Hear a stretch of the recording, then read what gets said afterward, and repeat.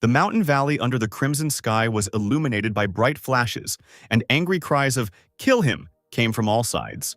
The half-naked young man with his hands tied behind his back looked around in confusion. He didn't understand where he was or what was happening to him. The leader of the beastmen, raising his sword, shouted that divine punishment would befall the insignificant man who invaded their land. For thousands of years, the lands of the beastmen had been isolated from the outside world. And now, for the first time in history, a man had come against them. The captured boy heard cries that this was war, and that the man who broke the treaty had brought divine punishment upon himself. The young man frowned. Until recently, he was in a cave. How did he get here, and was he really destined to die in this strange world? 5 hours ago, a group of cleaners was preparing to descend into the cave. The group leader urged Tsuyoshi to finish eating faster. They were on their way soon. The elder warned the boy not to go anywhere alone. There would be 2 more teams in the cave, and if he relaxed, he wouldn't get even a piece of metal. Tsuyoshi, finishing his noodles, asked in surprise why so many people were descending into an ordinary C-rank cave. The man said with a sigh that these are the times they live in. There are many like them now. They are not the only heroes. At this time, a shout from the duty member of the group was heard from the street. He announced a general assembly. The elder looked out into the street. The duty officer was waving his hand and shouting that the heroes were coming. The man turned to Tsuyoshi and said that it was time for them to go out too. The cleaning team headed towards the cave, and one of the men said that the closer they got, the more uneasy he became. Tsuyoshi's companion remarked that if a C-rank cave was like this, it was scary to imagine what an A-rank or S-rank one would look like. The team approached the magical barrier, the elder said thoughtfully. It was strange that there were several minions of darkness here. A leg and armor appeared from behind the magical barrier. The heroes, having completed their work, were leaving the cave. The young hero in shining armor told his red-haired companion that they could easily get the reward, and she briefly agreed. The cleaners respectfully let the heroes through because they are so cool, and those who failed the awakening test are left with nothing but cleaning the caves. The elder politely thanked the heroes for their hard work and asked if they could now enter. The red-haired girl replied, "Of course we will." Tsuyoshi Tsukishiro looked at the heroes with longing. He also dreamed of becoming one of them, but instead, he was just a cleaner. After the heroes defeat the minions of darkness in the caves, the cleaners, known as scavengers, come to collect the remains. Tsuyoshi stepped into the cave in his garbage man costume, regretfully thinking that he failed the awakening test due to his weakness. Even though he wanted to become a hero, garbage men and heroes live in completely different worlds. The team entered the cave. It turned out to be not so big. The leader said that the cave would close in 4 hours, so they needed to work faster. In 4 hours, everyone should gather near the exit. The young man, clearing away the rubble, saw something resembling metal armor flash among the stones. Tsuyoshi couldn't believe his eyes. Had luck really smiled on him? The guy quickly cleared away the rubble, and it turned out that he had found a piece of a shield. The older brother, who saw Tsuyoshi's find, said that it was a good sign, that at least something worthwhile would come out of it. Apparently, their parents had helped them from heaven. The delighted young man raised his head, smiled, and said that he would look deeper. His brother agreed, but reminded him that they would meet at the entrance to the cave in 3.5 hours. The young man replied that he remembered and quickly began to dig. He knew that usually something worthwhile lay at depth, and he was in a hurry to look. 3.5 hours passed, but the guy still hadn't found anything else. He was upset. It wouldn't be good to leave the cave with only one piece of the shield. The young man heard his older brothers shout, and he reminded the boy that it was time for them to go. Tsuyoshi replied that he was almost finished. The guy didn't want to leave. He knew his find wouldn't cover even a day of Karina's stay in the hospital, which meant he had to find something else. And suddenly, not far away, the young man noticed a well. He looked at it in surprise and thought that it smelled of treasure. The guy carefully bent down to see what was there. He didn't understand where the well in the cave came from. It looked like it was dry. There could be something valuable there. Tsuyoshi was confident that if he found the surviving item, he would cover all of Karina's hospital bills. He looked carefully at the bottom of the well. A golden glow emanated from below, and upon closer inspection, Tsuyoshi saw a skeletal hand sticking out of the bottom of the well, with a ring shining on one of the fingers. Without thinking, Tsuyoshi descended into the well. It seemed the heroes had not noticed these remains. The young man removed the ring from the skeleton's hand, asking the heavens for forgiveness. A wide golden ring with strange markings began to glow in the boy's hands, making it clear that Tsuyoshi was holding a valuable item. The young man was delighted. He finally did it. He found a treasure, Such equipment sells for a high price. The guy decided to put on the ring for now, and later asked Mr. Nakazato to find out his level. He had to hurry. Tsuyoshi put on the ring. As soon as the ring was on his finger, the young man felt that something was happening to him. Tsuyoshi, his mouth slightly open in surprise, looked at his hand. It seemed as if the glow from the ring permeated his entire body, transforming it. The guy didn't understand what was wrong with him. He was shaking and contorted. He tried to take off the ring but couldn't. In horror, he asked what kind of ring it was. The game system reported that the Infinity Ring has recognized Tsuyoshi as its owner. From now on, he cannot remove it or change its owner, and an endless passage will open soon. The guy turned his head around in confusion and couldn't understand whose voice it was and what it all meant. Looking at his hand, Tsuyoshi saw with horror that a golden whirlwind was swirling around the ring. The guy asked in bewilderment what it was. Meanwhile, the golden whirlwind became wider and stronger, and the young man felt himself being drawn into this golden funnel. In desperation, he screamed at the top of his voice for someone to help him. The young man's cry burst out of the well and echoed throughout the cave. The older brother turned around in surprise and asked, "Was that Tsuyoshi shouting?" He hadn't arrived at the gathering place yet, which was strange since he had seen him recently. One of the men said that the guy probably went to look at another place. It's a pity that he couldn't become a hero. They decided to wait. There was still a little time left, and Tsuyoshi desperately tried to grab the rope, feeling that he was being pulled into the unknown. It seemed that the ring had opened a portal, and now some powerful force was pulling the guy there. Upon regaining consciousness, Tsuyoshi found himself in the captivity of the beastmen, as one of the criminals awaiting his divine punishment at the altar. Apparently, divine punishment meant a devastating lightning strike on the altar. Tsuyoshi did not understand why he was sent to the sacred land of the beastmen. The Beast King, seated on the throne, briefly commanded the trial to begin. The general announced that today they would hold a trial of 3 criminals, one of them their brother, who sold secret information about their territory to elves and humans. Amidst the angry cries of the crowd, the defendant was brought in. He was tied up and shaking with fear. The beastman shouted that he was a traitor and called for punishment on his head. The criminal was on his knees, and the general proclaimed that divine punishment would come for him, and the crowd unanimously repeated the call for divine punishment. The unfortunate man was pushed onto the altar, and the general proclaimed that, at the command of the Beast King, all criminals would face divine punishment. The condemned man rolled to the place of his death, hearing that the hammer of the divine king, surrounded by lightning strikes, would erase all the sins of criminals. No one has ever managed to escape from this altar of the kingdom of divine punishment. At that very moment, lightning of enormous force struck the criminal. The entire space around was illuminated by a bluish light. The unfortunate man, whose body was struck by a huge lightning bolt, screamed in horror, but soon fell silent. The crowd watching the execution continued to rage, shouting calls for the punishment of all traitors and for their execution by divine punishment. The general proclaimed that divine punishment would befall the first man in history who invaded the land of the beastmen. This man declared war on them and violated their treaty. Tsuyoshi desperately tried to escape from the huge paw. The boy screamed that there was some kind of misunderstanding. He ended up here completely by accident. His sister was waiting for him and begged for help. The huge beast man growled fiercely at Tsuyoshi that he had enough of complaining and punched him hard in the chest. Tears streamed down the boy's face. He was sure he couldn't die here. Karina needed him too much. What should he do? The beast man contemptuously threw the young man at his feet, and he continued to lament that he should become a hero. Perplexed at how everything turned out this way, the crowd of beastmen went wild, shouting that humans were pathetic insects, and how could a mere human be able to defeat a great beastman? Tsuyoshi was tied up and thrown onto the altar, and cries of demanding that the sinner be punished followed him. The young man helplessly fell onto the altar, but at that moment, instead of fear, anger awoke in him. He repeated to himself again that he could not die here. He had to do something. Unexpectedly for the beastman, the young man jumped up, trying to dodge the lightning. He was driven by one thought: he cannot die in such a place. The young man's trick worked. Lightning struck the place where he had just been, and from the strong blow, Tsuyoshi fell back onto the altar, but remained alive.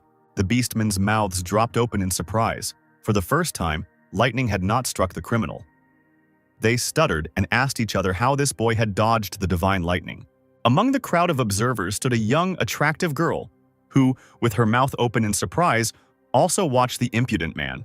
Finally, the general expressed general bewilderment, asking how the man had escaped divine punishment. It was unforgivable. The miserable offender must die.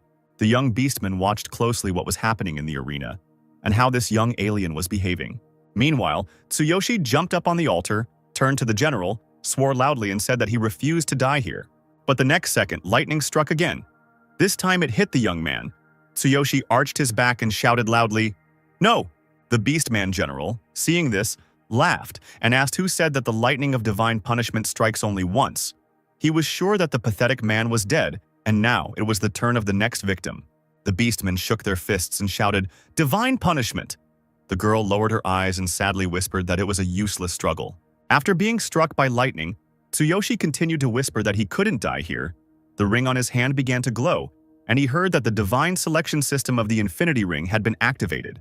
Tsuyoshi's body glowed with a golden light, and a familiar voice announced that the system identification was complete and work on creating the ideal physical form was beginning. The young beastmen watched without stopping as the boy who had come to them from the human world transformed.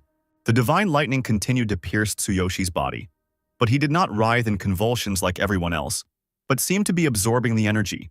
The general stared at the altar, unable to believe that this frail youth was still alive. At this time, Tsuyoshi rose into the air and seemed to be hanging on a lightning bolt.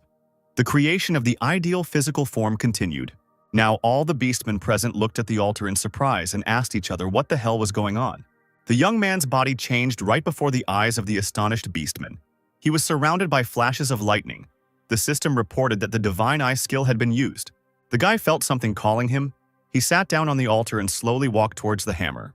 The lightning bolt still surrounded Tsuyoshi as he headed towards the stairs that led to the huge hammer. The beastmen could not believe that a man was going to the divine hammer, which no one dared to approach, fearing being incinerated. But the young man, as if hypnotized, approached the huge golden hammer step by step, and the system reported that the skill Divine Consciousness and Absolute Cloning had been applied. There was a dead silence. Everyone held their breath, watching the man who slowly walked towards the shrine, the divine hammer. Tsuyoshi, obeying the call of the hammer, approached it step by step. The creation of the ideal physical form was nearing completion. The general was shaking with anger. He whispered that it was incredible. Except for the divine king himself, no one had ever come so close to the hammer. The young beastman smiled and exclaimed with delight that this guy was trying to lift the hammer of the divine king. But how was that possible? Tsuyoshi slowly climbed to the top of the stairs. His body changed greatly. The young man asked the hammer in surprise, "Is it he who is calling him?" As if in response to the young man's question, the hammer trembled and rose from its pedestal, and stones began to swirl around it. Tsuyoshi continued to ask the hammer why it was calling him so persistently. The system reported that the creation of the ideal physical form was completed and the special status of Chosen One was applied. At that moment, a huge hammer rose into the air and began to slowly move towards the mysterious man. In those few minutes, Tsuyoshi changed beyond recognition. Lightning flashed from his eyes. He raised his hand and summoned a hammer. The beastmen watched silently as it happened. No one could understand what was happening.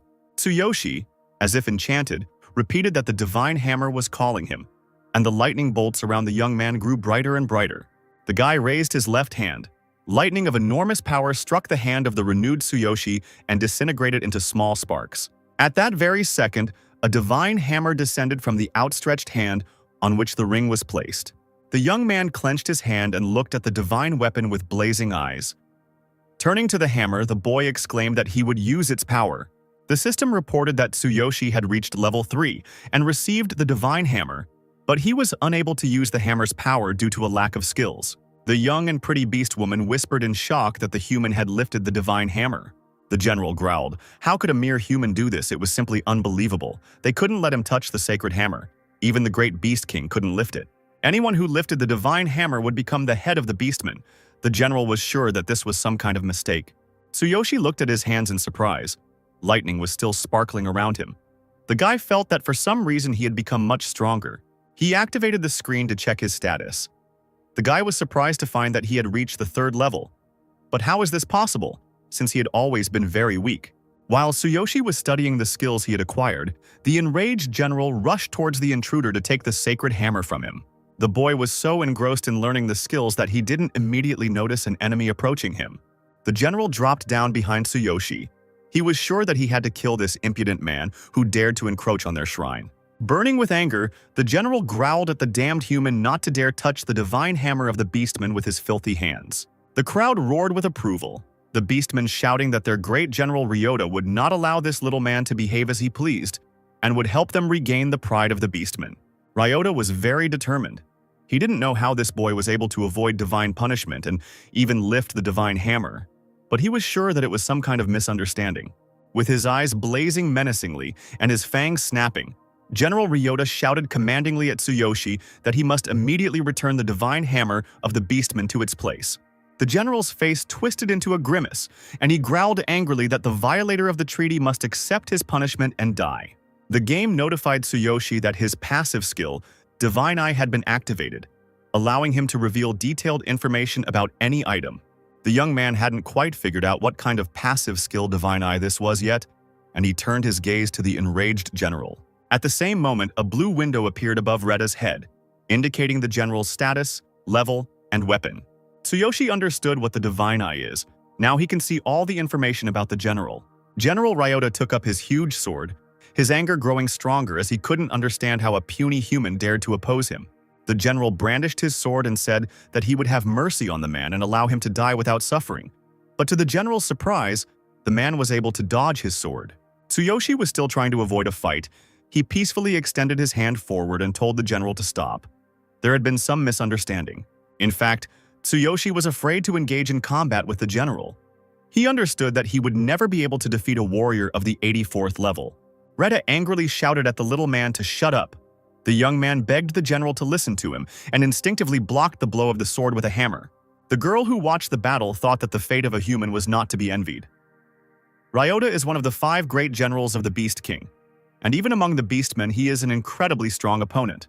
Everyone was sure that Ryota would cut the man into pieces with one swing of his sword, but suddenly an explosion sounded on the altar and everyone saw a bright flash of light.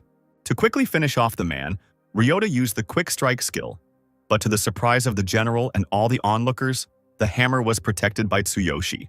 The boy clenched his teeth, straining all his strength to withstand the crushing blow of the beastman general. Tsuyoshi couldn't believe he had blocked that blow.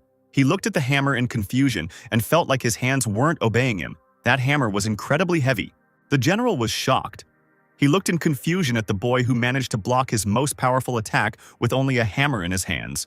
But Ryota quickly came to his senses and became even more angry. He rushed at Tsuyoshi. The general shouted that the guy was just lucky, the hammer saved him, but next time it won't happen. The guy again tried to tell the general that it was a mistake, that he was not from this world, and asked the general to finally hear him. But the Beastman general was not going to listen to the pathetic little man. He had just failed to kill him, and was in a hurry to defend his impeccable reputation as a warrior. The general grabbed Tsuyoshi with his huge hand and squeezed him tightly. The young man felt that his fragile body might not be able to withstand such a grip. Ryota decided that if he couldn't cut this guy down, he would launch him into the sky and finish him off with an earthquake. The skill screen appeared in front of Tsuyoshi again, and he saw that his absolute clone skill allowed him to copy any enemy's skill. Tsuyoshi knew he had to act quickly or he might die, and in a matter of seconds he realized how the cloning skill worked. The description said that he should feel the opponent's heart with his hand. All this time Ryota held the guy in his huge paw. The young man realized that in order to use the passive cloning skill, he had to touch General Ryota's chest. But how to do it? The boy tensed and slipped from the strong Beastman general's grip. After making a circle around the general, Tsuyoshi briefly touched his hand to the area of his chest where his heart should be. Suddenly, the formidable general felt a surge of tenderness. He remembered that he really did have a heart, and in surprise, he released the hated little man. Tsuyoshi, falling down, saw that the signs with the general's skills were circling around him. In a split second, he had to choose a skill for cloning. It turned out that the Beastman general had a lot of useful skills. Tsuyoshi's eyes were wide open. There were so many of them, and how could he choose just one skill? General Ryota, who had been at a loss, quickly came to his senses and, stuttering, asked Tsuyoshi what he was doing. Anger flashed in the general's eyes again. He was very annoyed that he still hadn't been able to kill this man.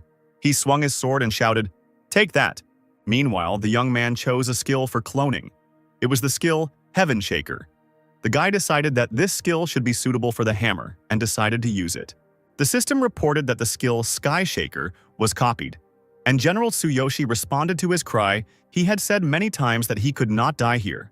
And then Ryota saw with horror that this guy had used his own skill, Sky Shaker.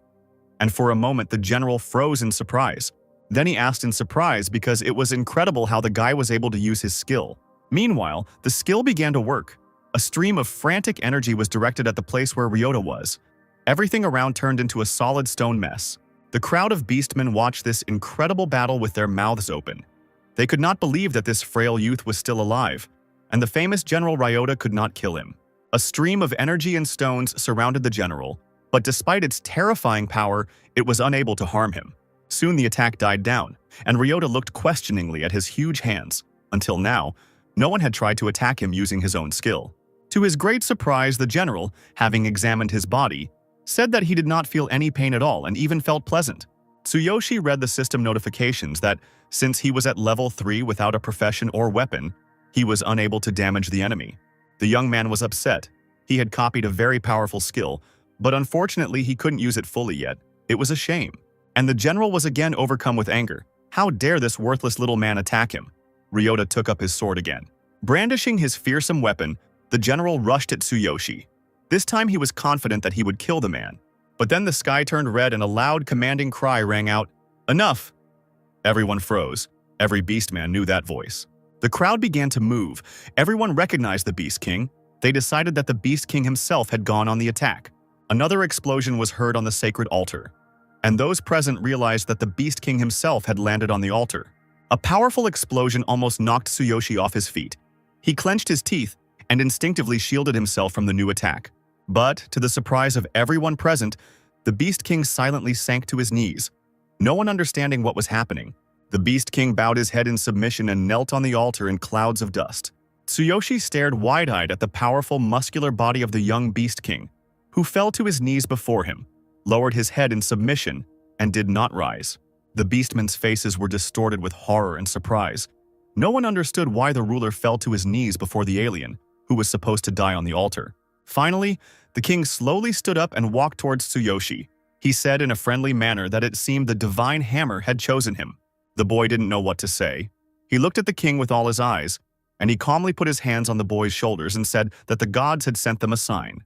The Beast King smiled and explained that for hundreds of thousands of years, Tsuyoshi had been the first one chosen by the hammer. Addressing his people, the king said that no one could lift the divine hammer except this man. Tsuyoshi could not believe what was happening. The beastmen looked at their king with bewilderment. It was clear that most of them were very unhappy with what was happening. The Beast King, pointing his hand at Tsuyoshi, continued, "He said that if this youth was truly the future ruler of the beastmen, then they should allow him to grow up." The crowd became agitated. Many said that he was not a beastman. How could he be a ruler? The beastmen glared angrily at Tsuyoshi. General Ryota expressed the general opinion and distrust. Turning to the Beast King, he said that this guy is a human. The Beast King asked, "So what? Did the prophecy say that the leader had to be a beastman?" Turning to the general, the king asked if he meant to say that they should ignore the future hope of their people. The frightened general fell on one knee before the king and said that his majesty was right in the prophecy, and nothing was said about it. But if he was not a beastman, the king turned to the young man and asked his name, and he introduced himself as Tsuyoshi Tsukishiro. The king, turning to Tsuyoshi, said that if he was ready to take on this burden, then the beastman would agree, but now he was still too weak. The lord said that Tsuyoshi should become stronger within a year and return to the land of the beastmen, and then they would see if the young man was worthy of being their leader. The king reached out his hand to Tsuyoshi and made some strange mark. Then he told the youth that if he did not return within a year, the king would use this mark to find him and kill him. The boy rubbed his forehead in confusion, and the king said that his people would accept such an outcome and asked what Tsuyoshi's answer was. But instead of the guy, the words, "I agree," were already flying. Everyone agreed to such conditions. The red-haired girl screamed at Tsuyoshi with all her might to become stronger and gain freedom. He had long ago paid attention to this girl. She should have been punished right after him. The young man decided to use the Divine Eye skill and see who she was. But to the young man's surprise, he saw neither the girl's name nor her status, only the 72nd warrior level. And the girl shouted that it was better to be alive, and that Tsuyoshi should not miss the opportunity given by the gods. The guy was very surprised. Level 72. Could a girl really be that strong? And why did they want to punish her? Tsuyoshi looked at the girl tenderly. Surprisingly, she seemed very beautiful to him. Unexpectedly for himself, the young man raised his hand. waved to the young representative of the beast people, and loudly shouted thank you. The girl's words sank deep into Tsuyoshi's mind. He realized that she was right. This was an amazing opportunity, and he had to survive in order to return back to his world. Tsuyoshi turned to the Beast King and said that he agreed. He accepted his offer, but he had one condition. The Lord of the Beastmen chuckled. What other condition? The impudence of this man surprised the king. No one had ever set conditions for him. Tsuyoshi pointed his finger at the girl and said that she would go with him. The young man explained to the king that this girl would be useful to him. The young criminal, doomed to death, opened her mouth in surprise and asked why her. Tsuyoshi smiled and thought that now he and the girl were even, and they definitely wouldn't be able to kill her. The beastmen finally dispersed, and the young man was left alone in this new world for him. It was already deep into the night. Looking at the moon and the shining stars, he again replayed in his mind what had happened to him. Judging by the voice he heard in the well, this story began because of the infinity ring he found. Tsuyoshi was again in his garbage man costume and was looking at the ring thoughtfully. He knew that he could not take off this ring, but thanks to it, he gained these strange abilities. The young man did not understand how to return to his world. Suddenly, the guy heard a pleasant female voice behind him. The girl said that the preparations were complete and called Tsuyoshi master. In front of him was the same girl, but in gear and with a weapon. She said that she had decided to serve her savior. Tsuyoshi smiled widely. Hearing a cute girl with ears call you master was incredibly pleasant. The young man was very embarrassed and said that it was nothing, because she had helped him too. And from that moment on, he suggested that they support each other and not call each other master or servant. The girl frowned and said that Tsuyoshi didn't understand how much it meant to her, since he gave her a second chance. She gently took the young man by the hands and said that before him, no one had ever thanked her or protected her. Looking devotedly into Tsuyoshi's eyes, the girl asked him to let her call him master. The girl touchingly fluttered her long eyelashes and, looking into Tsuyoshi's face, said that he had become her miracle and that she wanted to dedicate her whole life to him. The guy's nose started bleeding from embarrassment. He said that if she wanted, she could call him master and laughed embarrassedly. The delighted girl said that it was time for them to go. Turning to her master, she added that it was already quite late and went ahead.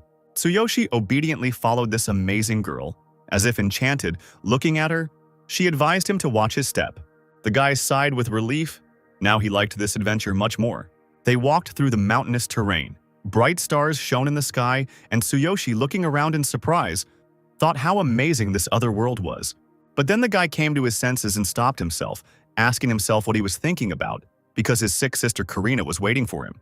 The system notified Tsuyoshi that the endless passage was currently unavailable to him, with a recovery time of 24 hours. And then Tsuyoshi realized that he had indeed entered an endless passage and found himself in this world, which meant that if he entered it again, he would be able to return back. After a while, the ring began to glow, and the young man heard that the endless passage had opened, but he was not sure whether he would be able to return.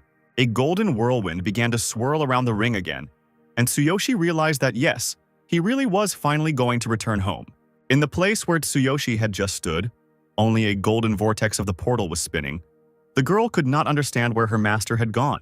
The young man felt himself being pulled into the portal again, and he knew the sensations would not be pleasant. The cycle finally stopped, and Tsuyoshi found himself in a protective helmet and a scavenger suit, golden flashes still glittering around him. Looking around, the young man realized that he was still sitting in the same well, and in front of him was a skeleton's hand sticking out. Looking at his hands, the guy realized that he seemed to have returned. On his left hand, Tsuyoshi saw a ring, which meant that everything that happened was not a dream. He decided to check his status. The system screen confirmed that the abilities he received in the other world were preserved. His level is still level 3, but why is the divine hammer still in his inventory, since he remained in the beastman world? The system explained that the characteristics are available in both worlds, and in order to use an item from another world, it must first be placed in the divine inventory of consciousness.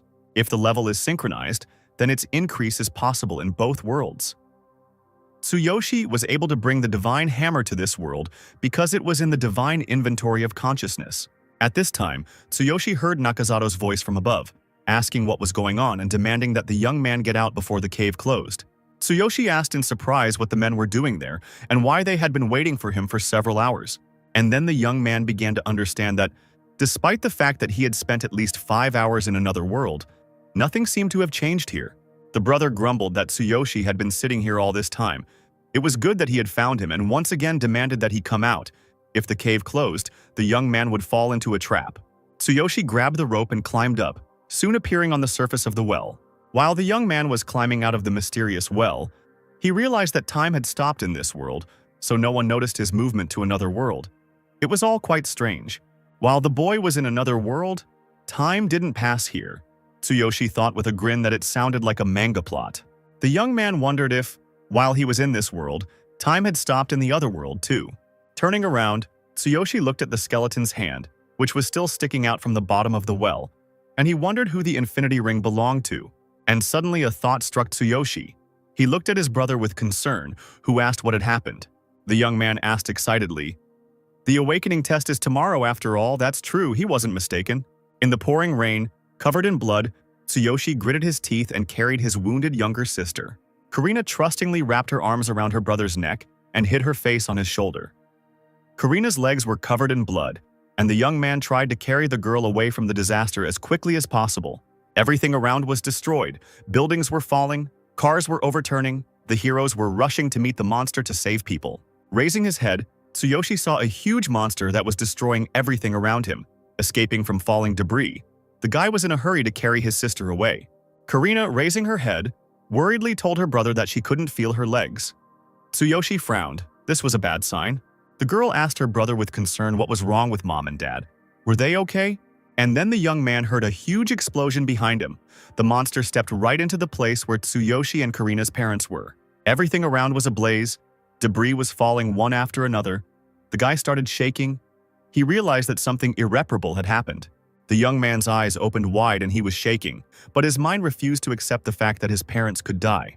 And then tears streamed from Tsuyoshi's eyes. He whispered that this couldn't be, clenched his teeth, but realized that mom and dad were no longer there.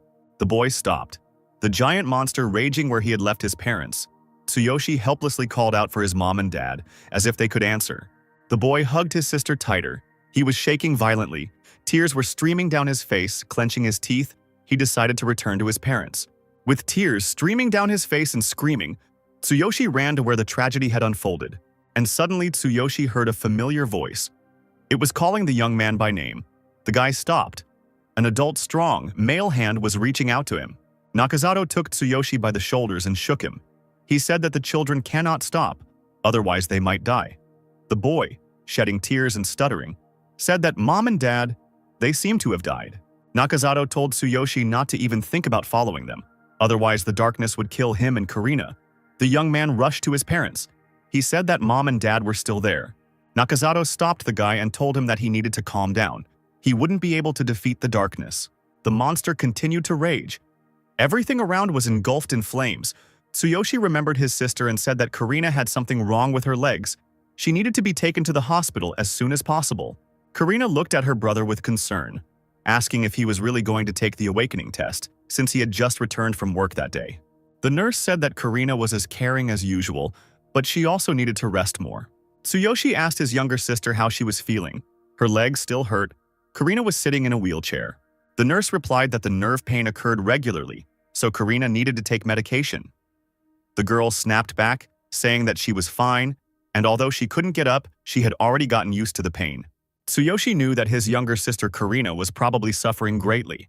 Using his divine eye skill, he checked his sister's condition. The chance of her being able to walk again without assistance was only 1%. It was incredibly hard for Tsuyoshi to see Karina in a wheelchair. The chances of recovery were very low, and the girl was probably in very bad shape.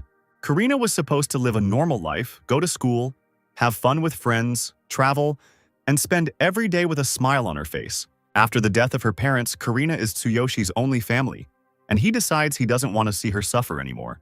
Even if the chances were close to zero, he wanted to make sure to get her back on her feet. The young man was sure that there was always a chance. There had to be some way to cure the girl. Tsuyoshi frowned. He thought that if he became a hero, he would be able to get more information and perhaps find a solution. And it wasn't just about Karina's illness. The young man simply wanted to live with dignity. Coming out into the street, the young man exclaimed that he was going to become the strongest hero. Passers-by looked suspiciously at the strange young man. After saying goodbye to his sister, Tsuyoshi headed off to take the awakening test. He entered a special building where the group courage test was taken. One of the lucky ones enthusiastically reported the results of the measurement, level 3. combat power 540. The administrator congratulated the young man, saying that he was now a hero. Handing over the badge, he told the boy to take the hero emblem that was created based on the results of his testing. The new hero walked down the hallway, chuckling. The girl next to him looked at him with admiration and wished him to reach rank C, and promised to throw a big party in honor of this event. It was Tsuyoshi Tsukishiro's turn. The administrator looked at the guy doubtfully and asked if he had decided to retake the test after failing the first one. The man adjusted his glasses and told Tsuyoshi to come inside and place his hand on the measuring device when he was ready. The administrator doubted that the results had changed in any way. Frowning, Tsuyoshi snapped back and said that they would find out soon. The administrator replied that if the guy failed the test once, the result would most likely be the same. The device measures his experience with high accuracy. The administrator grumbled that he had already seen many stubborn people like Tsuyoshi. The man continued to grumble, but the young man did not listen to him and, closing the door, entered the room. The previous young man had the same indicators, and this is quite normal. Tsuyoshi knew that he was now also a level 3, so he should become a hero, but how high was his combat power? Thinking like this, Tsuyoshi placed his right hand on the measuring device. He didn't know what his combat power was, but he was sure that the test had to be taken very seriously. Left in the measurement room, Tsuyoshi activated his ideal physical form, his muscles immediately expanding, his veins bulging, and flames erupting from his eyes. The entire measuring room was filled with incredible energy, and the hero's measurement began. The frightened administrator felt the building shaking. He did not understand what was happening. Perhaps an earthquake had started. But the building shook due to the release of energy when Tsuyoshi's skill was activated, and lightning bolts flew in all directions from his hands. The system announced the measurement results. Level 3, combat power 5,400. The 30-year record for the strength of a third-level hero was broken. The system informed Tsuyoshi that he ranked first in combat power among third-level heroes, with a hero with a combat power of 930 in second place. The young man couldn't believe his eyes. This is 10 times more than the guy who took the test before him. The young man looked at his hand with a smile. He remembered that on the altar he felt a surge of strength, but he did not expect that he became so much stronger. When Tsuyoshi realized that he had passed the hero test, he almost danced with joy. In any case, everything was going according to plan, and he would become the strongest hero. Tsuyoshi wondered what the power of the Divine King's hammer was. The boy remembered the powerful lightning bolts that struck his body and arm before the divine hammer descended upon it. The system notified that due to a number of reasons, the potential of the Divine King's hammer could not be fully realized, and Tsuyoshi could only use it for 1 second. Tsuyoshi decided that this should be enough to measure the combat power. He was very interested in how much it would increase. Taking the hammer in his left hand, Tsuyoshi placed his right hand on the measuring device and said, "Let's begin." The boy summoned the power of the divine hammer of the king, and at that very moment lightning burst from his eyes and his veins tensed. The system notified Tsuyoshi that he had used the power of the Divine King's hammer for 1 second. Tsuyoshi's body turned into a flash of lightning, and he felt all his energy evaporate in the blink of an eye. Tsuyoshi realized that his strength was leaving him. He cried out for the device to measure his fighting strength as soon as possible, his body shaking from the flashes of lightning. The young man clenched his teeth. The veins on his face bulged, sweat poured down. He addressed the device as if it were alive, asking it to tell him how much his combat power had increased. The hammer's energy grew stronger, and in a second the entire building turned into a continuous, sparkling lightning bolt, and the whirlpool of energy grew larger and larger. Soon energy burst out of the building and flashed over the city. Houses hummed and shook. People asked each other if it was an earthquake, and why there was so much lightning in the sky. The energy meter could not withstand such voltage, and a message appeared on the display that measurement was impossible due to overload. The equipment couldn't withstand the power and shut down, causing a short circuit, knocking out the entire building and then the entire area. The high-rise buildings were plunged into darkness. The time for using the divine hammer ended, and at the same time, numerous bluish lightning bolts disappeared over the city, and silence fell. The terrified administrator threw open the door to the measuring room and exclaimed that the power had been cut off due to an overload and ordered everyone to evacuate immediately. By the time the administrator appeared, Tsuyoshi was almost exhausted. His head was spinning. He looked at the man and sighed heavily, and the administrator, stuttering, asked the young man who he was. Tsuyoshi left the measuring room. Unfortunately, he was unable to measure the hammer's power. He scratched his hair in confusion and thought that he shouldn't have underestimated the hammer, but the guy didn't expect that all his strength would run out in just 1 second. Tsuyoshi realized that he shouldn't use the king's divine hammer until it became much stronger. But still, the main goal of today was achieved. Tsuyoshi passed the awakening test. The young man smiled broadly. The hero's emblem hung around his neck. Now he officially became a hero. Having received the status of a hero, Tsuyoshi was sent to the training ground. Their coach was named Gaia. He is a hero in charge of training the rookies. Gaia was a 9th level warrior, but his combat strength was only 1,200. He told the boys that the training would be difficult, so they should give it their all. The newcomers answered in unison, yes. They were all eager to gain experience and go on adventures. Tsuyoshi was puzzled. The combat power was only 1,200, and the warrior was already at the 9th level. The young man was interested in what his combat power would be at the 9th level. Gaia was very dissatisfied with his role. Instead of training these brats, he would rather explore D-rank dungeons. The trainer said that tomorrow they would enter a D-rank dungeon, during which they would understand which job suited them best, and perhaps they would even receive a low-level item. The guys were shocked. Were they really going to go down into the dungeon? Shouldn't they first train a little and learn their profession before going down into the dungeon? Gaia sneered and replied that they didn't have time for that. After becoming heroes, they had to develop their skills in real combat. Hearing the boys grumbling, Gaia said that he had warned them that the training would be difficult, and if they weren't ready, then let them leave. No questions asked, just follow orders. Tsuyoshi realized that Gaia was simply taking out his anger on the boys. After all, heroes are also people with their weaknesses. The young man was warmed by the thought that, be that as it may, a girl of the 72nd level was waiting for him in another world. As soon as he remembered the girl, his nose started bleeding from excitement. He smiled broadly. The guy knew that as soon as the endless passage opened, he would go to her. Once in his apartment, Tsuyoshi turned on the news. They were saying that due to the earthquake, the power was cut off in some areas. Fortunately, there were no casualties. Tsuyoshi didn't pay much attention to the news. He knew what kind of earthquake it was. The guy looked at his watch and thought that everything was going great. Time was up. It was time to go to another world. There, he would become stronger, choose a profession, and collect the necessary equipment. The young man turned to the ring and commanded that the endless passage be opened. The ring lit up. The boy already knew what would follow and was ready. Soon, a golden whirlwind transported Tsuyoshi to another world.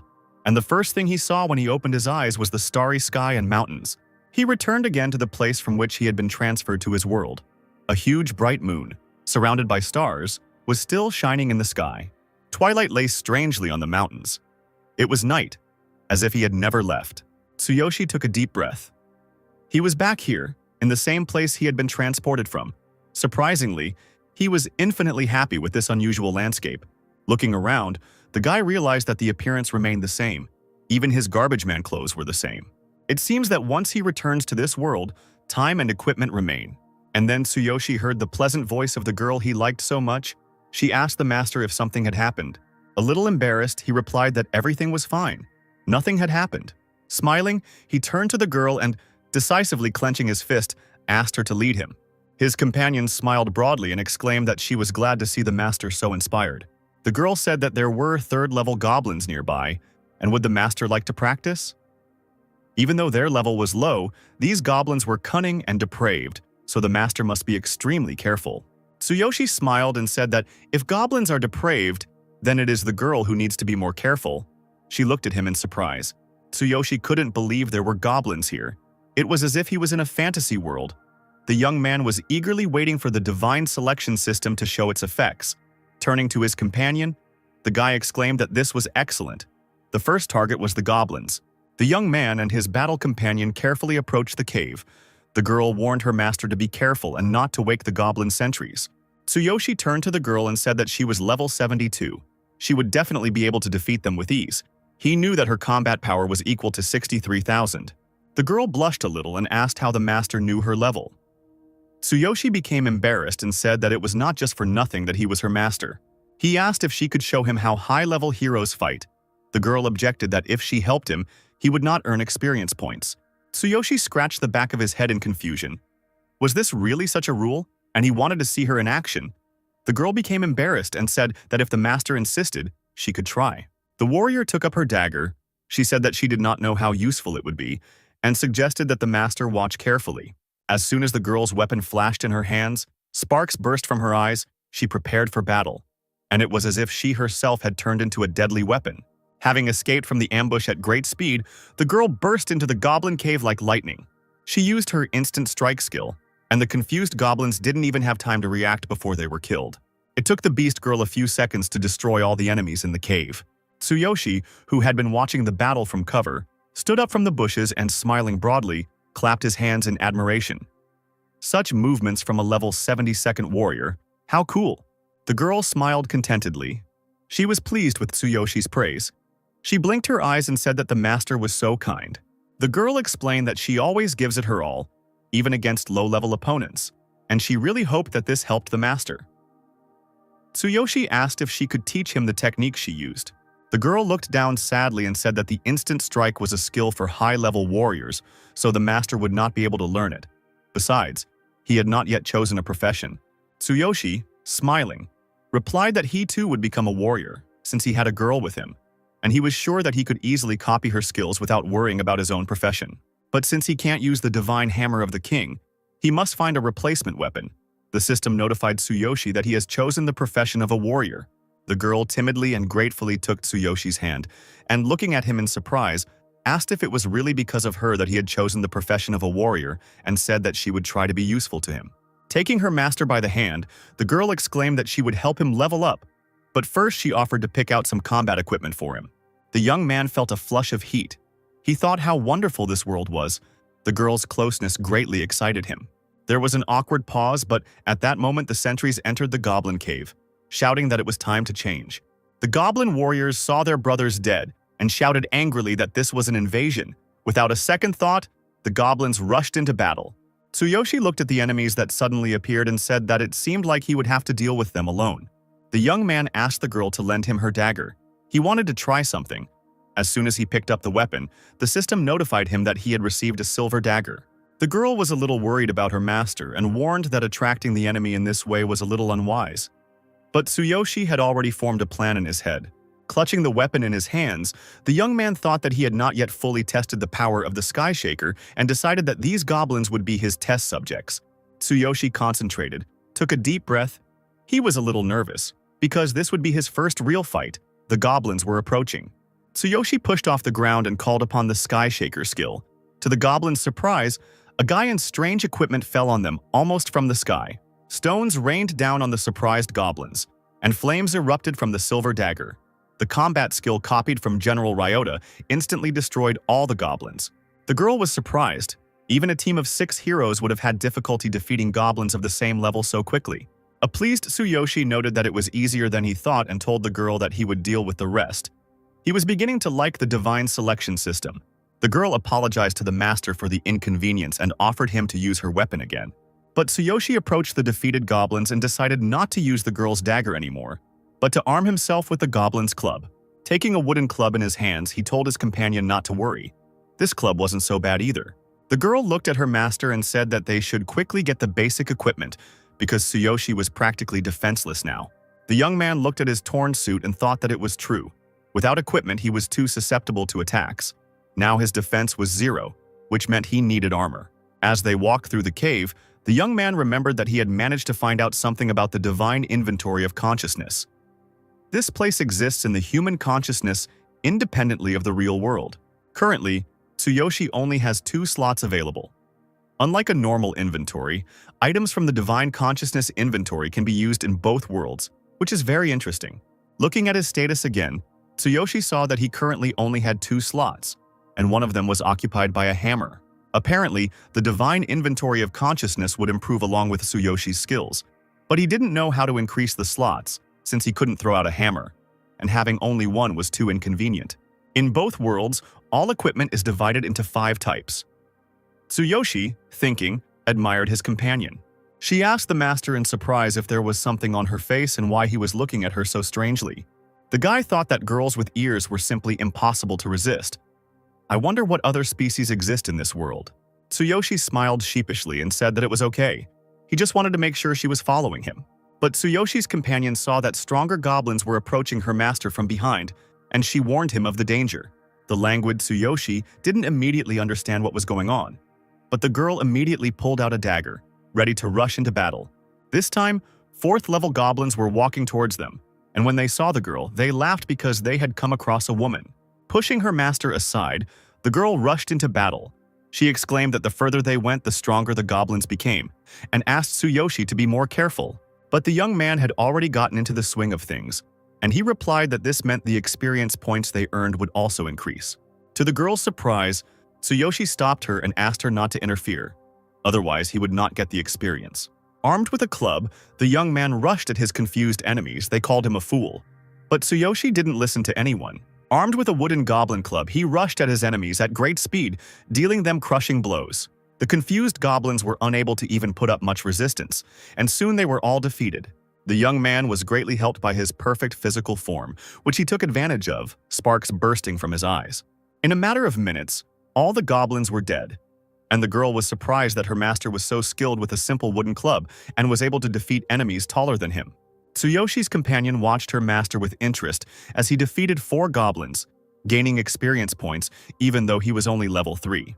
During the fight, his club broke, and the young man thoughtfully said that the higher the enemy's level, the more experience points he would earn.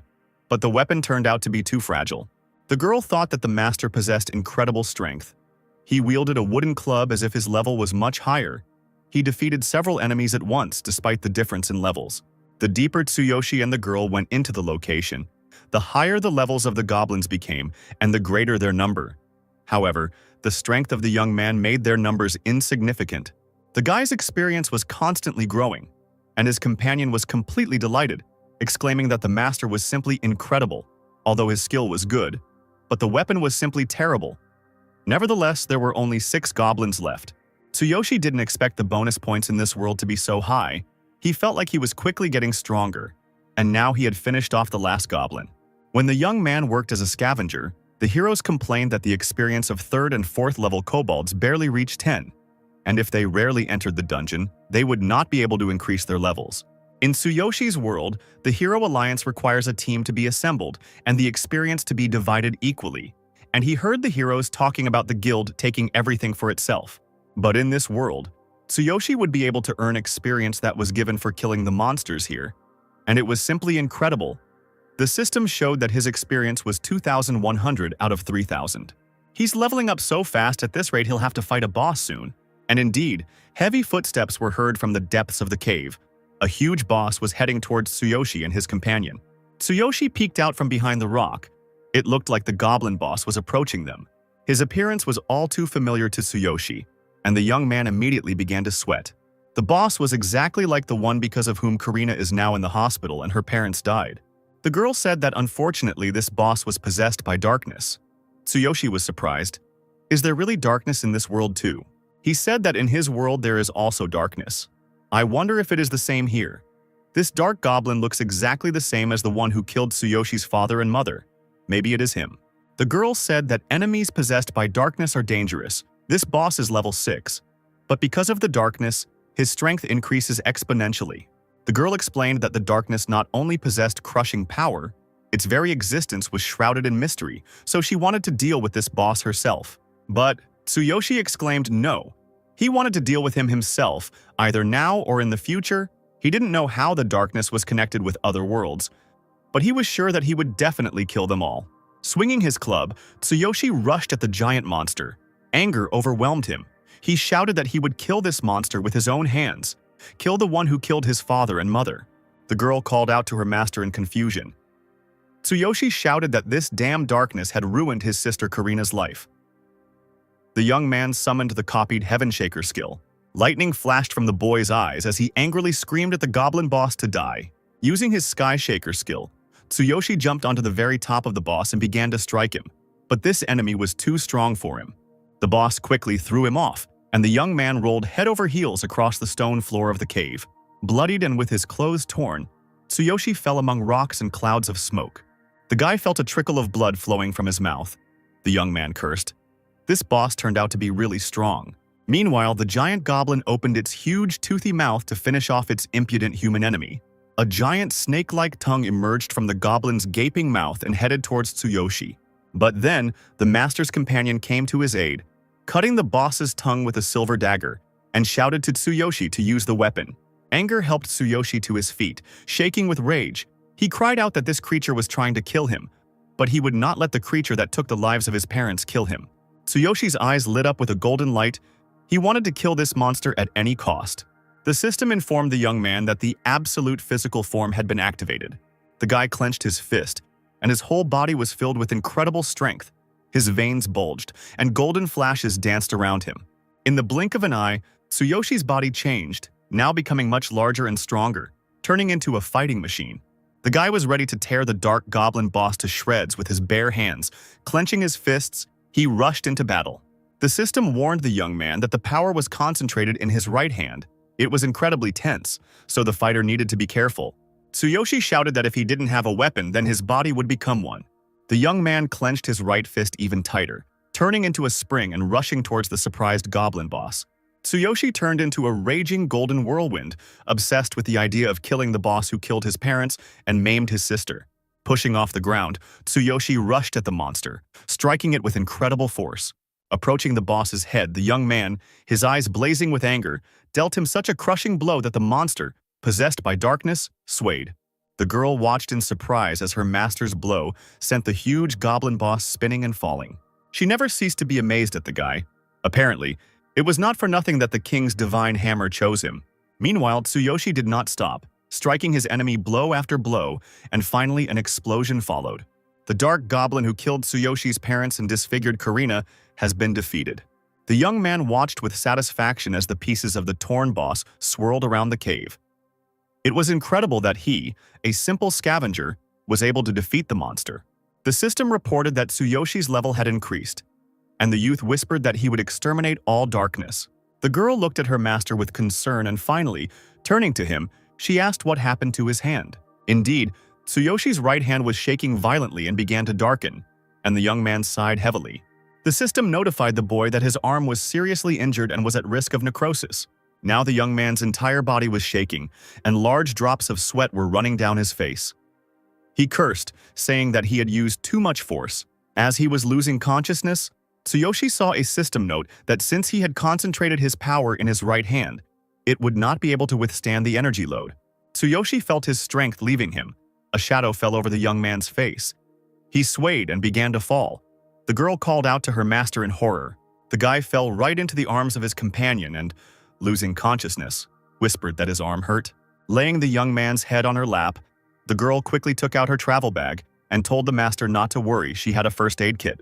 An hour later, flying cats flew to the scene of the battle at the girl's request and began a healing ritual.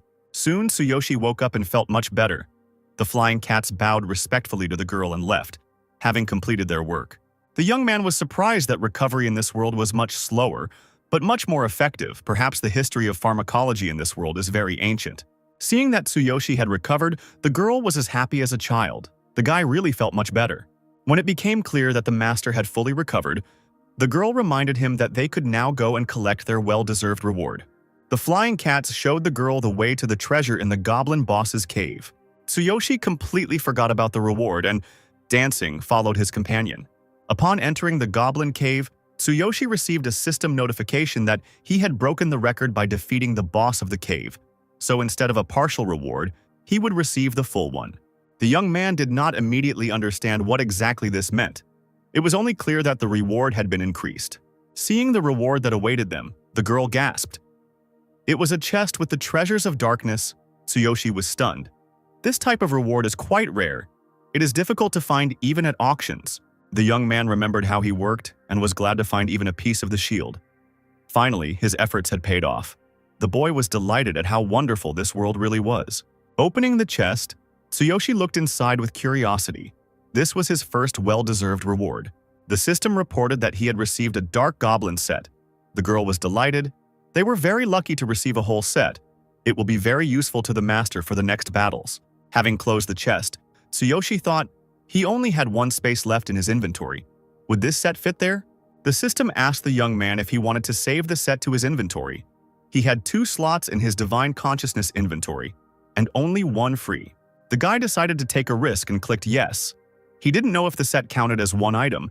If he put it in the inventory, it would take up one slot or several. But Tsuyoshi's fears were unfounded.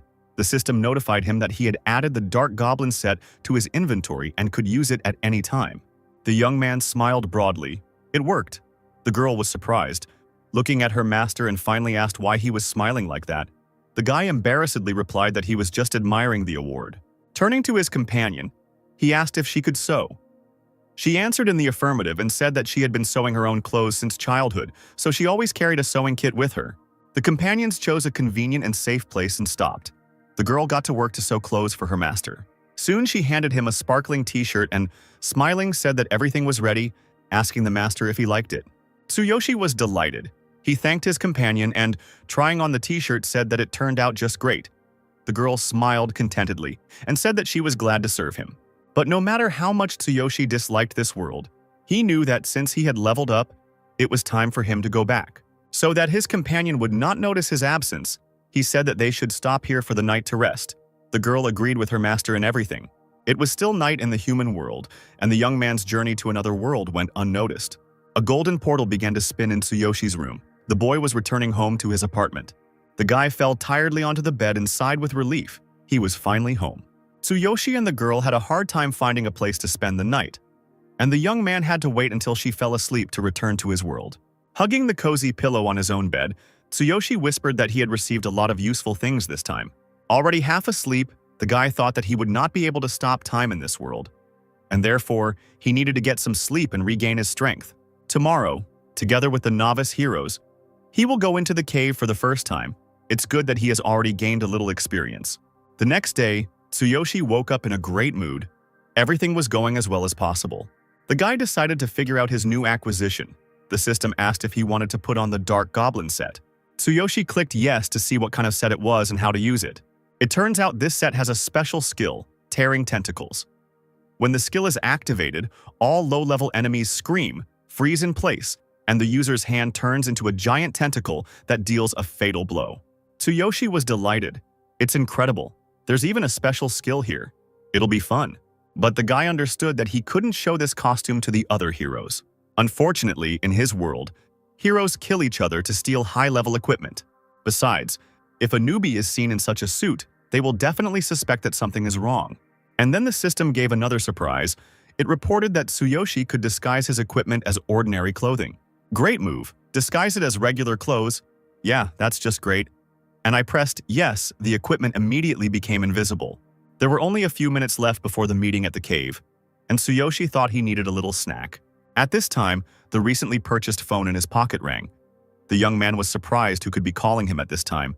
Picking up the receiver, he heard the worried voice of the head nurse. She asked if he was Karina's brother. Some people broke into the hospital and wanted to take her away, saying that she owed them money. The woman begged Tsuyoshi to come quickly. The guy had to take out a loan to pay the hospital bills, but why did these people come for Karina? Tsuyoshi paid everything on time. He shouted into the phone so that the nurse wouldn't let them touch the girl. The nurse replied that these people had taken away the landline phone and begged them to come quickly. In anger, Tsuyoshi squeezed the fragile mobile phone receiver hard, and it shattered into pieces. The young man cursed. His eyes turned bloodshot. The guy had started a new quest that could bring him 6,000 experience points. Without taking off his dark goblin outfit, the young man hurried to the hospital. Meanwhile, Karina's frightened screams could be heard in the hospital. She begged the men to wait for her brother. The girl was transferred from her hospital bed to a transport chair, but Karina desperately resisted, begging them not to touch her. The bandit, smiling, replied that there were reasons for this. Her brother owed them money and did not pay it back on time, so they were taking her away. The bandit, covered in gold, handed the girl a contract. They borrowed money from Tsuyoshi because they liked the girl. She would be worth a lot on the black market. The fact that she couldn't walk would please the rich. The scoundrel added these conditions to the contract. The brat didn't even notice anything. The bandit was sure that he would take Karina and have fun with her as much as he wanted. Karen indignantly responded that her brother would never have signed such an agreement. They had simply deceived him. But the bandit scornfully said that they were not interested in Tsuyoshi's meager payments as long as he was going to repay the principal debt. The bandit unceremoniously looked at Karina's pretty face and warned that if she agreed in a good way, they would spare her. The girl tensed, trying to break free from the man's tenacious hands, tears of resentment and contempt flowing from her eyes. But the bandit didn't seem to be bothered by this. He broke into a smile and said that if Karina refused, she would be very sorry. At this time, heavy footsteps were heard in the hospital corridor. Someone was approaching the room where Karina was located very quickly. There was a deafening blow, and some very strong man broke down the door locked by the bandits. The frightened mafiosi asked each other who it was. Tsuyoshi's body filled with strength. His veins bulged, and his eyes bloodshot.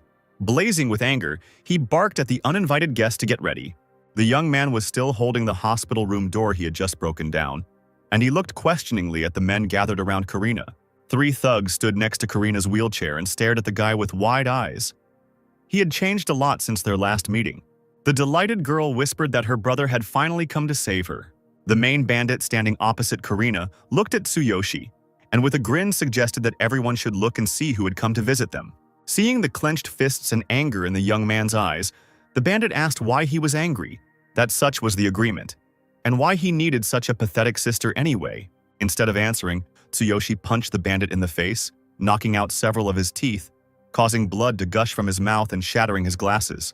With the next blow, the young man sent the impudent bandit into the far corner of the room.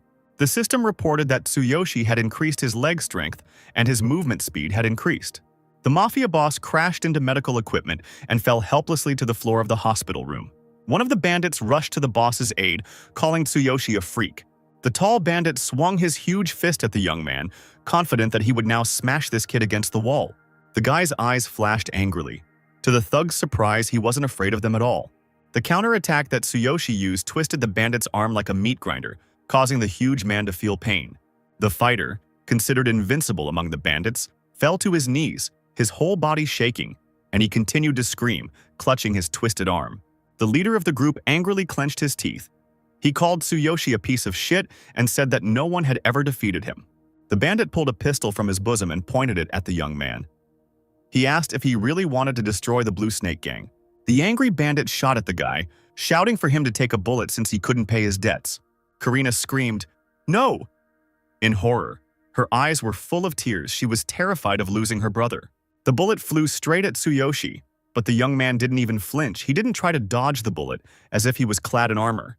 To everyone's surprise, the young man simply extended his hand and caught the bullet.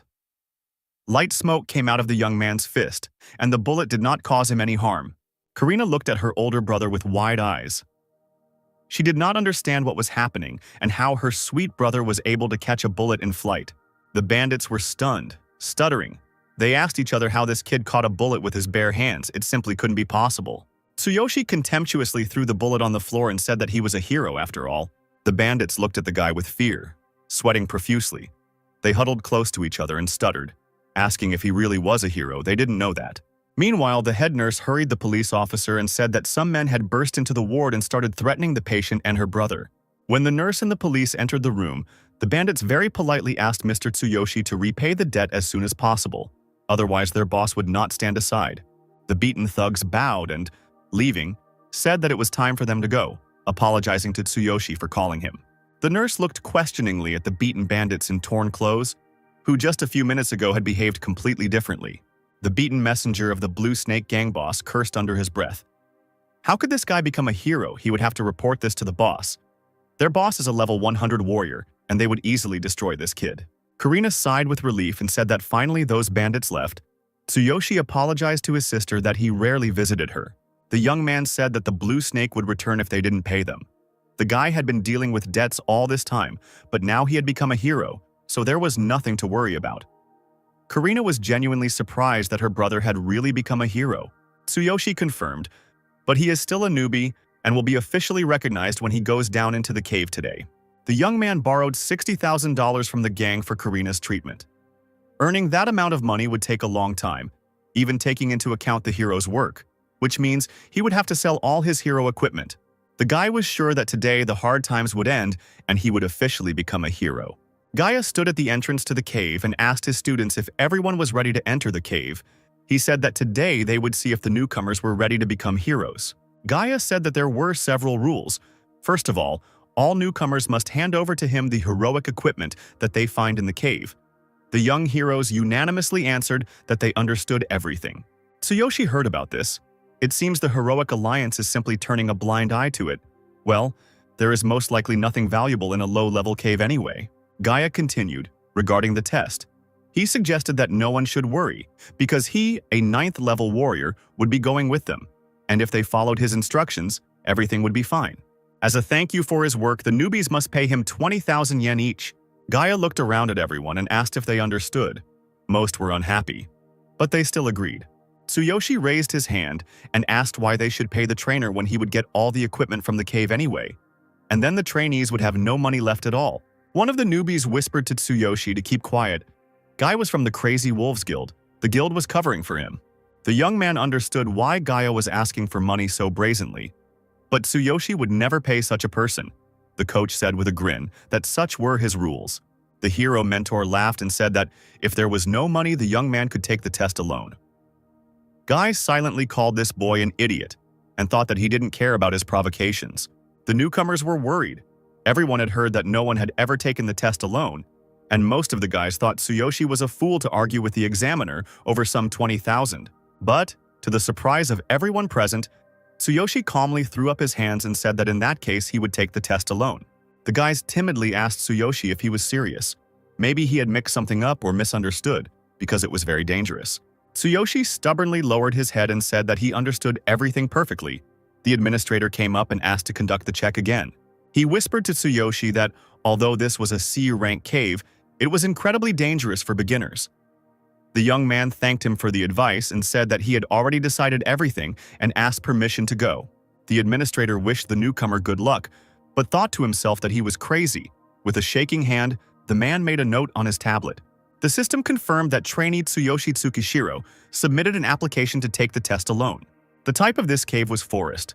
The system recommended 5 or more participants with a power of 600 or more.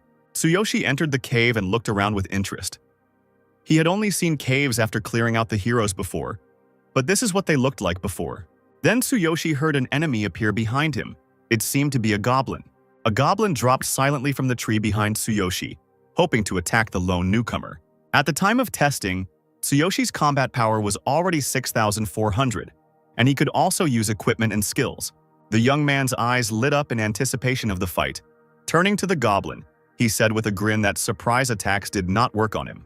The dark goblin that came down from the tree was quite strong, and he growled in surprise when he saw that the young man was not at all afraid of him. Taking up a wooden goblin club, Tsuyoshi met the goblin with a blow. He said that this dark goblin was indeed quite strong, but compared to his current power, this enemy was simply insignificant. For killing one goblin, Tsuyoshi received only 20 experience points.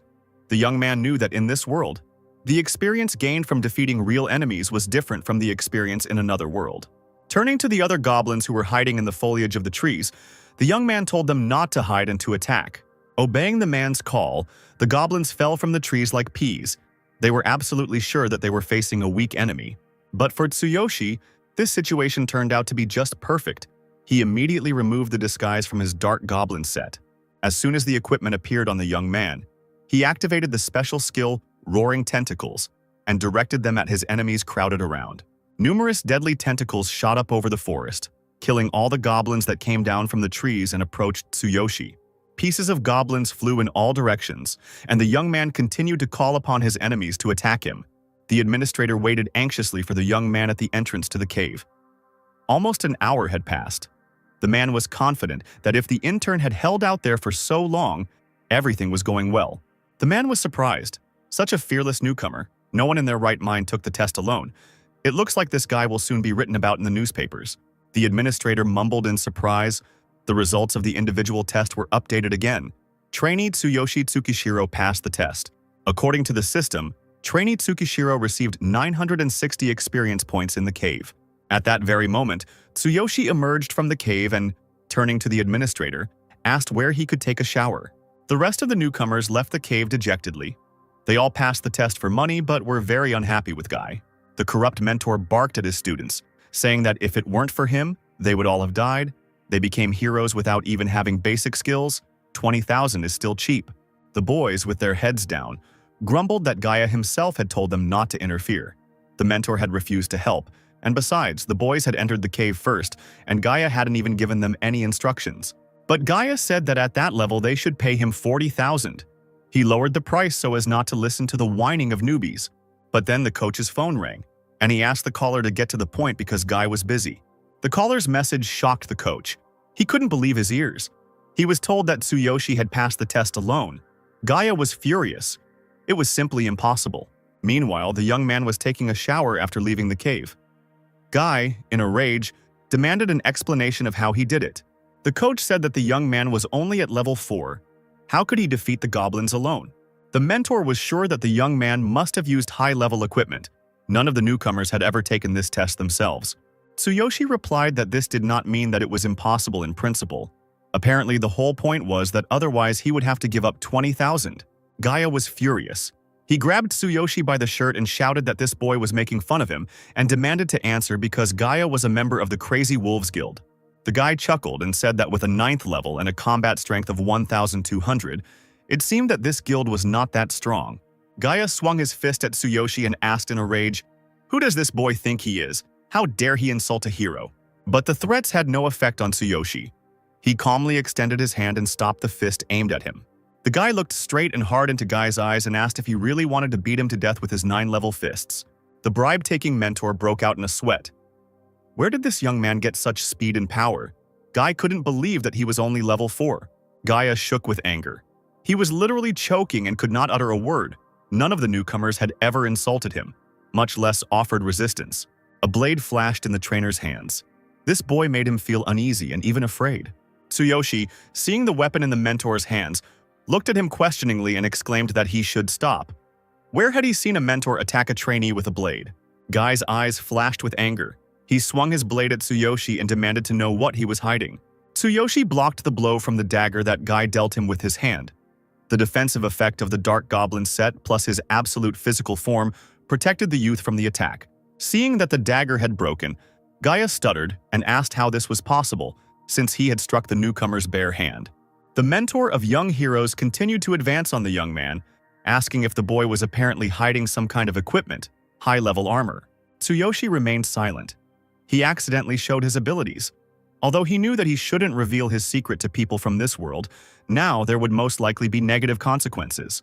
Gaia tried in every way to get the guy to tell him that he probably had something good.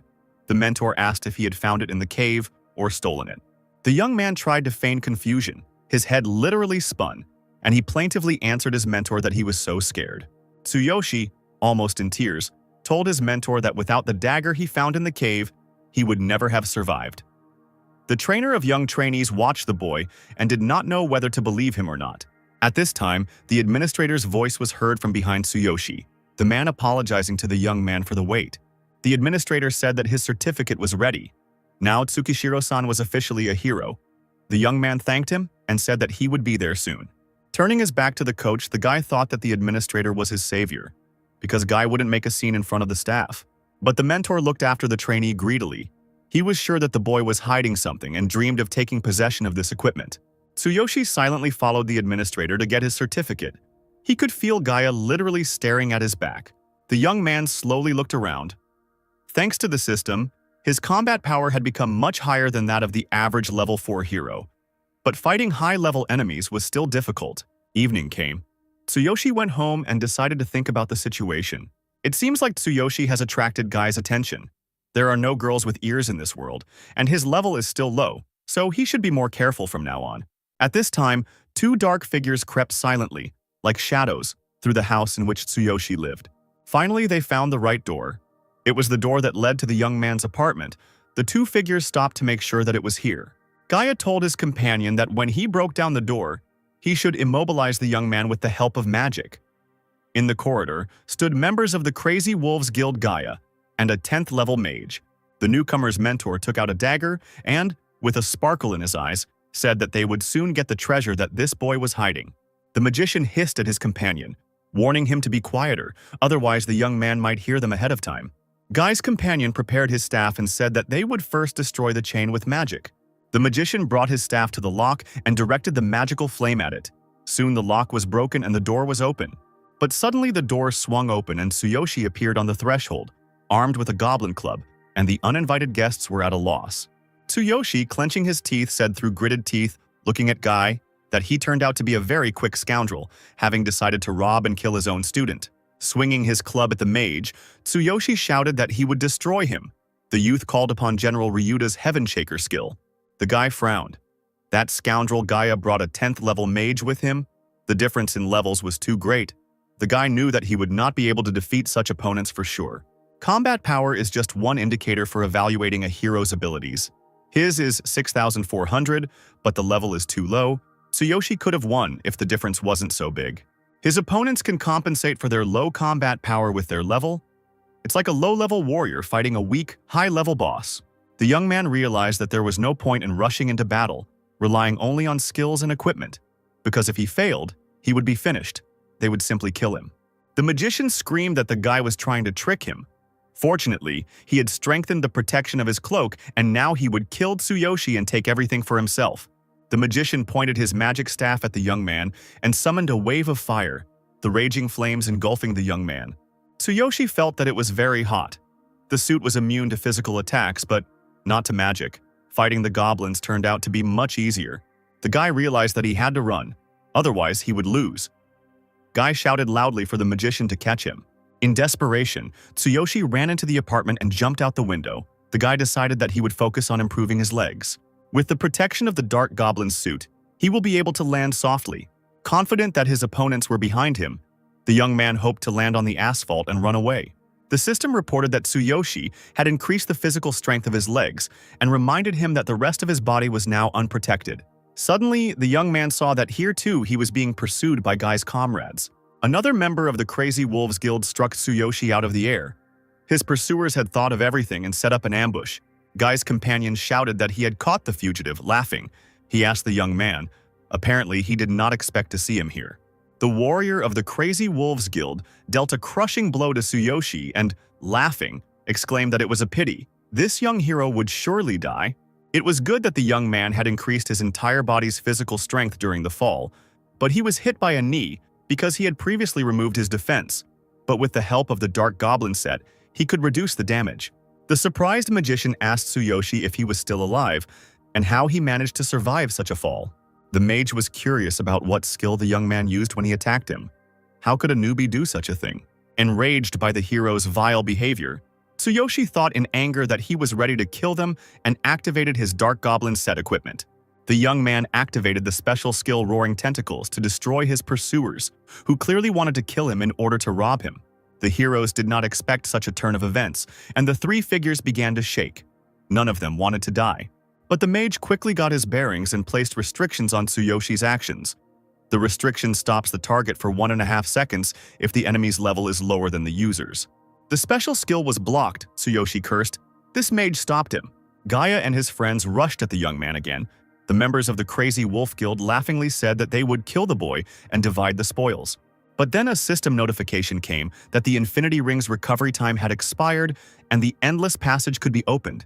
Here was salvation. Tsuyoshi quickly commanded the ring to open an endless passage, and as Gaia and his companions rushed towards the boy, they saw only a bright golden flash. As he moved to another world, Tsuyoshi shouted to his enemies that he remembered them and that he would return stronger and defeat them. Finding himself in another world, Tsuyoshi breathed a sigh of relief. He was finally able to escape. Now the young man was convinced that he had to learn new skills. He had become too carried away with equipment, and without skills he would not survive. But everything was in his hands. In order to learn the skills, he needed the girl's help. He wanted to call out to her and turned around to look at his companion. But when the young man saw the girl, he felt a flush of excitement and blood started pouring from his nose.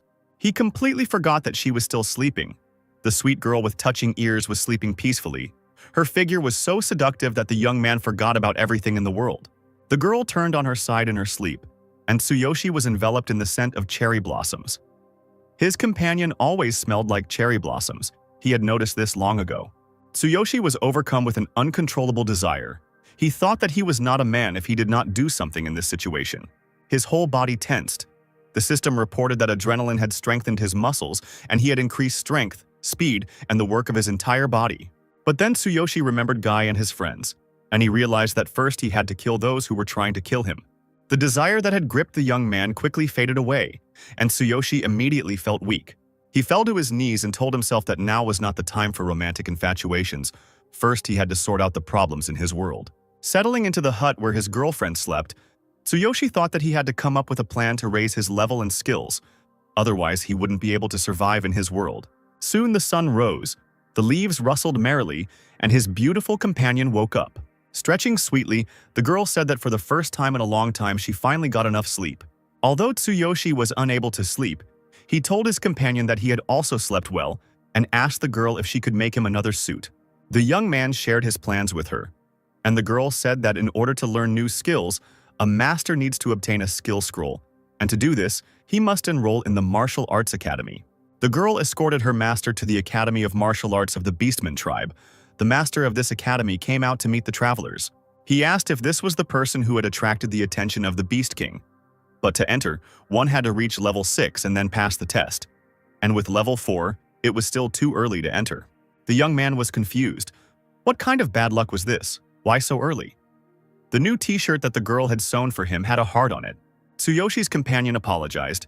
She had been training in the caves for so long that she didn't know about such rules. The young man replied that everything was fine. He needed to level up anyway and would come back later. The delighted girl said that in this case the master could increase his level in one cave. The head of the academy angrily exclaimed that he was a worthless person. The beastmen would not recognize him. If it were not for the king, they would tear him to shreds. He would not pass the exam even if he reached the 6th level. And he was also running around with that mongrel, a pathetic couple. The girl sadly lowered her head and said that it was her fault. The master had been so kind to her that she had forgotten her place and her presence was causing him more trouble than good. The girl decided that she didn't want to disturb the master, which meant she needed to explain everything to him and say goodbye. Hearing the insult directed at his companion, Tsuyoshi turned sharply and headed back to the head of the Beastmen Martial Arts Academy. The frightened girl tried to stop the master, but anger burned in Tsuyoshi. The veins on his body bulged, his fists clenched. The guy grabbed the head of the academy by the chest and, calling him names, asked what he said. Did he really want Tsuyoshi to rip out his tongue? Burning with anger, the boy demanded that the beastman immediately apologize to the girl. But the head of the academy laughed and asked where he was wrong. This girl is a cross between a man and a beast. She is half-beast. She doesn't even have a name. She is a disgrace to them all. The system explained that a half-beast is a half-blooded beastman, whose existence is despised by beastmen regardless of their level and status. They are not allowed to bear names. They are driven out of settlements. Tsuyoshi realized that meant she was a half-breed. That's why he didn't see her name that time. She didn't have one at all. And then Tsuyoshi saw that beastmen armed with bows appeared on the mountains. The head of the academy told the man not to be arrogant. If he behaved disrespectfully with the people, the head of the academy promised to destroy him. Laughing, the beastman said that he would apologize to the mongrel if the man passed the exam. But he was sure that a mere man was not capable of doing so. Tsuyoshi was still holding the head of the martial arts academy by the lapels and silently listened to everything he said when a girl approached them. Turning to Tsuyoshi, she said that the master should not go through with this because of her. The boy let go of the huge beastman who ran the academy, turned around and said that this girl's name was now Sakura. Looking at the beastman, Tsuyoshi repeated that her name was Sakura and demanded that he remember it. The girl blushed with embarrassment. She quietly repeated her name and asked the master if he really gave her such a name. As he walked away, the young man repeated to the head of the academy once again that he would remember his words. If he passed the exam, he would definitely apologize to Sakura for his words. After hugging his companion a little, Tsuyoshi told Sakura that it was time for them to go. The girl looked at her master in surprise, not believing that he had finally given her a name. Tsuyoshi and Sakura headed to the cave the girl had spoken of, where the young man would train and raise his level. Now the guy had to hunt a fox beastman. This species is quite rare. Tsuyoshi was ready for a fight and said that they would deal with him. The girl, having apologized to the master, asked him to explain why he gave her this particular name. Tsuyoshi turned around and, looking at his companion in bewilderment, asked if she didn't like that name. The beast girl waved her hands and objected, saying, of course, she liked the name very much. Looking down, Sakura asked that she was simply curious as to why the master had chosen him. The young man was a little embarrassed and said that he was embarrassed to talk about it, but she always smelled like cherry blossoms, and he thought that this name suited her very well. The guy blushed and apologized, but the beast girl suddenly rushed to Tsuyoshi and, hugging him tightly, whispered, "Thank you." Tears of joy ran from Sakura's eyes. Her eyes sparkled. She whispered in the master's ear that she really liked this name. Soft pink flowers appeared before the girl's eyes, and she kept repeating that her name was Sakura. The guy sheepishly tugged at his hair and stuttered, telling her to calm down. It was nothing. After some time, Tsuyoshi and Sakura found themselves near the cave that the girl had spoken of. The young man turned to his companion and asked if they could begin. The beast girl asked Tsuyoshi if her silver dagger suited him. Tsuyoshi picked up Sakura's weapon, and she said that it wasn't as good, but it was much stronger than the Goblin's Club. The young man smiled and replied that any weapon seemed so light compared to the hammer. Soon, in the depths of the cave, the red eyes of enemies lit up. The very same fox beastmen that Tsuyoshi and Sakura decided to hunt. The system reported that 3 level 5 fox beastmen with a combat power of 720 were approaching. Turning around, Tsuyoshi told Sakura that they were doing everything like last time. He wanted to gain experience, so he asked her not to interfere. The beast girl smiled. The master called her by name.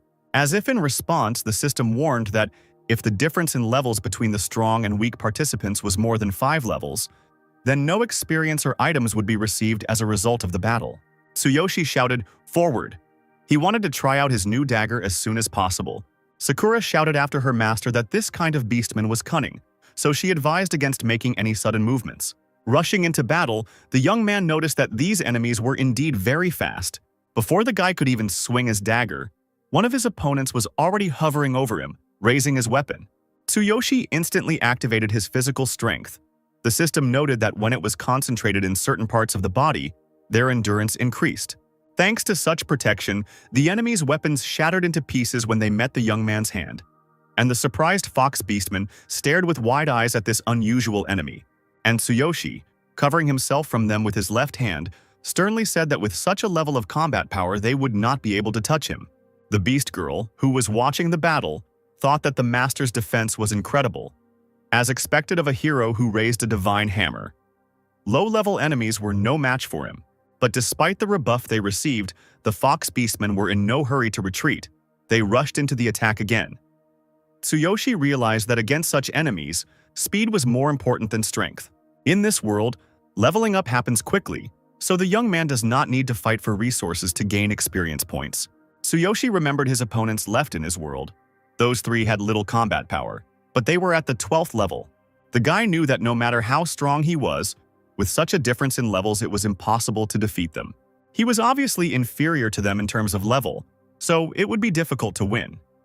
He had to reduce the level difference with 4 skills. Right now, Tsuyoshi didn't have a single skill. He told Sakura that they needed to level him up to level 6 at once. The guy was going to bring that arrogant beastman to his knees. Tsuyoshi and Sakura continued their journey through the cave where the fox beastman lived. Ahead of them was a 7th level dark fox beastman. He was strong and well-armed. Hiding behind the rocks, Tsuyoshi and Sakura carefully examined their enemy. The young man's attention was drawn to the sword of this dark fox beastman, and he whispered to the girl whether he could get his sword. Tsuyoshi thought that the length and power of this weapon suited him perfectly, the girl whispered. "Does the master want to take this weapon?" The guy answered negatively. He was just curious if it could drop for him. Sakura confirmed that it could drop for him in most items. The girl added that the rarity of the drop depends on the quality of the items. It's better to fight until you get what you want. Tsuyoshi was surprised there was even a drop rate here. Just like in the game, this makes the system more understandable. The system reported that in front of Tsuyoshi was a level 7 Dark Fox Beastman, a boss with a combat power of 1,500, armed with a black sword of cold light. The guy read the note. The chance of the sword dropping is only 6%. It seems that getting the weapon will not be so easy, which is a pity. It would suit him perfectly. A golden screen lit up in front of the young man. The exchange system was activated, and now the boy could exchange items by fulfilling certain conditions. Exchanged items will be upgraded based on level and abilities. Items that were not exchanged will be upgraded.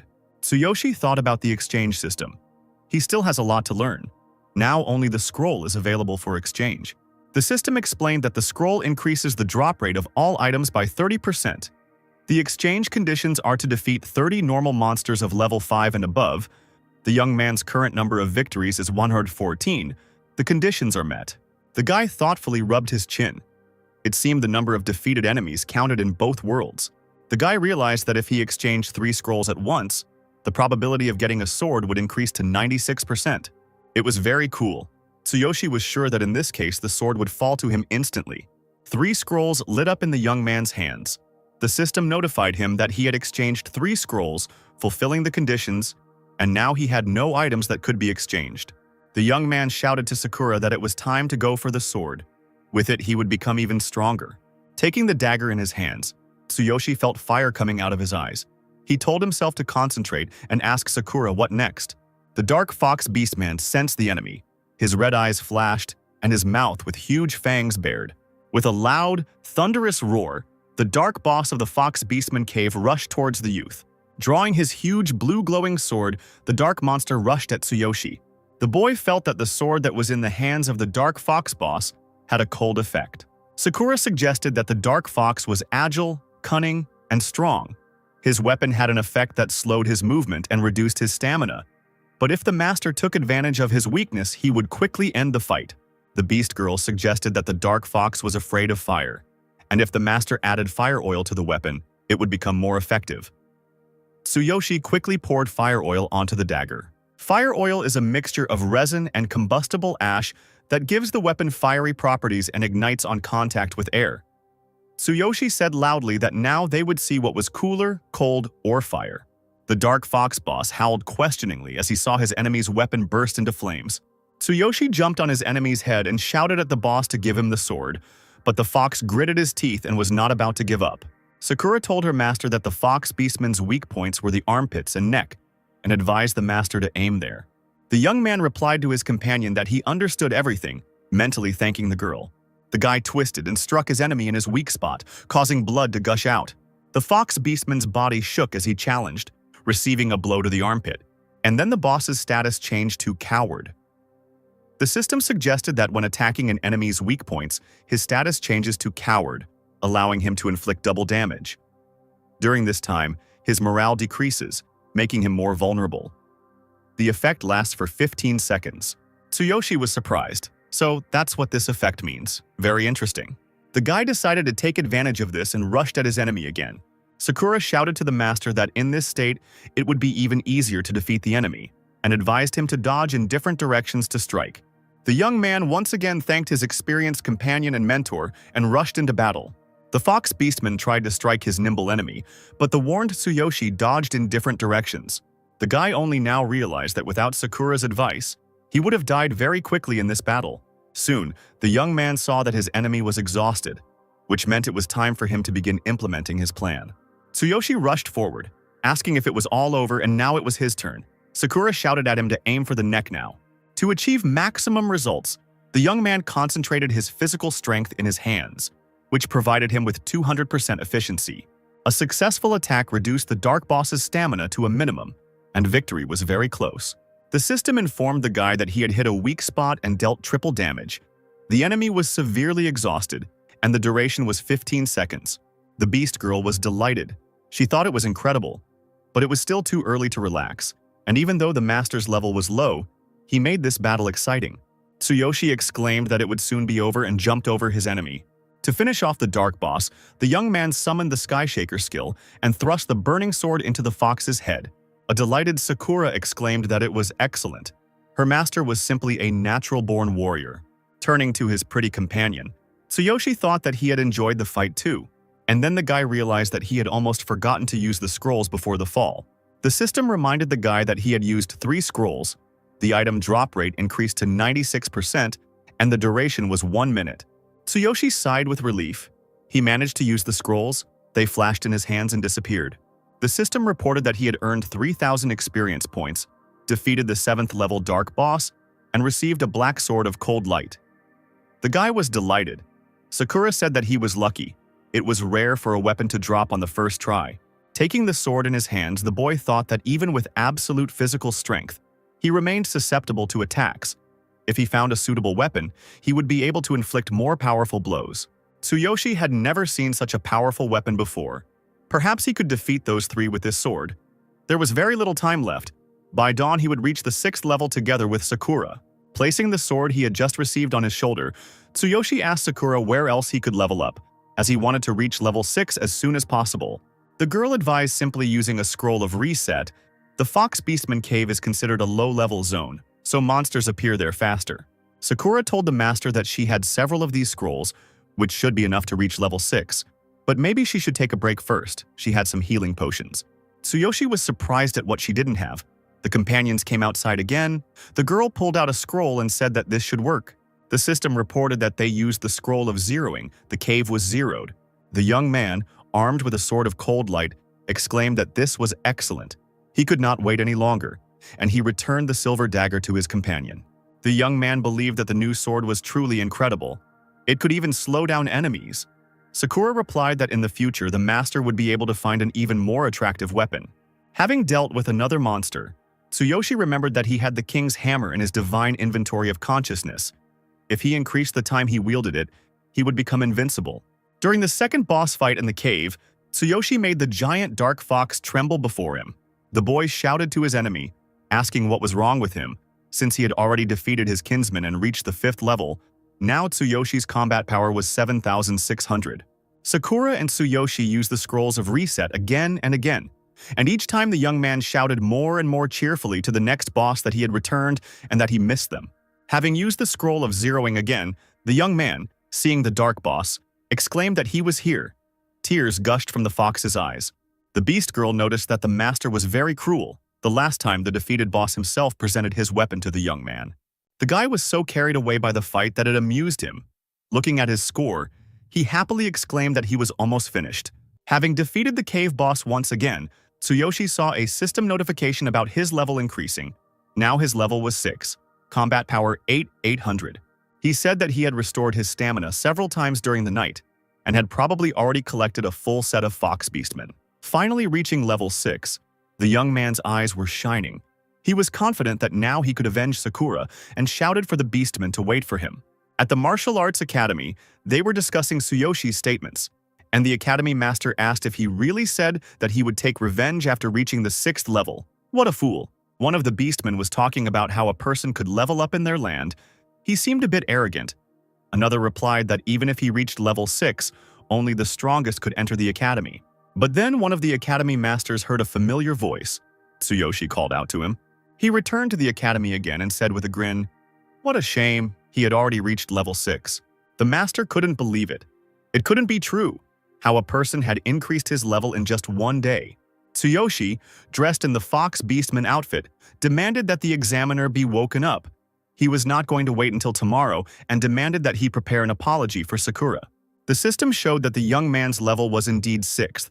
He now had weapons, equipment, and significant combat power. The academy's warden asked what was the matter. He was already getting ready to go to bed and advised against wasting his time.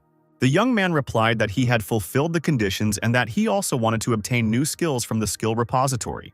Each martial arts academy keeps skill scrolls in a specific location, and anyone who has passed the test can choose any skill from there.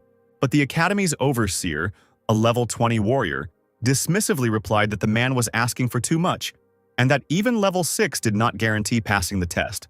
One of the masters whispered to the overseer that this young man had leveled up from the 4th to the 6th level in one day, and the overseer asked in surprise how this was possible. Tsuyoshi irritably said that he would stop talking if he passed the exam. The master would apologize to Sakura for calling her a mongrel. He stuttered and replied, "Fine," and asked the young man where he got so much confidence from. The warden, looking sideways at the young man, suggested that he try to pass the test, although passing the test as an ordinary person sounds like a joke to the beastmen. The gray-haired head of the academy greeted Tsuyoshi with the words that since he had reached the 6th level, for them strength was one of the most important criteria for passing the test. After passing the test, the young man will receive the right to use their skill storage. The test is quite simple. If the boy can split this stone slab with one blow, he has passed. The young man grinned and asked the head of the academy again if he really needed to split everything, and that was it. The head of the academy decided to test a human with a magic stone. Even a 10th level warrior would have difficulty breaking it. They usually use simple stones, but beastmen use magical stones that fall from the sky to measure strength. This shock-resistant material is highly prized. The warden explained that for the beastman it was simple. He just needed to split the stone with one blow. He would show him now. The beastman chuckled to himself. With the 6th level, he wouldn't be able to even make a scratch. With an ordinary stone, everything is different. But for such an annoying person, there is no other choice. The academy's overseer told the young man to watch carefully, because even he, being at level 20, had to give it his all. The beastman, a level 20 warrior, struck the magic stone with all his might, causing a crack to appear on it. The academy overseer, looking at Tsuyoshi with a grin, said that it was easy, but let's see if the man could handle it. The guy gathered his strength and replied that he would try. Sakura waved to her master and wished him luck. Tsuyoshi concentrated. Thanks to his physical form, he could far exceed the power expected at his level. Just in case, he decided to increase the strength of his fist. Clenching his right fist, the boy felt it fill with strength. The system notified the young man that absolute physical power had been activated, with 50% of all power concentrated in his right hand. The Martial Arts Academy's supervisor repeated that it was very easy for the beastmen. But for weak humans, the young man concentrated and, clenching his right fist, ran towards the stone. Now a lot depended on the force of his blow. But the warden of the Beastmen Martial Arts Academy was confident that a human wouldn't be able to even leave a scratch. Tsuyoshi hit the magic stone with all his might with his right fist, and it shattered into small pieces. The warden and one of the academy's masters, their fanged mouths open, stared wide-eyed at the result. The academy's beastmen had to squint as small fragments of the magic stone, split by the youth, flew at them. Tsuyoshi scratched his hair in confusion. It seemed he had overdone it. Looking at his right hand, he said that it was really easy. He thought it would be harder. A delighted Sakura clenched her fist and exclaimed that now her master would be able to enter the skill storage. The master asked the overseer if he had seen it, and he confusedly confirmed that the boy had split the magic stone with one blow, which was incredible. Tsuyoshi, looking at the confused supervisor, asked, "So, he passed the test, right?" But the warden, stuttering, replied that he hadn't passed. He hadn't looked when the young man did it. Maybe he had made that scratch. This time it didn't count. The guy had failed the test by cheating. Tsuyoshi was surprised by this statement and asked what kind of test they would give him now. The warden of the Beastmen Martial Arts Academy replied that they would now move on to the Iron Rod test. This is a test of strength. The participant must bend an extremely dense iron rod. Even a Beastman warrior would need to use explosive force to do this. Tsuyoshi literally tied an iron rod into a knot and asked, "Has he passed now?" But the guard stuttered and replied in the negative, saying that the rod didn't count. The warden said that they would resolve everything through arm wrestling. If the test subject could last at least 10 seconds against the strongest warrior, then he would pass. He was sure that the person would definitely lose. To win, Tsuyoshi concentrated absolute physical strength in his right hand and instantly defeated the Beastman strongman. The warden was shocked. Their strongman did not last even a second. The guy turned to the examiner and asked, "Well, he's already passed 3 tests, maybe that's enough?" The master whispered and asked who this man was, and the warden stuttered and confirmed that yes, this time the young man had passed. Tsuyoshi took his companion by the hand and, approaching the master who had insulted the girl, firmly demanded that he now apologize to Sakura. The master felt very uncomfortable, cursed, and said, "Okay, the Beastman warrior keeps his word." Bowing to the girl, the master asked her to forgive him and said that he was sorry that he had said so. Sakura blushed slightly and stuttered that she didn't think that this kind of attitude was abnormal, and asked the warrior not to worry. But Tsuyoshi countered, telling Sakura that the warrior owed her an apology, and she just needed to accept his apology. The girl, after a short silence, lowered her head and quietly agreed with her master. She gathered her courage and, proudly raising her head, looked at the warrior and replied that she accepted his apology. Tsuyoshi, his companion, the warden, and the academy master approached the skill storage room. The warden warned that the young man could only take 1 skill scroll at a time. The guy was indignant. The academy supervisor barked, asking if this man really thought he could do whatever he wanted since their academy had strict rules. The examiner warned that the boy had only 3 minutes to find the skill scroll and destroy the seal. Then he would become his. If he didn't make it, he would be expelled and would not be able to enter the vault for some time. The warden explained to the man that the Martial Arts Academy was the face of this land. To protect the vault, powerful mages installed barriers and a seal at this location. Tsuyoshi thought about it. It turned out to be more difficult than he thought. Sakura confirmed that it was so. She heard that such conditions were set in all honorary academies. The warden told the young man that if he understood everything, he could go and warned him not to try to steal the skill, as the barrier would immediately expel him. The young man stepped towards the storage room, and another warning followed him, saying that he only had 3 minutes to choose and get out. The 3-minute countdown began, and the guy exclaimed that it was now clear why they were protecting this place with magic. With such a huge selection, the temptation to steal something was very great. The Beast Girl said thoughtfully that this was her first time entering the scroll storage, and she felt as if the seal would be quite easy to break. Tsuyoshi wanted to use absolute copying, but it's hard to find a truly worthwhile skill here. Besides, Tsuyoshi wasn't sure that Sakura would understand him correctly if he used absolute copy in the skill storage. Taking the scroll in his hands, Tsuyoshi said, "Let's get started." He just needs to use his power. He needs to choose a skill to deal with those three. Tsuyoshi activated his absolute physical power, directing it into his hands, and the scroll sparkled. The guy exclaimed that he succeeded. The skill information was revealed. It was a shield strike. It deals a strong blow with the shield to the target, causing dizziness, suitable for warriors. The guy was confused, but he didn't even have a shield.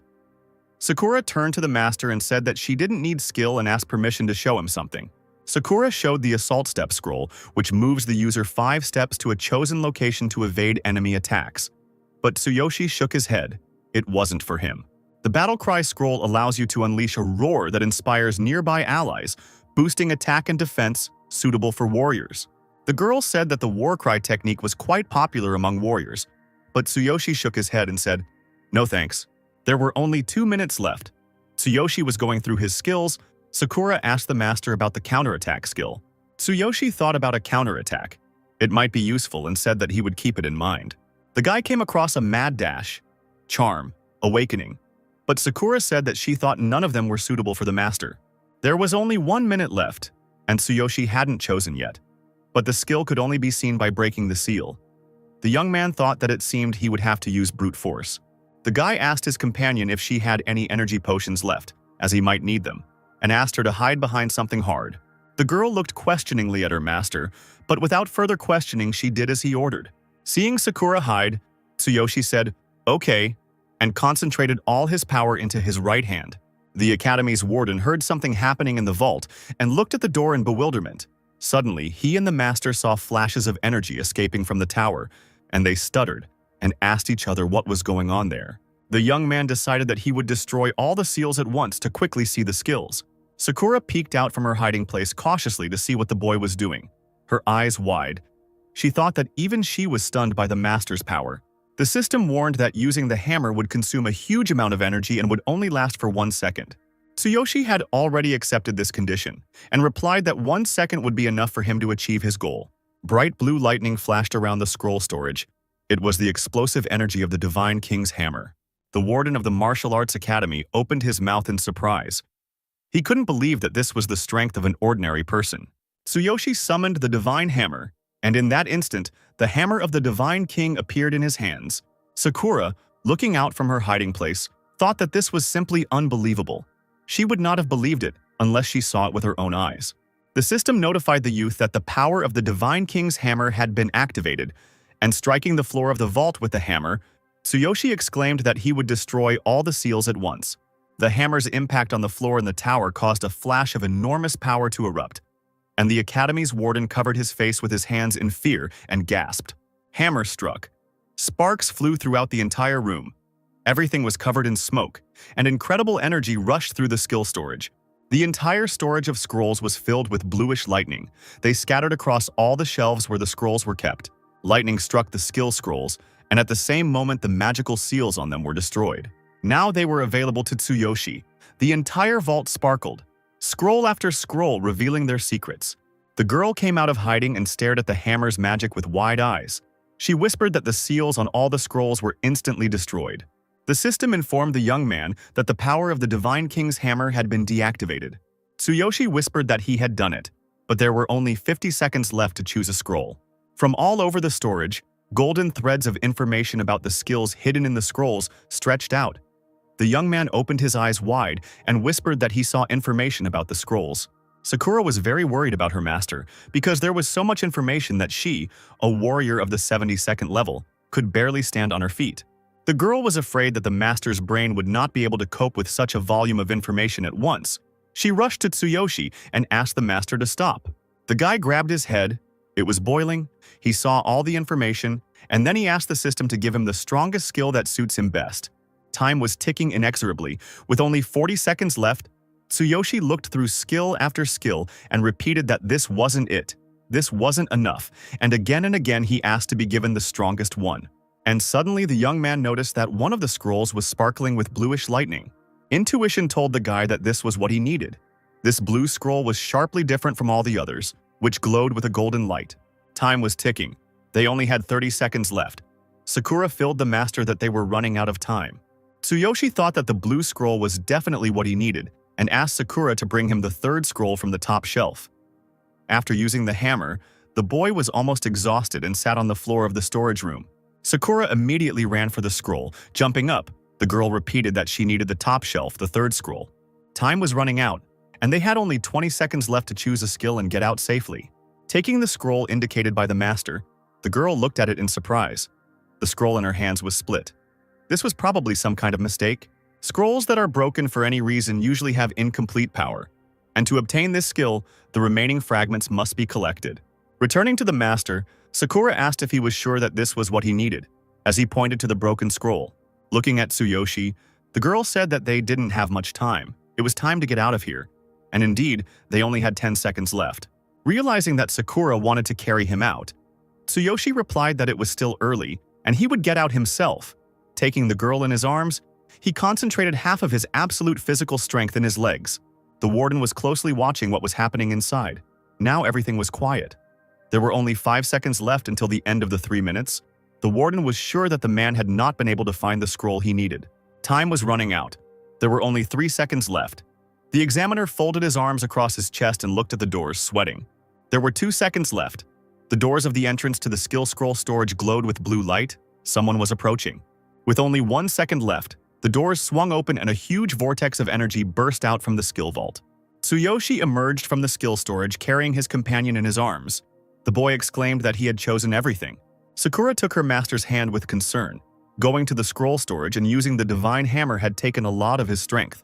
The warden, seeing the blue shining scroll in the young man's hands, asked in surprise why he had brought a broken scroll. This scroll contained a powerful magic skill, Thunder Chain, which causes a strong electrical discharge that deals damage.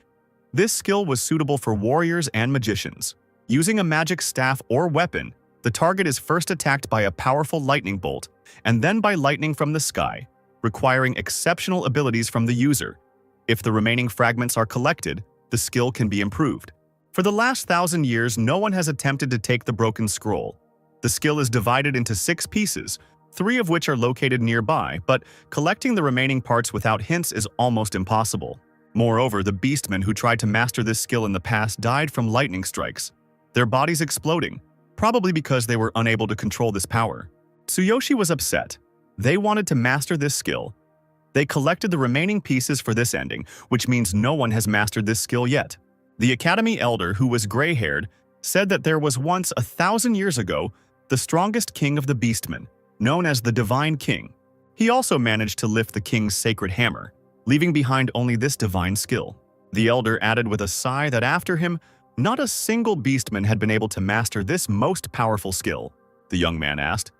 So this skill was related to the divine hammer of the king. Then what was he doing among such trash?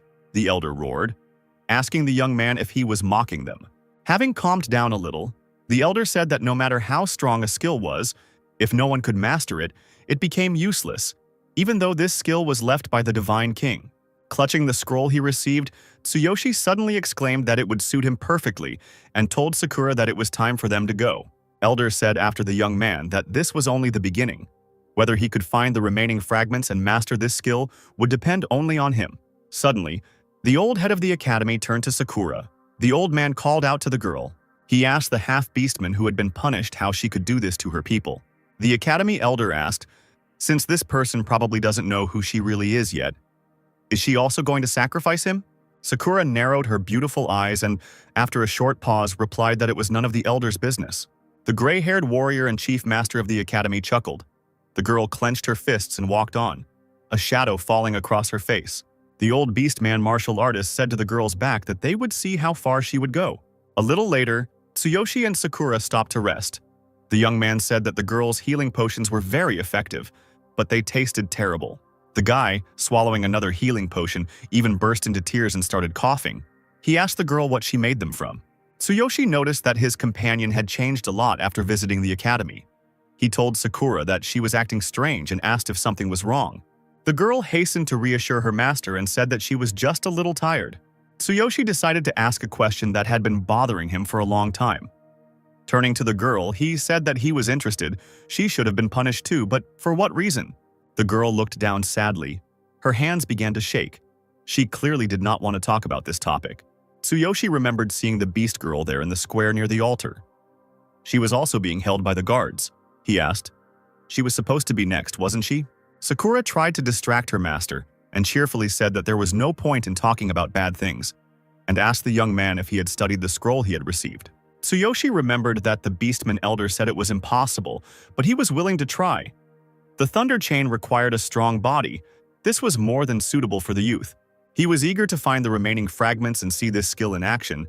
Sakura had already gotten ready and invited her companion to go look for the remaining fragments and level up. Turning towards the sun, the girl stretched and exclaimed that today was a beautiful day, suitable for raising the level of the master. The young man replied that she was right, but first he had to do something. At that moment, the system notified that the restoration time of the Infinity Ring had expired and the Endless Passage was open. Tsuyoshi smiled. The Endless Passage was open. Once he mastered this skill, he would definitely deal with those three. The boy felt himself being picked up by a golden whirlwind and pulled back into his world. The young man remembered that he had promised the attackers that he would kill them. Now he was at level 6, he had equipment, new weapons, and increased combat power. In the town square where Tsuyoshi had fled to the land of the beastmen, bluish lightning flashed and a portal opened. A few seconds later, a daring young man appeared before the surprised eyes of the Crazy Wolves Guild members, shouting, "I'm back!" As he emerged from the portal, Tsuyoshi thought that before attacking Guy, he should knock him down. Here in front of the guy again appeared his enemies, determined to kill. Tsuyoshi knew that to activate his skill, he needed a weapon. Fortunately, he had a divine inventory of consciousness. The young man extended his hand, and at that very moment lightning flashed. The system reported that the divine inventory of consciousness was activated, and the boy selected an item. Swinging the dark fox sword, the young man mentally turned to the new skill, saying that he was counting on it. The magician asked in horror where this guy got the sword from. "He probably has a ring of dimensions."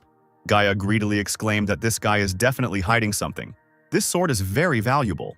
The newbie's mentor wanted to take the sword for himself, but the third attacker shouted that they had to kill him first and then divide the spoils. Steel flashed in Tsuyoshi's eyes as he swung at one of the enemies, quietly saying that they started this themselves. The magician, hoping to knock the boy out with his staff, snuck up behind him and held out his weapon. But when the technique didn't work, the magician, his eyes wide, asked if he really was a warrior and how powerful his aura was. The youth pointed the Dark Fox Beastman's sword at his enemies and activated the newly acquired skill, Thunder Chain. At that very moment, clouds appeared in the sky out of nowhere and a powerful bolt of lightning struck his enemies. Gaia and his magician friend, gritting their teeth, looked in surprise at the sky from where an electric discharge fell upon them. The warriors of the Crazy Wolves Guild, struck by the lightning strike, screamed and stood rooted to the spot. The lightning ricocheted off another chain, applying a paralysis effect and immobilizing the boy's pursuers. Tsuyoshi's enemies groaned. Unable to move, the mage asked how this brat could wield such magic. Gaia groaned, saying that he couldn't move. The boy approached one of his enemies, a warrior who had hit him in the air, who looked at the boy with fear. The mage, clenching his teeth, tried to move. Cursing, he said they had underestimated him. This young man had changed greatly, but how was that possible? They would have to retreat. Guy's terrified comrade, who a second ago had called for Tsuyoshi to be killed quickly, stuttered as he asked the young man to stop and said that they were surrendering. In response, Tsuyoshi swung his sword of cold light, slitting the enemy's throat. The young man's eyes flashed with anger. He asked the arrogant and aggressive members of the guild if they really thought he would forgive them so easily. It was just ridiculous. Gaia, seeing the death of one of his comrades, exclaimed that they were actually from the Crazy Wolves. The bribe-taking mentor stuttered as he begged the young man to let them go, and Tsuyoshi swung his sword again and told Gaia to die silently. The magician was surprised to think that this young man was so cruel. He understood that if he let them go, they would kill him later. The sorcerer strained all his strength and took out some object from his bosom. Tsuyoshi turned to the magician and said that he was next. Guy's friend asked the guy with a grin if he really thought he would let himself be killed so easily. The mage gathered his last strength to overcome the paralysis and threw an explosive fruit at Tsuyoshi. These artifacts, despite their small size, stick to the target and explode with tremendous force. The young man reacted instantly, holding a sword of cold light in front of him. The magician thrust his fist forward and shouted, "Explode!" He activated his artifact and, laughing, wished death on Tsuyoshi. Following the mage's magical activation, a powerful explosion followed. The entire city square was engulfed in smoke and flames, and debris from whatever had been at the epicenter of the explosion scattered across the surrounding area. Leaning on his staff, The mage said that he had bought these fruits for an exorbitant sum.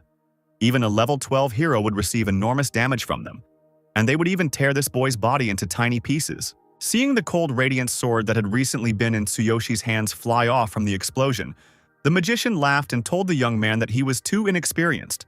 But when the smoke cleared, the magician saw with horror Tsuyoshi among the flames. He was still alive and had only coughed. The magician couldn't believe his eyes. He exclaimed that this simply couldn't be happening. A novice couldn't possess such power. The young man replied that if he hadn't been in better shape, he would have died immediately.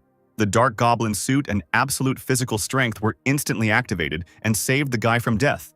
The young man's eyes were blazing with rage, and in the blink of an eye, his entire body was covered in a dark goblin costume. Now it was Tsuyoshi's turn to deliver the finishing blow.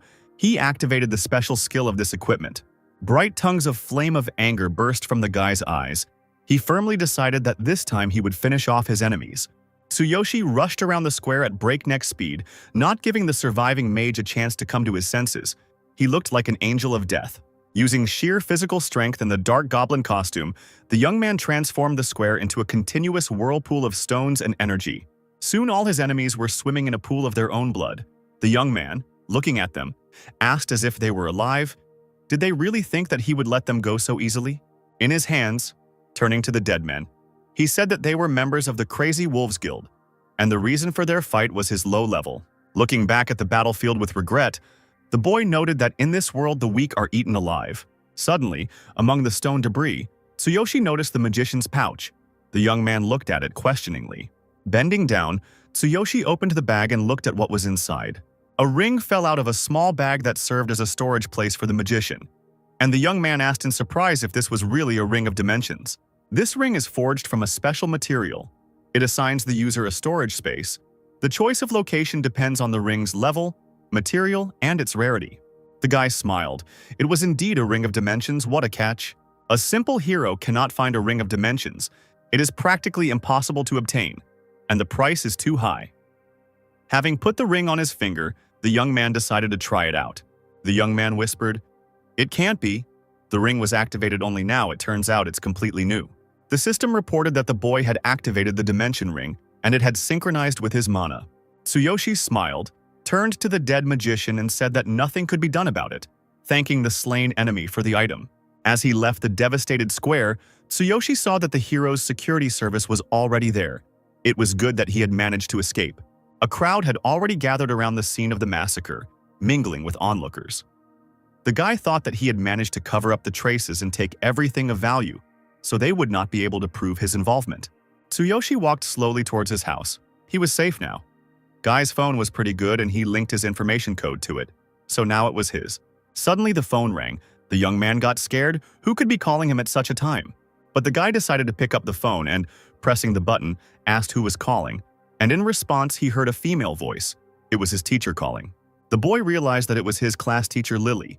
He needed to notify her about his departure. The young man asked what happened. Lily replied that he doesn't go to school even though winter break ended a week ago. She understands that he stopped going to school for his sister's sake to improve their financial situation, but she wouldn't want the guy to stop dropping out of school. Tsuyoshi thanked Lily for her concern, but the problem wasn't just about money. The young man recalled how he was bullied at school and replied that he hated school and she knew perfectly well why. Lily was silent for a while, then replied that she understood everything, but maybe the guy would find a way out without dropping out of school. The teacher told him not to worry about paying for his studies, asking him to come to class tomorrow, since he couldn't work as a garbage collector forever. The young man really wanted to say that he was no longer a garbage man, because Lily didn't know that he had become a hero. Only Lily's teacher had always worried about him, and the homeroom teacher said that Tsuyoshi was a strong boy, and once again asked him not to drop out of school. Lily said that she would be his support and asked him to do this for herself and her sister. The young man thought about it. He thought that he would never return to school again. He did not have any pleasant memories associated with it. But thanks to the words of teacher Lily, he understood a lot. Now Tsuyoshi is a hero, not a weakling who is bullied by everyone. And those bullies will pay for what they did. The boy thanked his teacher and said that he will come to school tomorrow. The system reminded the young man that he was a level 6 hero with a combat power of 8,800, possessing a rare skill, weapon, and equipment. A meeting was held at the headquarters of the Crazy Wolves Guild, and the leader was informed that 3 of their heroes had been killed by an unknown assailant. The guild leader nervously tapped his fingers on the table and added that this unknown person had also stolen his dimension ring. Flashing his golden teeth, the guild leader clenched his fist and said that this unknown person did not know that this ring had surveillance magic cast on it. Turning on the magic tracker, the head of the Crazy Wolves Guild saw Tsuyoshi and angrily said that he knew where he was. Clenching his teeth and fist, the guild leader exclaimed that this unknown person would pay for robbing the Crazy Wolves. Addressing his assembled subordinates, the guild leader ordered them to bring this thief to him. His subordinates unanimously responded, "Yes, boss." The next day, Tsuyoshi and Karina walked quietly through the school corridors. The young man asked his little sister if everything was okay. Karina replied that she could now walk, albeit slowly, but her brother shouldn't worry about that. The guy said with a smile that Karina was so stubborn and suggested walking slower. When he heard that he was going to school, Karina persuaded her brother to take her with him so as not to be a burden. Getting to school in a wheelchair would be much more difficult. It's good that Tsuyoshi bought crutches. But even with them, the girl can barely walk. Seeing them, Karina cried, saying that her brother spends too much on her. The young man spent the money he stole from the trio completely. The dimension ring cannot be sold. For Tsuyoshi, as a hero, it is very valuable. However, seeing Karina's face, the guy realized that all this was not in vain. Tsuyoshi told his sister not to stay late after school. He would help her down and they would go home together, Karina promised. The girls in the school hallway watched Karina with curiosity. One of them asked who the girl on the strange crutches was. The second replied that it was Karina, who had lost her parents and the ability to walk due to the attack of the darkness. The schoolgirl smiled maliciously. She was weak and poor. What a pity. Her friend added that they talked about her in the news. Even the teachers knew everything. Taking the lollipop out of her mouth, the school beauty said that such beggars are destined to die in the slums. The news channels were wasting their time on her.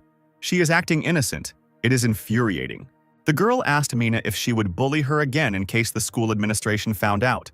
Mina replied that the last time she bullied her, no one dared to open their mouth, and it would always be like that. It seemed like a new toy had appeared. Mina suggested to her friend to go. She had an appointment with a guy. She agreed. The girl slowly walked away. Tsuyoshi stood in the vice principal's office and listened to his moralizing. He said that he should thank teacher Lily. If not for her, he would not have allowed the young man to return.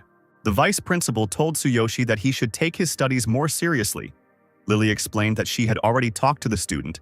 The tuition had been paid, and Lily promised to make sure he paid all his student loans. Tsuyoshi, as always, confusedly tugged at his hair and thanked the vice principal and teacher Lily.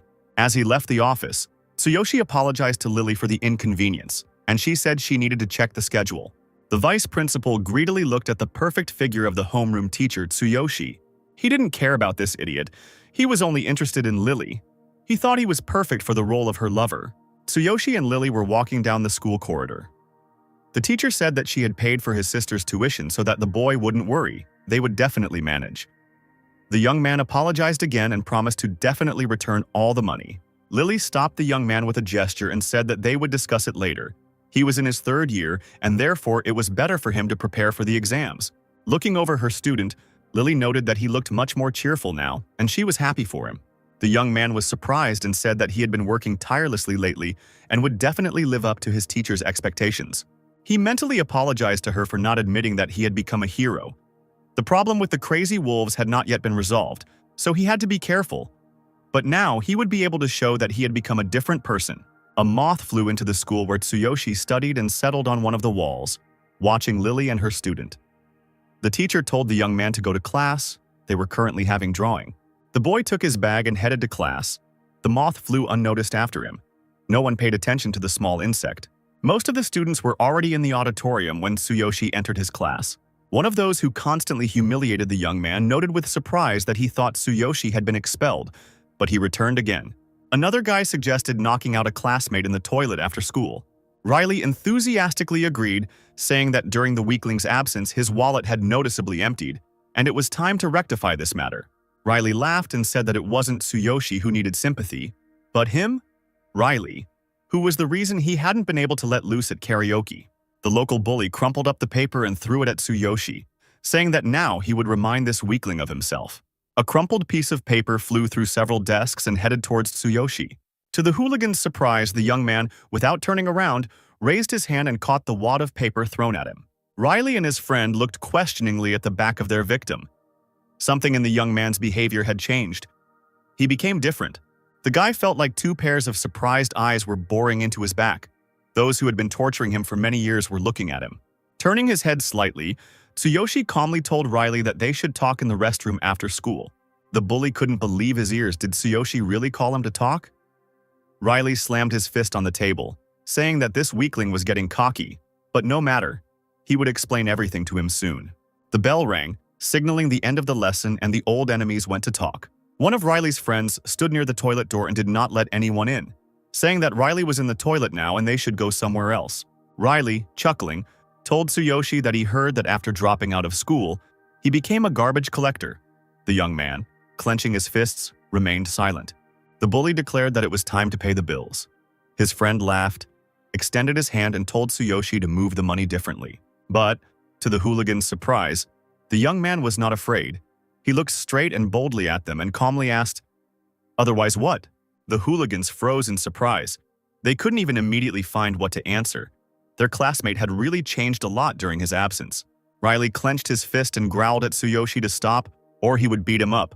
The hooligans rolled up their sleeves and smiled, saying that they were just waiting for the signal to beat up the weakling. But Tsuyoshi silently grabbed the fists of his once stronger classmates raised above him with both hands and looked coldly into their eyes. The young man was surprised at himself. Incredible strength. He became strong so quickly, and he was no longer afraid at all. Before, Tsuyoshi didn't have the courage to defend himself, but now he's completely different. He's a 6th-level warrior now. Using the divine eye, he looked at his enemies. It turned out that they did not pose any threat. They had neither class nor combat power. One of the hooligans pleaded with Tsuyoshi to let him go, and the young man released the attacker's hands and responded by kicking them several times. The stunned bandits tried to resist, but it was useless. In a matter of seconds, the young man scattered those who were considered the terror of their class, and with whom no one dared to argue. Riley's face fell and a bead of sweat ran down his cheek. His brows furrowed, and he watched in confusion as the weakling beat up his friends. Soon the two hooligans were lying at Riley's feet, and he, looking at Tsuyoshi, did not understand what was happening. Riley remembered very well how they had bullied his classmate for a long time, stripped him naked, rolled him on the ground, pulled him by the hair, and he had never fought back. But why is this weakling Tsuyoshi now a completely different person? A classmate standing outside the door opened the toilet and shouted to Riley that the boss had arrived and that they needed to run. The bully quickly grabbed his shaking friends who were lying at his feet and hurried out of the toilet, leaving Tsuyoshi there alone. Riley gritted his teeth and glared over his shoulder at his opponent, clearly intending to finish Tsuyoshi off. The young man looked at his former tormentors, who were leaving the toilet beaten, and seeing Riley's look, he realized that, it seemed, he hadn't had enough. And yet the young man was glad that the hooligans retreated. Taking advantage of his absolute physical form, he would have simply killed them. Karina sat at her desk and told her friend Haru that she was causing her so much trouble. Haru replied that everything was fine and told Karina to call her if she needed anything. Haru handed Karina a notebook and told her to hold it and prepare for the lesson. Suddenly, Mina's arrogant voice was heard from behind. She shouted at Haru to move away and said that she had something to talk to Karina. The girl frightenedly pulled her head into her shoulders. Karina's whole body was shaking. Vivian, Mina's friend, said that Karina couldn't walk now, but Mina interrupted her and said that one more word and she would hit her in the face. Haru covered her head with her hands in fear and remained silent. All the girls in school were afraid to get involved with Mina. The local beauty sat down opposite Karina and said that she hadn't been to school for a long time, which meant she had one less slave, and asked how Karina would answer for that. Tears streamed down Tsuyoshi's younger sister's face and she stuttered as she told Mina that she had no money. Mina grinned evilly and asked if these crutches weren't expensive. If she didn't have money, then she would take the crutches from her. Karina, shaking with fear, shook her head, saying that they were very important to her, and her brother worked hard to buy them for her. The girls looked closely at the little frightened cripple, but Karina did not evoke any pity in them. Mina smiled bloodthirstily and, leaning slightly towards Karina, asked if these crutches were really that important to her. Apparently, she wouldn't be able to walk without them.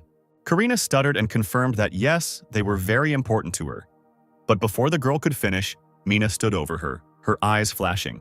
Without letting the girl finish, Mina hit Karina in the face with all her might and asked with a smirk, "So what if they were important to her?" Mina continued to bully Tsuyoshi's sister, and all her classmates with their heads down pretended that they didn't see anything. No one dared to stand up for Karina. The unfortunate girl was saved by the fact that at that moment the teacher entered the classroom and loudly announced that the lesson had begun, demanding that everyone take their seats. Mina hissed in disappointment. The teacher had arrived. Well, it was the last lesson now. Turning slightly to Karina, she told her not to dare go home after class. Their conversation wasn't over yet. The teacher, standing at the blackboard, explained the topic of the lesson and told all the students to open their notebooks. But Karina was not up to the lessons. With her head down, the girl thought that she needed to run as soon as the lesson ended. She couldn't wait for her brother, and she needed to make sure that he didn't meet Mina and the others in the backyard. The last lesson in Tsuyoshi's class ended, and it was taught by the homeroom teacher, Teacher Lily. After closing the journal, Lily said that that was all for today and the students could be free. The teacher added that everyone should be careful on the way home. The class president ordered everyone to stand up, and the students unanimously thanked their teacher for the lesson. Lily knew that Tsuyoshi had been tormented by his classmates for a long time, so she asked the boy to stay for a minute. The boy approached his homeroom teacher and asked what was wrong. Lily asked if he had already gotten used to school after a rather long absence.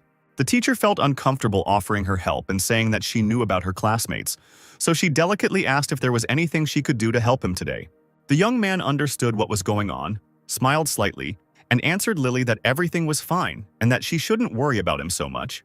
The teacher was surprised and said that she was glad to hear this. But to prevent the situation from happening again, she asked him to be sure to tell her when someone started bullying him. Tsuyoshi told the teacher that he was fine and thanked him again for his concern. He owed a lot to Lily. The class teacher said that it seemed she had bothered him in vain, repeated once again that she was glad that he had already settled in, and now he needed to go home. The young man sincerely thanked the teacher, waved his hand and said goodbye. He was in a hurry to pick up Karina and go home. And then Tsuyoshi heard someone call his name. This voice was familiar to him. It was one of the bullies he beat up in the toilet today. Riley's friend, shifting from foot to foot, said that he would like to apologize for what happened in the toilet and suggested that they go somewhere else to talk. Tsuyoshi immediately realized that his classmate was leading him into a trap. He asked where they were going, but the bully said that it was not far at all and pointed to one of the corridors. The classmate repeated once again that he wanted to apologize somewhere else. But from the satisfied face of Riley's friend, the young man realized that they were up to something. Finally, the boys entered a rather quiet corridor where there were no students or teachers, and the bully, pointing forward, said that it was there. Around the corner, Riley and his friend were waiting for the young man, armed with bats. The school bully dreamed of dealing with his impudent classmate at any cost. As soon as Tsuyoshi turned the corner, a hail of blows rained down on him, Riley hitting with all his might, trying to teach the impudent guy a lesson once and for all. The classmate who led Tsuyoshi into this trap smiled and told Riley not to overdo it and kill him. But killing Tsuyoshi wasn't that easy. He concentrated a third of his physical strength in his hands, which was enough to shatter the bats of Riley and his assistants into tiny pieces. Riley frowned and sweat dropped. He couldn't believe that this weakling Tsuyoshi was able to stop their attack that could have killed even an adult. Tsuyoshi, parrying the blows, calmly told his opponents that he knew they were up to something, but he never thought they were so slow. The enraged classmates continued to attack their enemy, and Tsuyoshi responded with several kicks. The guy who led the young man into the trap, having received a blow to the stomach, gasped in surprise. From the next blow, his teeth flew out and blood began to flow from his mouth. Riley never gave up on knocking out Tsuyoshi and, seizing the moment, hit him on the back with the bat. But the young man did not fall or groan, but turned around and punched the attacker in the face.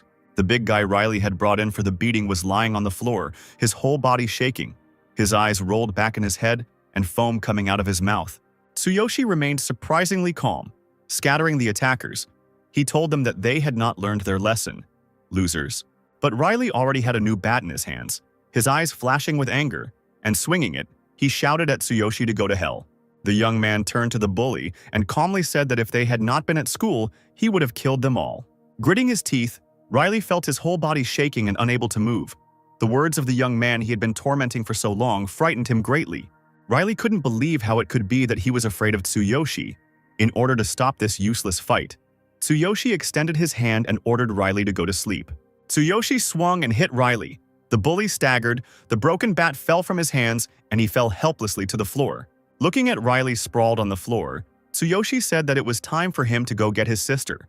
The hero's law had saved the bully this time. This law stated that a hero should not kill civilians, which meant that the young man limited himself to demonstratively beating up his pursuers. Karina walked trembling down the corridor leading to the backyard, straining with all her strength to quickly get out of the school. She knew she had to escape from Mina through the back gate, and to do this she had to get to the main entrance through the back door unnoticed. Karina stopped in front of the steps. She was shaking. The steps frightened the girl beyond belief. But she knew she had to hurry, so she took a deep breath and thought she needed to calm down and walk slowly. Suddenly, someone's strong hand pushed Karina in the back. The girl lost her balance on her crutches and flew down the stairs. The school bag flew off the girl's shoulder, notebooks and textbooks fell out of it, and crutches scattered in all directions. Karina rolled down the stairs, hitting herself painfully several times, bleeding from her nose, and sustaining several bruises. Mina and her friend stood at the top of the stairs and laughed. Mina angrily asked her classmate if she really thought she could escape from her through the back door. They knew that she would try to do that. The school beauty, her eyes widening, smiled wryly and told Karina to take off her crutches. Karina's face was covered in blood. Her body was shaking with pain. But she cried and asked the girls not to take her crutches. Mina put her hands on her hips and looked with a grin at Karina writhing below. She was very amused by all this. Finally, she told the girl that without crutches, she wouldn't be able to escape from them. Tsuyoshi stood at the back door and waited for his sister. He was puzzled why Karina wasn't here yet. The class said she had already left. Suddenly, Tsuyoshi heard someone call out to him from behind. The young man turned around and saw Haru, Karina's friend. She timidly asked, because he was Karina's brother. Tsuyoshi confirmed and asked the girl if she knew where his sister was. They agreed to go home together. Haru, her eyes wide with horror and shaking, quietly replied that it seemed Karina had left through the back door and advised the young man to look for her there. Tsuyoshi returned to school and walked through the corridors in search of his sister. He did not understand why Karina went through the back door. The guy realized that something must have happened. Most likely Karina was in some kind of trouble. Tsuyoshi remembered that Haru was acting strangely, as if she was afraid of something or someone. But the young man knew that in any case he had to find Karina. The girl on crutches was practically helpless and needed constant care. Walking down the corridor, Tsuyoshi stopped in front of the stairs. To get to the backyard, you need to go up these stairs. The young man wondered if Karina could have walked along it herself. Something was really wrong here. And suddenly, Tsuyoshi heard quiet sobs. He recognized the voice of his younger sister and rushed to her. At the bottom of the stairs sat his little Karina. Notebooks, textbooks, and crutches scattered around her. The girl herself was covered in blood. The guy froze. Who could do this to Karina? After all, she is a helpless disabled person, a child who is not able to stand up for herself. From Karina's mouth, her face and body were covered in bruises and abrasions. Clearly someone had not only thrown her, but also beaten her. Seeing Tsuyoshi, Karina tried to get up. Her whole body was shaking, but she pulled herself together and, smiling, asked her brother what he was doing here. Activating the divine eye, Tsuyoshi inspected his sister's injuries. She was beaten all over. They kicked her all over her body. But the girl, laughing, tried to convince her brother that it was her own fault and that she accidentally fell down the stairs. With the help of the divine eye, the young man discovered numerous injuries on his little sister's body. As he was descending the stairs from which Mina had pushed the girl, the young man asked his sister again if she had really fallen and asked if she was probably in pain. A shadow fell across Tsuyoshi's face, as if he saw someone beating his helpless Karina, as if she was receiving cruel blows. But Karina stubbornly said that she was so stupid that she couldn't even walk down the stairs on her own, and as a result, she broke her crutch. Judging by the injuries shown by the divine eye, Karina was beaten long and hard, punched, and kicked in the stomach. Tsuyoshi silently collected his little sister's school supplies into her bag, and she apologetically said that she didn't want to cause trouble for her brother. But without a crutch, she wouldn't be able to get up. Tsuyoshi looked at his sister with a smile and said that they were family. What trouble? She was probably in pain. Karina shook her head and said that she was fine. There was no need to worry. The girl raised her guilty eyes to her older brother and asked, "What about the crutches?" But Tsuyoshi took his little sister's small, fragile hands in his own and repeated once again that everything was fine. He would definitely think of something. Karina took a deep breath and said that she was glad. Tsuyoshi, lifting his little sister, said that everything was fine. They needed to go home. Karina hugged her brother around the neck. He lifted her up and carried her on his back. And unnoticed by anyone, the brother and sister left the school. The girl hugged her older brother and leaned against his strong shoulder. They walked along the city streets. The sun was already setting. Tsuyoshi looked around and asked Karina if she remembered the very day when everything happened and she got injured. That day, the young man carried her in exactly the same way, trying to get her away from danger and to the hospital as quickly as possible. The memory of that tragic evening when it was pouring rain came back to the brother and sister, Tsuyoshi said with a smile that Karina had grown so much. After all, it was so long ago. Karina replied thoughtfully that it seemed as if this tragedy had happened just yesterday. And after a pause, she added that since that day they had always been together. Tsuyoshi said that Karina was his only family. From that day on, he decided that he had to become stronger to protect her. Back then he was weak, but now he has become a hero and will not allow something like this to happen again. The girl pressed herself even closer to her older brother and, after a pause, added that he always tried his best, and that was why she did not want to be a burden to him. Tsuyoshi was indignant, asking, "It started again after all, he's family." After putting Karina on a bench, he asked her to wait for him here for a bit. He'll be back soon. The girl worriedly asked where he was going. The older brother turned to Karina and said that he had forgotten something and needed to go back. The girl looked at her brother with confusion. As soon as Karina couldn't see him, Tsuyoshi's expression changed dramatically. He frowned. His eyes flashed steel. He straightened his tie and headed to school. Returning to school, Tsuyoshi quickly found the right room. Laughter could be heard there. Mina was saying that everything went well. Karina was closing her crutches so desperately that she was completely open to blows. Mina added regretfully, "It's a pity they couldn't take them back. They could have sold these crutches for a higher price. They need to finish what they started." Mina's boyfriend Billy asked if she really thought they were worth that much and reassured his friend not to worry, saying he would have them by tomorrow. Mina's friend, looking out the window, said that it seemed like Karina's older brother Tsuyoshi had just returned to school. She heard he had dropped out to work as a garbage collector. Mina laughed. "So this beggar and the garbage man are related. It's disgusting to study with them in the same school. They should be expelled as soon as possible." Mina's friend Vivian said that Karina was quite popular before her leg injury. Many guys in her class liked her. She was smart, cute, and stylish. Billy turned to Vivian and asked again, "Cute and stylish? I'd like to see her."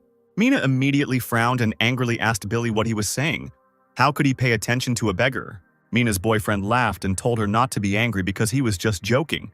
Mina, thrusting forward her ample breasts, told her friend that in that case he should take Karina's crutches back tomorrow. They would continue the conversation after he sold them. Billy laughed, saying, "Okay. It would be easy to do with a cripple." Tsuyoshi heard this whole conversation standing next to the door. Suddenly the door to the classroom swung open and Tsuyoshi unceremoniously entered the classroom. All three interlocutors looked at the young man in surprise. They were so used to no one daring to say a word against them that their mouths dropped open in surprise. Billy, with a wry smile, asked who dared to come in here. The handsome face of the young man was distorted by an arrogant grin. Ignoring this remark, Tsuyoshi asked the girls if it was they who beat Karina, and she said that she fell down the stairs herself. Vivian said that it was Karina's brother, Mina. Smiling, asked the guy if he really wanted to take revenge on them, in which case he came at the wrong time, because Billy was with them. Mina's boyfriend reluctantly rose from his seat and moved towards the unexpected guest. He asked if it was apparently the garbage man Tsuyoshi who had come to visit them. The boy, flexing his fists, asked if, being a third year, he hadn't heard of the great Billy.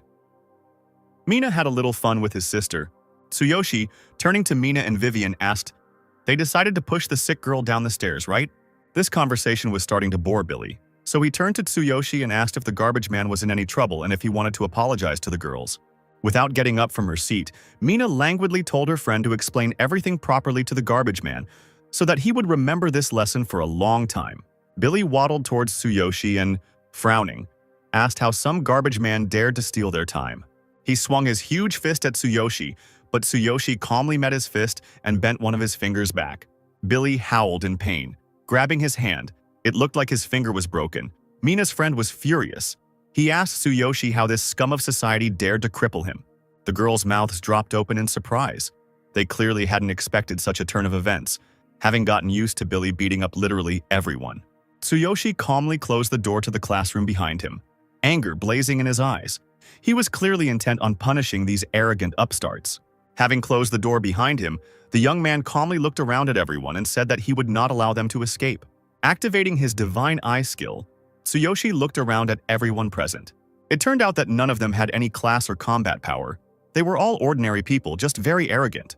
A worried Mina stuttered as she asked Karina's brother what he was doing. as she was absolutely certain that the older brother of this cripple was as helpless as she was. Tsuyoshi, turning to Billy, said that at first he thought that he was a hero, since he was so confident. But it turns out that he was just picking on people for no reason. Billy was sweating from the pain, gritting his teeth and moaning while holding his finger. Mina asked her friend if he was okay. Billy, looking angrily at Tsuyoshi, asked if he knew who his father was. Vivienne stepped forward, still clutching her favorite lollipop. Turning to the young man, she asked, "Is he Tsuyoshi, Karina's older brother?" Good for him. He plucked up the courage to come alone. Frowning, Mina's friend continued, "They may not be heroes, but they are definitely not people to joke with." In response, Tsuyoshi silently hit Vivienne, the lollipop in her hands shattering into tiny pieces and sending the girl flying into the far corner of the auditorium.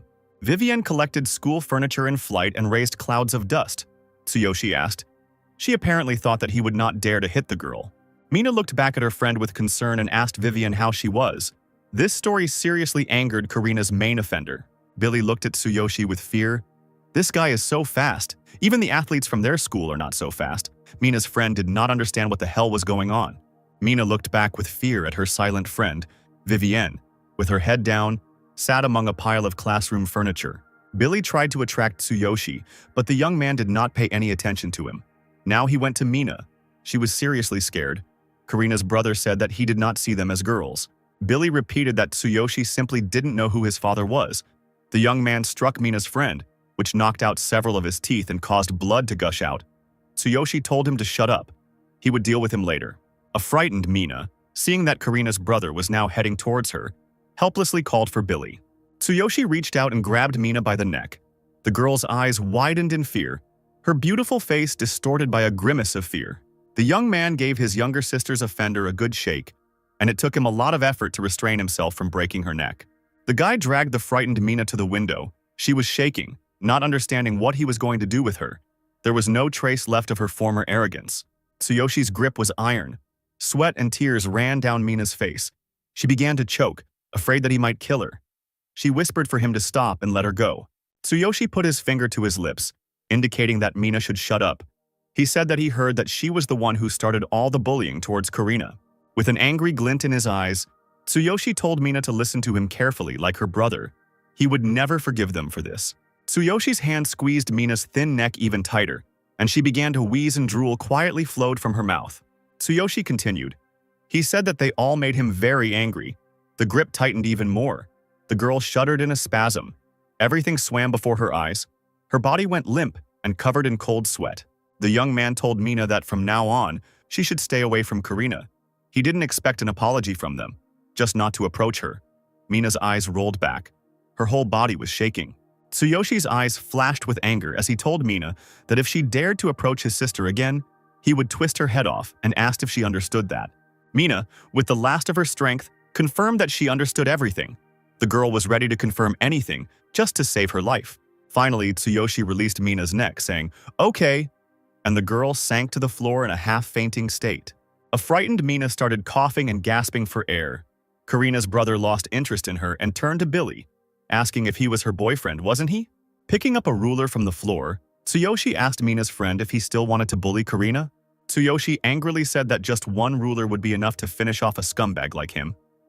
Billy looked at the young man in fear and stuttered, asking him to stop. Swinging a ruler at Billy, Karina's brother said that Billy's words made him sick, and if he were a hero, he would kill him. The beaten Billy couldn't take it anymore and shouted that he was the son of the leader of the Blue Snake Gang. The boy at least knew who they were. His father was a level 10 hero. Tsuyoshi asked again, "Is this a loan shark gang?" But this information did not stop the young man. Tsuyoshi's memory flashed back to his meeting with the Blue Snake Gang at the hospital. They were the ones who had lent him money for Karina's treatment, and they had said the same thing when they came to the hospital. Tsuyoshi was surprised that he began to encounter people he hated so often. At that moment, the auditorium was filled with bluish lightning bolts, emanating not only from the lineup, but also flying into the auditorium windows and rushing towards Billy. Mina's friend, his mouth dropped open in surprise. Did he really have a skill? Was he a hero? Without answering Billy's questions, the young man waved the ruler he was holding, sending lightning bolts into his opponent's body. Numerous bolts of lightning instantly struck the body of the Blue Snake leader's son. The system notified Tsuyoshi that without using a suitable weapon, damage would be reduced by 90%. But this was enough to cause unspeakable suffering to the arrogant Billy. Tsuyoshi threw down the ruler and, heading for the exit, said that this pain should be enough for him. The young man took his bag and headed for the exit. There was nothing else for him to do here. Already approaching the door, Karina's brother calmly said that they should all remember that he was giving them one last chance. And turning to the trio who had recently been making fun of Karina, Tsuyoshi grinned and apologized, saying that they would have to clean up the classroom. Billy, with a swollen cheek and broken teeth from the lightning strikes, was quietly groaning, sitting on the floor. And finally he asked if the madman had left. Mina approached her friend and asked if he was okay, saying that they needed to go to the hospital. The guy frowned and replied that he needed to rest a little, because he didn't know that this guy was a hero. Showing the bruises on her neck, Mina plaintively asked if Billy was going to take revenge and offered to look at these scars. She begged him to make this insolent man answer for this. The girl asked Billy to tell his father everything, but he barked at Mina not to tell him what to do. He was sure that Tsuyoshi would pay for everything. Billy's eyes were bloodshot and he was furious. Some poor guy had beaten him up so badly, and he was screaming that he would make him pay for it because his father wouldn't tolerate his son being beaten. Mina, looking at her friend with hope, shook her head and asked him to tell his father everything.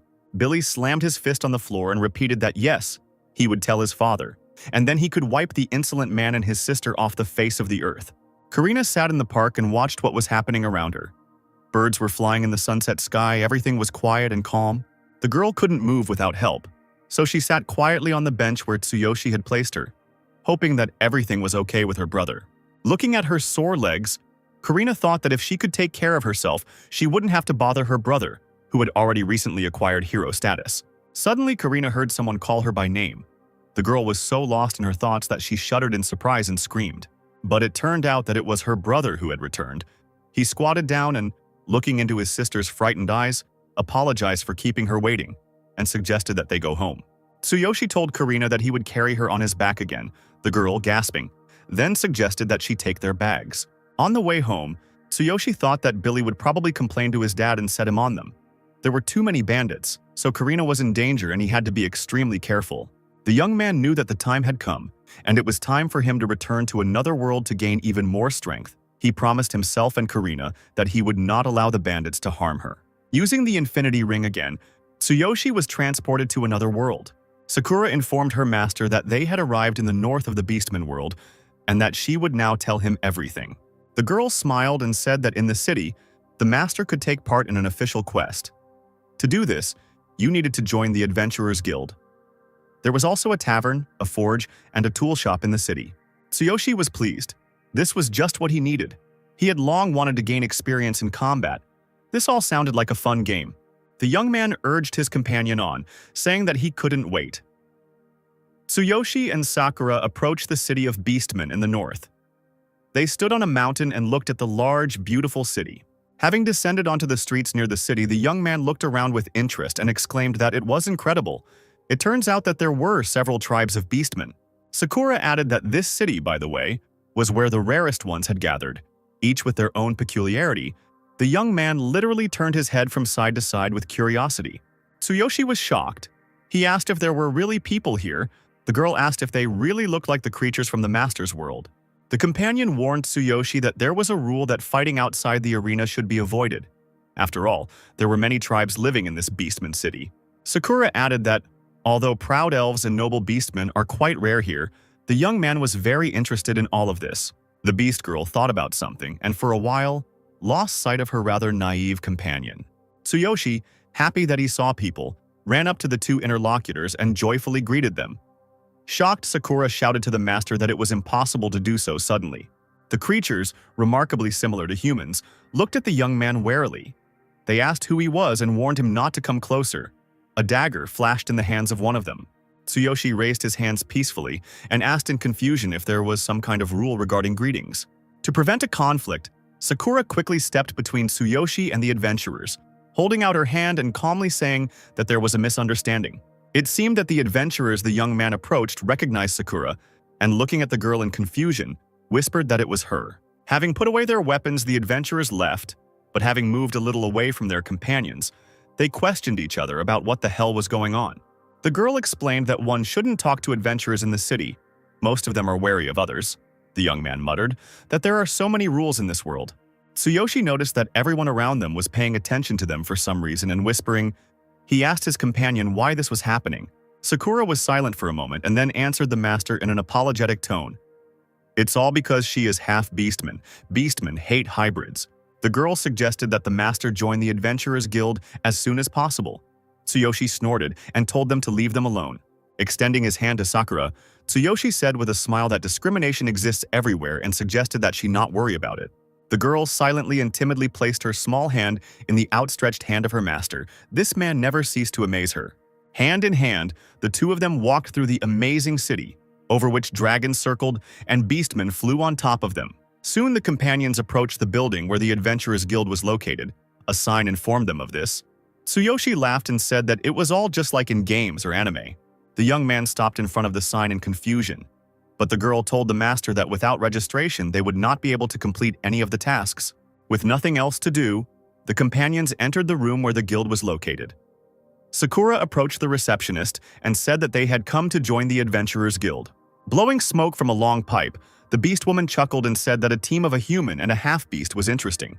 After examining those who entered, the guild representative asked which of them would be registering. Tsuyoshi replied that he would be the one registering and noted that she treated them differently than the others. The receptionist replied that she had seen many adventurers, and for her it was nothing special.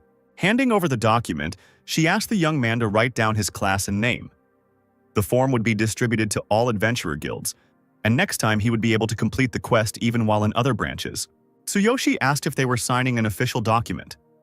Sakura, placing her hand on his shoulder, said it wasn't the document that was important, but the registration, otherwise he wouldn't be able to get the badge. Tsuyoshi looked questioningly at Sakura. The receptionist explained that this badge serves as their identification item. For the lowest rank, they are given iron ones. The higher the rank, the higher the rewards received. The badge rank starts from iron, then goes bronze, silver, and gold. But among all the guilds, there are only a few seekers with gold badges. Tsuyoshi remarked that the low-ranking badge was not so attractive, and the guild representative said that upon receiving the badge, its level would automatically increase. Also, with the help of the badge, the young man will be able to hide his level. Tsuyoshi was incredibly surprised and asked how it works. Sakura explained that they are linked to their badge. The level can be hidden using the power of thought, but it is worth remembering this.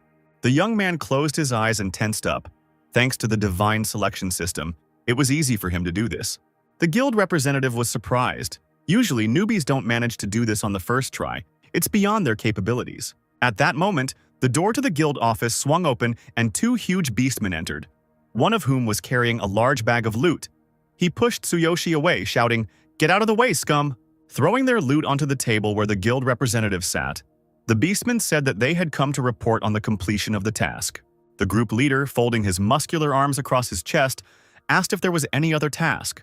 They agreed to any conditions. The fanged adventurer leaned over to the guild representative and said that if there were no quests, they could have a drink, saying that he was treating her. But the girl replied that she was busy. Taking the scroll in her hands, she said that there was one urgent task. The reward for it was high. However, the task was not easy. The client was looking for a seeker with a level of 15 or higher and asked if they could handle it. The fanged faces of the beastmen lengthened. They chuckled and asked if there was anything for the 10th level. The group leader asked what kind of task it was. Predatory minions of darkness are causing trouble for farmers. A team of 3 seekers took on this task, but all of them were seriously injured and one went missing. The group leader thought, 10th level predatory minions of darkness, and replied that they would not take on this. At least 20 level is needed here. But suddenly, everyone gathered heard Tsuyoshi's voice. He took the scroll with the task in his hands and said that they would take it upon themselves. Approaching the giant beastman who was blocking the way to the guild representative, the young man cheerfully said, "Move out of the way, scum!" The second member of the team roared, asking what this kid said. But the team leader immediately grabbed his friend, told him to stand still, and reminded him what happens for attacking inside the guild. The beastman advised the man not to underestimate them. If he valued his life, then he should not take on this task. Tsuyoshi replied that since they were not up to it, it was better to remain silent. Turning to his companions, Tsuyoshi asked if they wanted to see his abilities inside the arena. Right now, Tsuyoshi could defeat a level 9 beastman single-handedly. The beastman told Tsuyoshi to know his place. They have more. He received the badge a couple of minutes ago and offered to refuse the task before the client refused him, making a fool of him. The guild registrar said she admired the young man's courage, but there was some truth in her colleague's words. At his level, the client might refuse him. The fanged adventurer laughed loudly and asked the young man if the idiot had heard what he was being advised. The task of catching a runaway dog would suit him much better. But Sakura stepped forward and said that they would complete this task. Having taken the scroll, Sakura and Tsuyoshi headed towards the exit. Everyone looked at them questioningly. The angry beastman shouted at the young man that his girlfriend was a half-breed, and how could they prove such a loud statement? Sakura stopped and turned around, showing her Adventurer's Guild badge. She asked if a gold badge would be enough. The beastmen present sat down in surprise. They stared at the girl with wide eyes, their fanged mouths slightly open, and not believing that a half-breed could have a golden badge. Tsuyoshi was also shocked by this discovery. Did the girl with the ears really have a gold badge? The guild registrar said that it was worth mentioning this earlier. The beastmen lowered their heads sadly. The Adventurers Guild representative said with a smile that she was entrusting this task to them, and she was sure that the client would be pleased as well. The giant Adventurers Guild members fell silent and left the office, scratching their heads. Already near the exit, Sakura said that this task would help the master improve his level.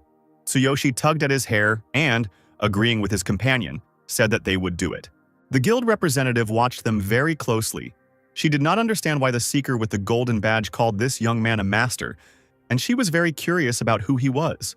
Watching Tsuyoshi and Sakura leave with a careful eye, the guild representative thought that this was a very interesting team. Soon, the young man and the beast girl found themselves in the vicinity of a farm where predatory minions of darkness were operating. Sakura warned that they should be somewhere here. Tsuyoshi said that he didn't know about the gold badge. Sakura, blushing, replied that she joined the guild, and at a young age, completed many quests and tasks with other teams. Realizing that she had reached the level of the gold badge, she exchanged her old one. She asked the master. He probably found it strange. Tsuyoshi replied that Sakura was great. It seemed that Sakura did not expect approval from the master because she blushed and, after a short silence, thanked him for his support. After walking a few more meters, Sakura stopped, looked around carefully and told her companion that it seemed they were there. The farm they found themselves on was completely shrouded in smoke. Everything around was destroyed and broken. As if there was a war here, the girl told Tsuyoshi that their opponents were very strong. Approaching the farm gate, the companions saw a huge number of black, vile, predatory minions of the 10th level of darkness. They were crawling around the farm, leaving black footprints behind them. Sakura looked at them carefully, a pack of predatory minions of darkness. I wonder how many people they imprisoned in that building. Tsuyoshi whispered how vile they were. Sakura explained that they deal with all living beings, driving them crazy, thereby gaining strength. They are similar to those dark goblins that turn slimes into darkness. The young man, looking at his opponents, asked if they were slimes before, so now it was clear why they were so disgusting. The girl said that only a thunder skill would work on them. That's why they were dangerous. Tsuyoshi smiled and turned to Sakura, saying that his thunder chain would be perfect for killing them. Tsuyoshi rushed forward and, turning to Sakura, asked, as usual, not to interfere. The guy was glad. He had a chance to increase the level of his skill. The system reminded the young man of his skills, equipment, weapons, as well as his level and combat power. Tsuyoshi had already stretched out his hands to summon his sword of cold radiance and rush into battle, but suddenly he felt Sakura grab him by the shirt and stop him. The girl said that he shouldn't undertake such a task alone. This fight could cost him his life, and the place was different from those where he fought before. He could win one-on-one, but going against several alone was very dangerous. The girl asked the master if he had seen the reaction of the other team. They understood that it was dangerous. She said that she did not want the young man to risk his life for the sake of raising his level and asked permission to help him. Tsuyoshi replied that he understood everything, but he had two questions for Sakura. The first question is about his level. He wants to raise it in order to be ready for any turn of events in his world. Sakura asked what was the matter. If she knew the answer, she would definitely help the master. Tsuyoshi reminded him of his promise to the Beast King. A test awaits him in a year, but he does not know how strong the Beast King is, so he asked to tell him how strong he must become to prove his abilities. Tsuyoshi was surprised to see that Sakura's eyes became sad. She looked at her master almost with tears and remained silent. The girl lowered her head and told Tsuyoshi that she would be honest with him. Most likely it was impossible. The young man did not expect such an answer. Sakura explained that given his current level, passing the tests in a year was simply unrealistic. Tsuyoshi felt as if he had been doused with boiling water, his eyes wide open. He asked his companion in surprise why. The girl replied that he would have to try to simply survive until next year, at least to avoid the divine punishment of the beastmen, and asked if he had heard about the rules of the level system. The guy looked questioningly at his companion and asked if she could tell him about them. He knew that the same level system operated in both worlds. Tsuyoshi's level remains the same in both worlds, both as a hero and as an adventurer, and beyond that, he knows nothing. Sakura said that the maximum level of a seeker is 100. The current level of the Beast King is 92. He was able to obtain his status due to his high level and abilities. The King of Beasts, the King of Men, and the King of Elves, 3 kings symbolizing the strength of their race. Tsuyoshi was very surprised, remembering his meeting with the Beast King. He said that the king did not look like the embodiment of the beastman's strength. Sakura replied that it was impossible to bypass level restrictions. The higher the level, the harder it was to move on to the next one. She was an example of this. After 20 years of working as a seeker, she had only reached level 72. Yes, her level is not low. She tried to increase it many times, but this is her limit. And everyone has their own. In order to pass the trials of the Beast King, he needs to reach at least level 50. Tears streamed down Sakura's beautiful face. She thought the young man wouldn't be able to level up that much in a year. A simple adventurer would spend his entire life just to reach level 50. Tsuyoshi looked at Sakura tenderly and remained silent. He was very touched by her anxiety. Suddenly, the young man smiled and told his companion that he understood her concerns. The girl asked the master if everything was all right and confirmed that she would accompany him for the entire year, even if he could not keep the promise he made to the Beast King. Tsuyoshi told the girl that she knew he was no ordinary adventurer. He had escaped divine punishment and lifted the divine hammer. He was far from simple. He needs to reach level 50 within a year, right? It might be impossible for some, but it's definitely not for him. Smiling, Tsuyoshi looked around. It was strange to admit that he ended up in this world thanks to the ring. He was freed from divine punishment, and in return, he received a divine selection system. He is the chosen one. A normal life is not in the cards for him, but with the divine selection system, everything becomes possible. Sakura pressed her hands to her chest and turned to her master, blinked her eyes, and said that he would definitely become a legend, and exclaimed that she believed in her master. Tsuyoshi smiled, picked up his sword again and walked towards the monsters. Smiling, he said, "Then go ahead." Sakura wished him luck. Pausing, Tsuyoshi remembered that, yes, he had one more question for Sakura. The girl exclaimed that she had talked too much. Tsuyoshi asked if he fought 10th level warriors and dozens of others at the same time, how much he could increase his level. The young man remembered the leader of the Blue Snake Gang, whose son he had recently beaten. Sakura was a little puzzled by this question. She said that she didn't know why the boy needed it, but considering the number of enemies, he should be at least level 2. This answer satisfied Tsuyoshi completely, so it was decided that he would reach level 12 in a week. As soon as the boy stepped onto the farm grounds, a huge, predatory minion of darkness appeared before him. The monster grew larger right before his eyes. The monster was terrifying and at the same time vile. The sword was burning in the guy's hand. He looked at his companion and, smiling, told Sakura to rely on him. Readying his deadly sword for battle, Tsuyoshi said that he would take full advantage of the system to defeat the darkness. The system informed the young man that the Divine Eye had been activated, and in front of him was a 10th level predatory minion of darkness, classified as a slime. He is immune to normal attacks, but he has a weakness to lightning. But the main weakness of the predatory minions is in the heart. When the body is damaged, the heart begins to glow.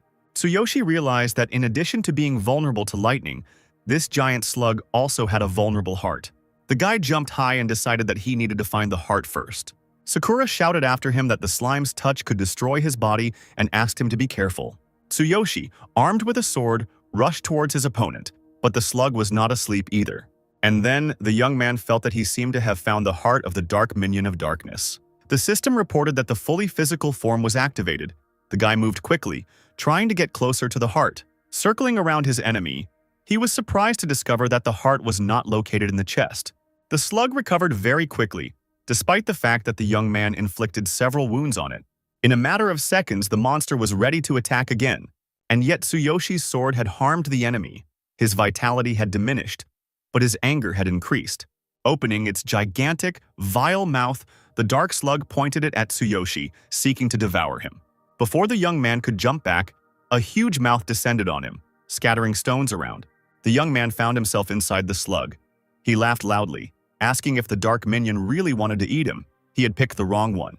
To deal with the enemy, Tsuyoshi channeled absolute physical strength into his hands. The boy laughed, telling the slug that he was like a moth blindly flying towards a flame. The young man grabbed the slug and tore its mouth apart, the vile body of the dark minion of darkness flying in half. The beast girl exclaimed that the master's power was enormous, and that perhaps he really could make the impossible possible. Even though the giant slug's body had been torn apart and Tsuyoshi had been freed, the predatory minion of darkness was still alive. Taking up his sword again, Tsuyoshi said that he had finally found his heart. It was under his tongue. Pointing his weapon straight at the monster's heart, Tsuyoshi shouted for his enemy to taste thunder, activating the thunder chain. The precious crystal that was inside the slug fell out with a ringing sound. This time, the predatory minion of darkness was defeated. All that remained of the giant slime monster was a beautiful crystal, shimmering with all the colors of the rainbow. The guy, putting his palm to his eyes, looked at the iridescent stone and sighed with relief. The young man looked at the dead enemy with a smile and said that it seemed the task was quite simple. Half an hour later, several iridescent stones that had fallen from the monsters the young men had killed were lying around the farm. The guy looked around. Several dead slugs were lying around. Almost all the predatory minions of darkness were destroyed. But the system showed that despite his success, the young man did not earn that many experience points. Sakura is right. The higher his level, the more experience points he needs to earn. He needs to find another way to level up. The guy stubbornly clenched his fist. He had to reach level 12 in a week and level 50 in a year. Returning to Sakura, the young man asked if she had any ointment for burns, but the girl was holding thunder oil in her hands. Sakura said that she had 4 pieces left. She bought it for 2, so the master can use as many as he wants. The guy was delighted. She had bought thunder oil in advance and asked if it was expensive. The girl lowered her head and apologized to the master. She had spent all her money on thunder oil. Tsuyoshi replied that there was no need to apologize. The young man was sure that he would think of something. The guy was fixated on leveling up and completely forgot that money also plays a role in this world. At Tsuyoshi's request, the girl explained in detail everything about finances in this world, how much they pay, and for what. Their mission involved dealing with the predatory minions of darkness, so she believed they would receive around 300 gold coins. The guy's eyes sparkled. He looked at his companion with admiration and said that she looked like a reliable wife. They approached the house. The boss should be inside, only he was left, so they need to finish the task quickly. And then they heard a rude shout. The beastman asked who allowed them to enter his farm without permission. The man who came up said that he was the boss here and there were other adventurers behind him. The team's mage said that he could sense thunder magic and asked Tsuyoshi if they had really destroyed the predatory minions of darkness. Tank turned to Sakura and Tsuyoshi and asked if they were also looking for the Cardiolus. They had already taken on this task, and it would be theirs.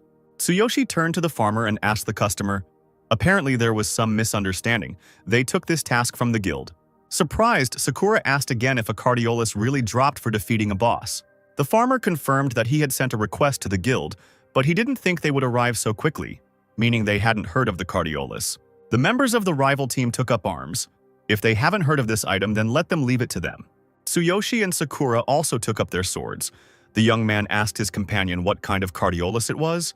The girl replied that the item was very valuable. Cardiolus is a rare item dropped by bosses and can be crafted to connect to dark zones. The chance to level up in dark zones is 10 times greater than in normal zones. An unprocessed Cardiolus would cost 100 gold, and after processing, at least 150, Tsuyoshi was shocked at how expensive it was. Seeing that the searchers were about to fight each other, the farmer asked everyone to calm down so that they could resolve this misunderstanding. The owner explained that one team came from the guild, the other from him. Only the boss remained. Whoever defeats him will receive a reward. Sakura wanted to obtain this valuable item at any cost for the sake of the master and asked for permission for them to enter first. But the other team was indignant. They were sure that they would go first, because they came here at the request of the customer himself. The seekers, invited by the farmer, began to hum, offering to show their strength to the half-human and half-beast. Sakura noted that their team was well chosen: a mage, a shooter, a warrior, and a tank. Working together, they would definitely defeat the boss. Then Tsuyoshi turned to the competing team, saying that he had a proposal. He asked permission for him to enter first. He is a level 6 seeker, and if he loses, his team will not interfere, and if he wins, the reward will be theirs. The other team's seekers were stunned. They were only level 6 and they took on such a task. And suddenly the members of the competitors' team laughed. To defeat the boss, you need to be at least level 18. Let him go. There are no objections. This was just what Tsuyoshi expected. Placing his sword on his shoulders, he said that in that case he would go. Sakura asked the master in confusion if he was sure. The boss is on the 12th level. Moreover, he is possessed by darkness. But Tsuyoshi stubbornly clenched his fist and, smiling, once again told Sakura to trust him. The girl realized that Tsuyoshi had come up with something and, looking at him with wet eyes, said that she believed in her master. The laughing seekers urged the young man to move on. They couldn't wait for his merciless death at the hands of the boss. Tsuyoshi also smiled, tugged at his hair and asked, "A merciless death? Yes, that's good." Approaching the gate of the house, the young man hid his level and quietly said, "They will still see who will mercilessly kill whom." A magician from a rival team watched the young man closely and quietly, asked if he imagined it or if the atmosphere had suddenly changed. The doors swung open and the young man boldly entered the house where the boss, the predatory minion of darkness, was located. Turning to Tsuyoshi's enemy, he said he was a strong opponent, but he was only interested in an item called a cardiolus. A giant figure of the boss appeared before the young man, his single huge eye glowing with a blood-red light. The system showed that this was the 14th level boss. The young man stood in front of his enemy and seemed surprisingly small and fragile. The other team also looked through the gate. They were surprised to see that the boss was even level 14. Sakura clenched her fists. She believed in her master, but at the same time she was very worried about him. The adventurers addressed the girl and suggested that she prepare to carry out his corpse. The girl's eyes gleamed and she advised the other seekers to shut up. Such courage on the part of the half-beast surprised everyone. They looked at Sakura with their mouths open. The young man looked closely at the enemy. He should have the same weakness as the simple minions of darkness, but he was several times stronger than them. Tsuyoshi's opponent noticeably increased in size. He leaned towards the young man and opened his huge, toothy mouth. Tsuyoshi raised his head. He would not like to use the hammer if possible, but the longer the fight lasted, the more advantageous it was for the monster. The young man will only need 1 second to kill the enemy. The system notified the boy that he had taken out the king's divine hammer. But due to the low level, it can result in a huge energy consumption. The duration of use is 1 second. The crushing weapon turned golden in Tsuyoshi's hand. In addition to this, he uses the Thunder Chain and the Sky Shaker, so he can win. If he doesn't kill the enemy with one blow, he will be in danger, because after using the hammer, he becomes very weak. But Tsuyoshi was confident that he would do it and get the item no matter what. His muscles filled with strength, and a divine hammer flashed in his hand. As soon as the hammer was in the young man's hands, he pushed off the ground and found himself directly above his enemy. The guy knew he had only 1 second to win. The monster's bloody eye and long teeth flashed before him. Tsuyoshi swung his weapon and summoned a thunder chain at the same time. The surprised boss reached out his hands to him, but the young man turned into a flash of lightning. He flew towards his opponent. The thunder chain combined with the hammer caused lightning of incredible power to strike the boss with a pillar of fire. The searchers were surprised to see bright lightning dancing around the house. Everyone was asking each other what was going on. Suddenly, there was a deafening explosion, and the house where the battle was taking place was shattered into small pieces. Sakura realized that the young man had once again used the power of the Divine King's hammer, and she knew that after that he would be very weak. Sakura ran towards the ruins. Everyone looked at her questioningly. What the hell was going on? What was that? A bomb? The girl ran through the smoking ruins and loudly called for her master. She understood that the boss had probably been defeated. And then Sakura heard a weak voice. Tsuyoshi raised his hand and waved. He was absolutely exhausted. The young man somehow got out of the ruins. A blue crystal was shining in his hand. He asked, "Was this the cardiolus they were talking about?" The system reported that after defeating the boss, the young man's experience points at this level were 6,000 out of 15,000. The unprocessed cardiolus shimmered in all shades of blue in Tsuyoshi's weak hand. Tsuyoshi and Sakura returned to the Seekers Guild office. The office owner was surprised. They completed the task so quickly, impressive, and handed Sakura their reward. Smoking a long lady's pipe, the woman noted that nothing less could be expected from the golden badge. She had heard that the team the customer had called in had failed. Sakura thanked him for the compliment, but said that it was not she who defeated all these predatory minions of darkness, but her master. The beast woman asked him not to joke like that. The young man would never be able to do that. A 6th-level rookie wouldn't be able to handle that.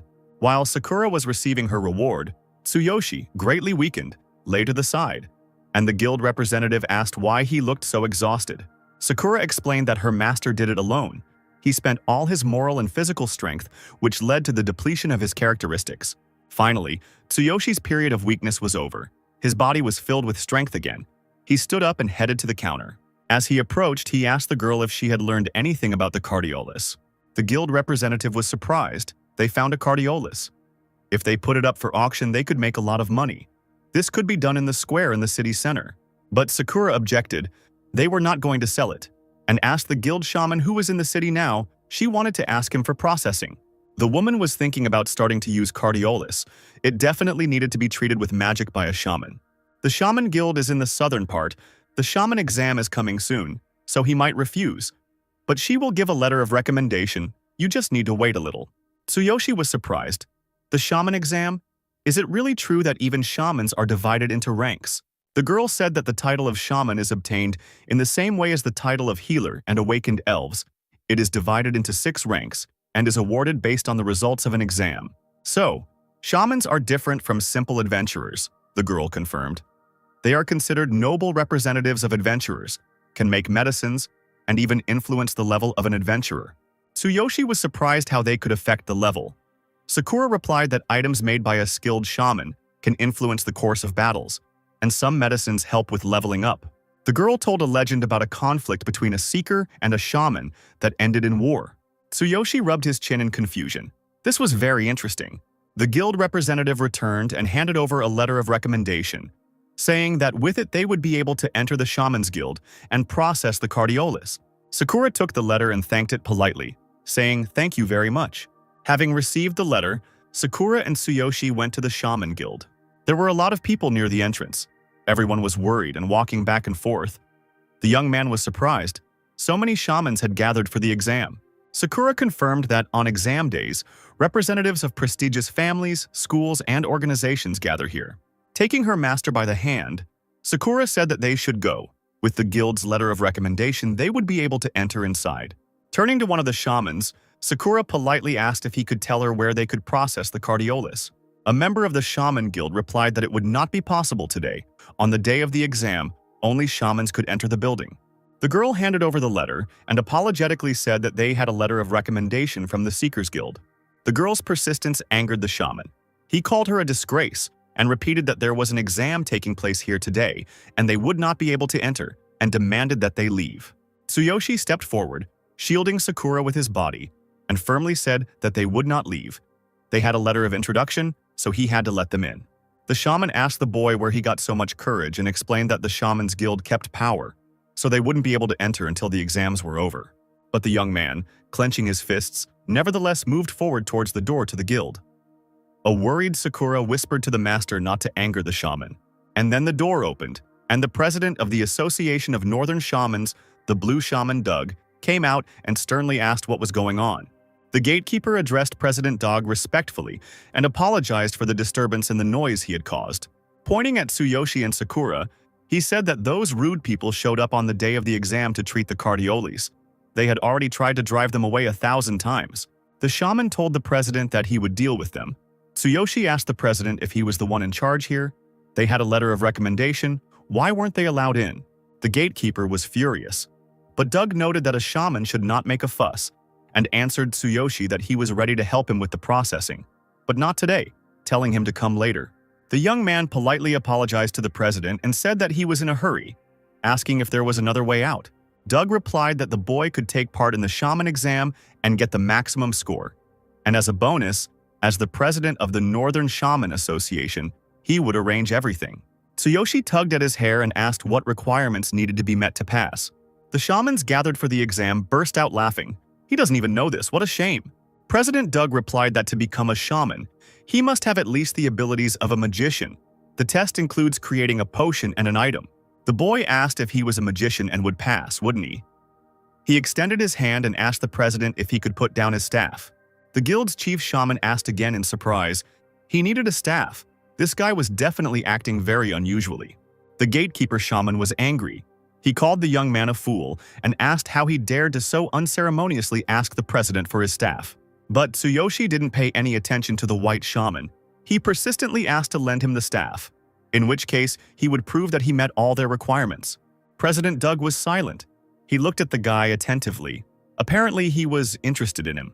Finally, Doug handed the staff to the young man, saying that he was interested to see how this warrior would prove his case. The guild president added that the staff had no limitations.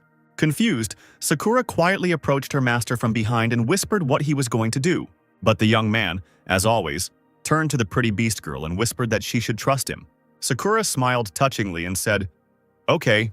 She knew that when a master asks for trust, he always achieves his goal. Tsuyoshi clutched his staff and concentrated. The gatekeeper shaman looked at the man with disdain and said that he must prove his abilities. Tsuyoshi's eyes flashed coldly as he concentrated and aimed at the white shaman who was standing right next to him. Seeing the movement of the young man, the white shaman fell silent. He did not understand what this strange man was going to do. Tsuyoshi decided to copy the white shaman's skill. To do this, he needed to touch his heart. The next second, he dealt him a not strong but accurate blow.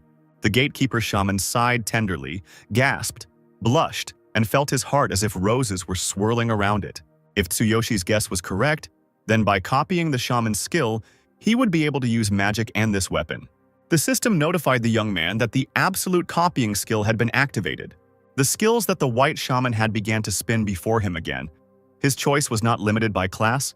He could choose any. The system confirmed Tsuyoshi was right. This skill allows you to select and copy any enemy skill. After quickly scanning through the skills, Tsuyoshi decided to choose Radiance. The system confirmed that the Radiance skill was copied, and Tsuyoshi now has it. Clutching his heart, the white shaman walked away from the young man, asking what this pervert was doing. Tsuyoshi said that a mage can use magic with a staff. If he can use magic, then he is suitable for taking the shaman exam. Golden waves swirled around the young man, and President Doug asked in surprise if he really had magical waves, meaning he wasn't a warrior after all. Turning to his companion, Tsuyoshi quietly told Sakura to close her eyes. The girl obeyed, and the young man, raising Dog's staff, created a magical golden whirlwind around himself. To protect himself from the radiance, the guild president created a magical shield around himself and watched the young man with curiosity. Basic magical radiance, not bad for a simple seeker, but the magical shield cannot be destroyed by magic of this level. The system asked the young man if he wanted to strengthen his magical energy using his absolute physical form. The young man was surprised that such a thing was possible, but still agreed. The system reported that magical energy was strengthened by the absolute physical form.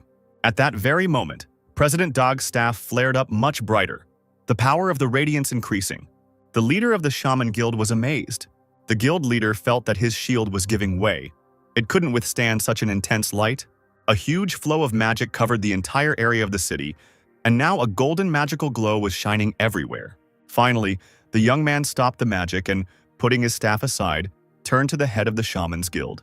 The boy asked President Dog what he would say now, whether the young man could take part in the exam. The surprised guild president was still shielding himself from the bright light, sighing and answering affirmatively, saying that he recognized him. There was a murmur of indignation in the crowd of shamans. It turns out that people can also take the shaman exam. This must be a joke. Looking around, the young man noticed that it seemed like everyone was looking at him as if he were an enemy. Sakura said that the master was the first person to pass the shaman exam. They are all sure that he is up to something. Tsuyoshi's mouth dropped open in surprise. He was the first. Seriously? Sakura confirmed, smiling. Humans typically become healers, a class similar to beastmen, shamans, and awakened elves. Each of the three classes has its own factions, and any attempt to join them will, of course, be regarded as a provocation. The young man replied that he simply wanted to treat the Cardiolus and not provoke them. Sakura understood everything, but there was no ban on participation, so the young man could do as he pleased. The vice president of the Shaman Guild said that he did not object to the president's decision, but wouldn't such a precedent reflect on the honor of the beastman shaman faction? Il's Pig, as the vice president of the guild, doubted that this man would be able to make a potion. He didn't even have the basic attributes. President Doug reassured him, saying that he had lent him the staff and that today's test would reveal everything. Doug was very curious to know what this boy was capable of. President Doug thoughtfully remarked that he had only seen such potential in the brilliant shaman Kevin. Il's Pig laughed. The president must be joking. This guy wouldn't even be fit to be a servant wearing the sandals of Kevin's new student. The guild president asked if his student was here today too. Pig confirmed that she was going to take first place. That was definitely the case. Kevin himself claims that she is more brilliant than he was in his youth. The young shaman's name is Fulin. She is from the race of nightcats. The novice shamans exchanged glances, pointing at Fulin. Is this Kevin's new apprentice? She's so young, she's probably just as brilliant. They said that she was incredibly smart, so passing the test for the others would be an incredible success. Fulin heard these discussions, quietly moving her fluffy ears. The girl lowered her head and sighed. She had a book of spells in her hands, and she thought that these losers were so noisy. Il's Pig loudly announced that the exam was about to begin and asked the visitors to leave the area and the rest to take positions based on the numbers they had been assigned. Tsuyoshi told his companion that it was time for him to go. Sakura wished him luck and said that she would wait for him outside. The numbers of the examinees were written on the floor. Looking at the paper President Doug gave him, he saw the number 15 and took his seat. Fulin glanced at Tsuyoshi in surprise. She was surprised that there was a human among the examinees. Tsuyoshi, looking at the genius shaman's apprentice, introduced himself, saying that he was Tsuyoshi and thought what a cute beast girl, the complete opposite of Sakura. Fulin replied that it seemed like someone wanted to attract attention. The guy didn't like Fulin's sarcasm and thought that her sharp tongue was her downside. The president asked if everyone had taken their positions. During the exam, they would have to prepare potions themselves, and he was confident that each of them was ready for this. Suddenly, something began to rise from the ground. Tsuyoshi recoiled in horror and asked what it was. Soon, tables with magical objects appeared in front of the examinees. Fulin asked if he hadn't heard about the shaman's installation. Maybe it was time for him to go home? The guy was offended by these caustic remarks. He showed his face to the young Fulin, thinking that she would finally leave him alone. Looking at the table, Tsuyoshi thought, it seems that in this world potions are made the old-fashioned way. The guild president handed the floor over to his deputy, saying that Vice President Pig would tell them more about the test. Il's Pig struck the ground twice with his magic staff, and circles began to spread out from it. The vice president's magic circles spread wider and wider and finally reached the examinees. At that very moment, each of the young shamans saw small scrolls flying towards them from the sky. Tsuyoshi also received a scroll. It said that he needed to make 3 energy potions in 1 hour. The young man, of course, didn't know how to make the potion. He turned his head from side to side, looking at what the other participants were doing. The guild president explained that first it was necessary to select the ingredients. If you make even one mistake, the potion will not work, and the participant will be expelled. Looking at the confused faces and tears of the examinees, the young man was surprised that so many participants really didn't know what to choose. And then the young man heard Fulin's voice. She noticed that usually to make a potion, the magician collects all the ingredients in advance. The girl had already finished selecting the ingredients for the potions and said that it was a shame not to remember the basic ingredients for such a simple potion. Tsuyoshi was shocked. It was incredible. The girl finished selecting the ingredients so quickly. Fulin chuckled and summoned her shining magic staff to continue her work. The girl responded to Tsuyoshi's cry that Master Kevin ordered her to take first place and she would do it. The guild leaders watched Fulin with admiration as she began cooking. Her precision and speed, impeccable. Pointing her magic staff at the basket of ingredients, Fulin commanded that they all be ground up. And then the magic began. The ingredients were crushed and mixed in the required proportions. The resulting potions were sent into the flasks themselves. Tsuyoshi looked at her with wide eyes of surprise. He realized that despite her sharp tongue, Fulin was incredible. And then the guy realized that he needed to repeat after her. He activated the Divine Eye and used it to analyze her actions. Doug noted that Kevin was not mistaken. Fulin uses magic wisely. In the future, she will surely become a great magician.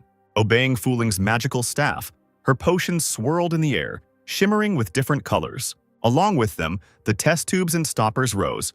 The prepared magical liquid was distributed among the test tubes, which themselves were sealed with stoppers. The guild president said that the last stage of potion creation is the most important. A greenish magical energy swirled around Fulin as she prepared for the final stage.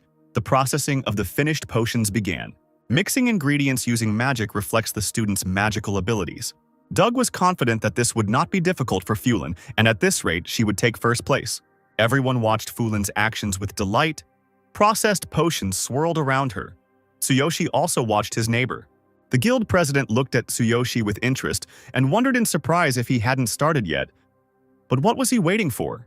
In the finale, the genius shaman's apprentice summoned a fusion to perform the final processing of the resulting potions. Fulin raised her hand and said that she had everything ready and thought that it was very easy and she was the best. The president of the Shaman Guild said that it was excellent and asked the girl to wait until the end of the test so that her work could be checked. The young shaman snorted in irritation. She would have to wait for these half-wits. And then she noticed that Tsuyoshi was looking at her very closely. She rudely asked why this pervert was staring at her. At this time, the system informed Tsuyoshi that the analysis was complete. The divine eye had analyzed the target's action. The young man replied that it was nothing special, Fulin coldly remarked. There was no point in wasting time, although he still didn't have enough of it. Looking sideways at the guy, Fulin was surprised this man acts incredibly quickly. Ill's pig, looking at the young man in surprise, opened his fanged mouth. President Doug also watched the guy closely. The system asked Tsuyoshi if he wanted to apply the analyzed actions. He answered, apply. The young man took the staff in his hands and herbs, and vials began to swirl around him. The necessary ingredients were automatically selected and ground, and the processing of the potion began immediately. Fueling was shocked. Her neighbor was picking, mixing, and processing ingredients at the same time. She didn't know he had such power. Ill's pig whispered that the boy had been hiding his potential all this time. Kevin demonstrated this method of preparation in his younger years. He called it a simplification of the process, but it is impossible to pull off without exceptional strength. Can this guy really match Kevin's genius? Sakura, standing at the entrance to the Shaman Association, was very worried about the master. The girl sighed heavily. Although she trusted the master, she was still worried. She wondered if there would be any flaws in his potion. The system notified Tsuyoshi that almost all stages of preparation were completed. The guy remarked that it all looked like he had done this many times, which was great. The last and most important stage of potion preparation is mixing with the help of magic. The quality of the potion depends on the magical power and attributes of the shaman. Now Tsuyoshi must turn it into a potion using magic. Fulin, looking at her strange neighbor, widened her eyes in surprise. He had dealt with it faster than her. Perhaps this guy used Master Kevin's technique that he impressed everyone with during the shaman exam. The Shaman Guild president remembered that Kevin had prepared a C-rank potion using his technique back then. It was similar to the White Shaman's potion. Potions are rated from D to S. The rank depends on the shaman's skill. Potions of class B and above cause supernatural phenomena. Ill's pig was at a loss. Making a C-rank potion was like a feat for a person. Well, the final product would be judged. C-rank potions can be crafted by a blue shaman, making them highly sought after, while D-rank potions are more commonly sold. President Doug, with his eyes closed, watched attentively the man who had decided to take the shaman exam. The system informed Tsuyoshi that the rank of the processed potion ranged from D to S, depending on the skill of the creator. According to the system's assessment, the basic energy potion rank is D. Tsuyoshi was surprised. It's so low, it will be enough for the exam. Glancing sideways at his neighbor, he thought that he had to defeat her. If she made a C-rank potion, he would lose first place. To be on the safe side, he needed to prepare at least a C-rank potion. But Tsuyoshi had absolutely no idea how to do that. After thinking for a bit, the boy realized that if he could change the strength of his magic and attributes, the rank of the potion would also change. Tsuyoshi decided to first increase his strength with the help of the absolute physical form. This will increase magical energy. But how to change the attributes? Ill's pig wondered why the young man hadn't processed the potion. He laughed. The man had spent all his energy on selecting the ingredients. Fulin watched her neighbor tensely. She didn't understand what was going on. He had finished processing. He could start merging. What was he waiting for? Suddenly, a shaman approached Tsuyoshi from behind and, about to pat him on the shoulder, asked the man if he had processed the potion. The shaman's hand was already reaching out to Tsuyoshi. The stranger was saying that at this rate his magic would soon run out. But Fulin, holding out her magic staff, commandingly told the stranger not to touch it because he was distracting him. Did he really not know the basic rules of shamans? Tsuyoshi thought, he only has magic, how can he get an attribute? And then it dawned on him. He had the divine hammer of the king. If he borrowed its power, he could change the magical attributes. He needed to try. Doug noticed that the boy's magical waves were unstable. Ill's pig also felt their fluctuations. If he didn't hold the magic, the processing would fail. What a pity. The boy concentrated and mentally called upon the king's divine hammer, asking it to grant him its power. At that very moment, bluish lightning began to swirl around the young man, and the king's divine hammer responded and filled him with energy. Everyone around him recoiled from him in horror, looking questioningly at the man. Fulin was also shocked. His magical power suddenly increased. Tsuyoshi was pleased. He had succeeded. System notifications poured in. The glow had been improved. The current magical attributes were lightning. The young man raised his staff and squeezed it. Lightning began to swirl around him. He ordered the processing to begin. The final fusion of the potion has begun. With a heavy sigh, Tsuyoshi announced to the examiners that the basic energy potion was ready. Wiping the sweat from his forehead, the boy sighed. He didn't think that using magic would be so exhausting, but he didn't know if he could surpass Fulin. Doug said it was strange. How could he do that? He felt the presence of another element. The guy heard everyone around him start making noise and asked in confusion what was going on. After some time, the examiners raised their magic wands and announced a stop, demanding that everyone stop working. Anyone who continued would be disqualified. The president of the Shaman's Guild announced that he and the vice president would now evaluate the prepared potions.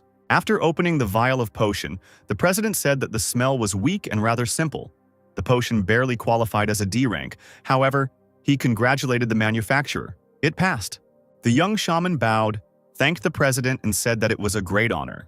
Approaching the next examinee, Il's pig winced as he looked at his potion. The guild vice president said it was smoking and smelled of burning. The shaman had overdone it with the processing, and the test had failed. The shaman shouted "No!" in horror. Pig added that drinking such a potion would weaken all characteristics and advised him to prepare better. The guild leaders went around to everyone in turn. Some were happy that they had passed the test, while others were horrified that they had failed. Il's pig approached Fulin and said that it was her turn. He asked how her mentor Kevin was doing. The girl thanked him for his concern and said that the master was doing well, and Il's pig was glad to hear it. After opening the corks, the vice president of the Shaman's Guild noted that this enticing aroma looked promising. The young shaman, holding her breath, waited for an assessment of her potion. Il's was delighted. The aroma was long-lasting, the processing was pure. This was a basic C-rank energy potion. A tear rolled down the girl's cheek. She didn't let her master down. She did it. The shamans began to make noise. She would definitely take first place. Fulin was sure that the others were no match for her. Tsuyoshi's mouth dropped open in surprise. Wow, a C-rank potion, that's impressive. The president of the Shaman Guild approached the young man and told Tsuyoshi that it was his turn. Doug asked him what he thought his result was. Tsuyoshi ruffled his hair and admitted that he did the best he could. Ills glanced sideways at the young man and noticed that he was so unsure of himself, he probably only made a D-rank potion at best. The guild president shook his head. He did everything he could, that's good. Now he needs to check the rank of the potion. As soon as the caps of the test tubes with the potion were opened, lightning began to fly out of them. Energy swirled around the square. Everyone looked at Tsuyoshi's table, which was literally glowing with discharges. Doug looked around in surprise. Was this a supernatural phenomenon? A lightning strike? Interesting. Il's pig opened his fanged mouth in surprise. The potion that caused such phenomena was rated at least B rank. Fueling couldn't believe it. It was unbelievable. Only someone whose strength was comparable to Master Kevin's could make a B-rank potion. All the examinees silently looked at the amazing potion that the man had created. The guild president carefully assessed the product, the richest aroma, the purest processing, and the supernatural phenomenon. Turning to the vice president, Doug said that it seemed they were mistaken. Perhaps this guy was scarier than Kevin himself. The guild leaders reported that the young man had made a basic B-rank energy potion.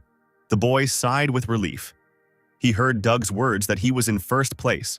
Sakura was on duty at the entrance to the Shaman Association. The girl was beside herself with anxiety.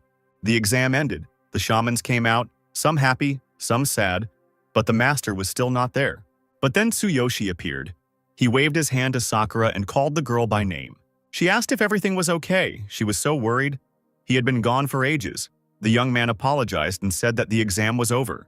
Sakura asked cautiously how it went. The young man smiled. He did it and returned to her with first place. She couldn't believe it. First place. Incredible. The president of the Shaman Guild held the raw cardiolus in his hands and asked, having such enormous power, he wanted to process the cardiolus. This rare item, once processed, can be used to connect with dark zones to increase the experience gained tenfold. Tsuyoshi replied that he needed it to level up. Doug chuckled. Since he took first place, he would fulfill his wish. Il's pig asked the boy who taught him how to make potions. He won't believe him if he says he didn't have a teacher. The young man said that no one taught him this. He did it all himself. The leaders of the Shaman Guild were shocked.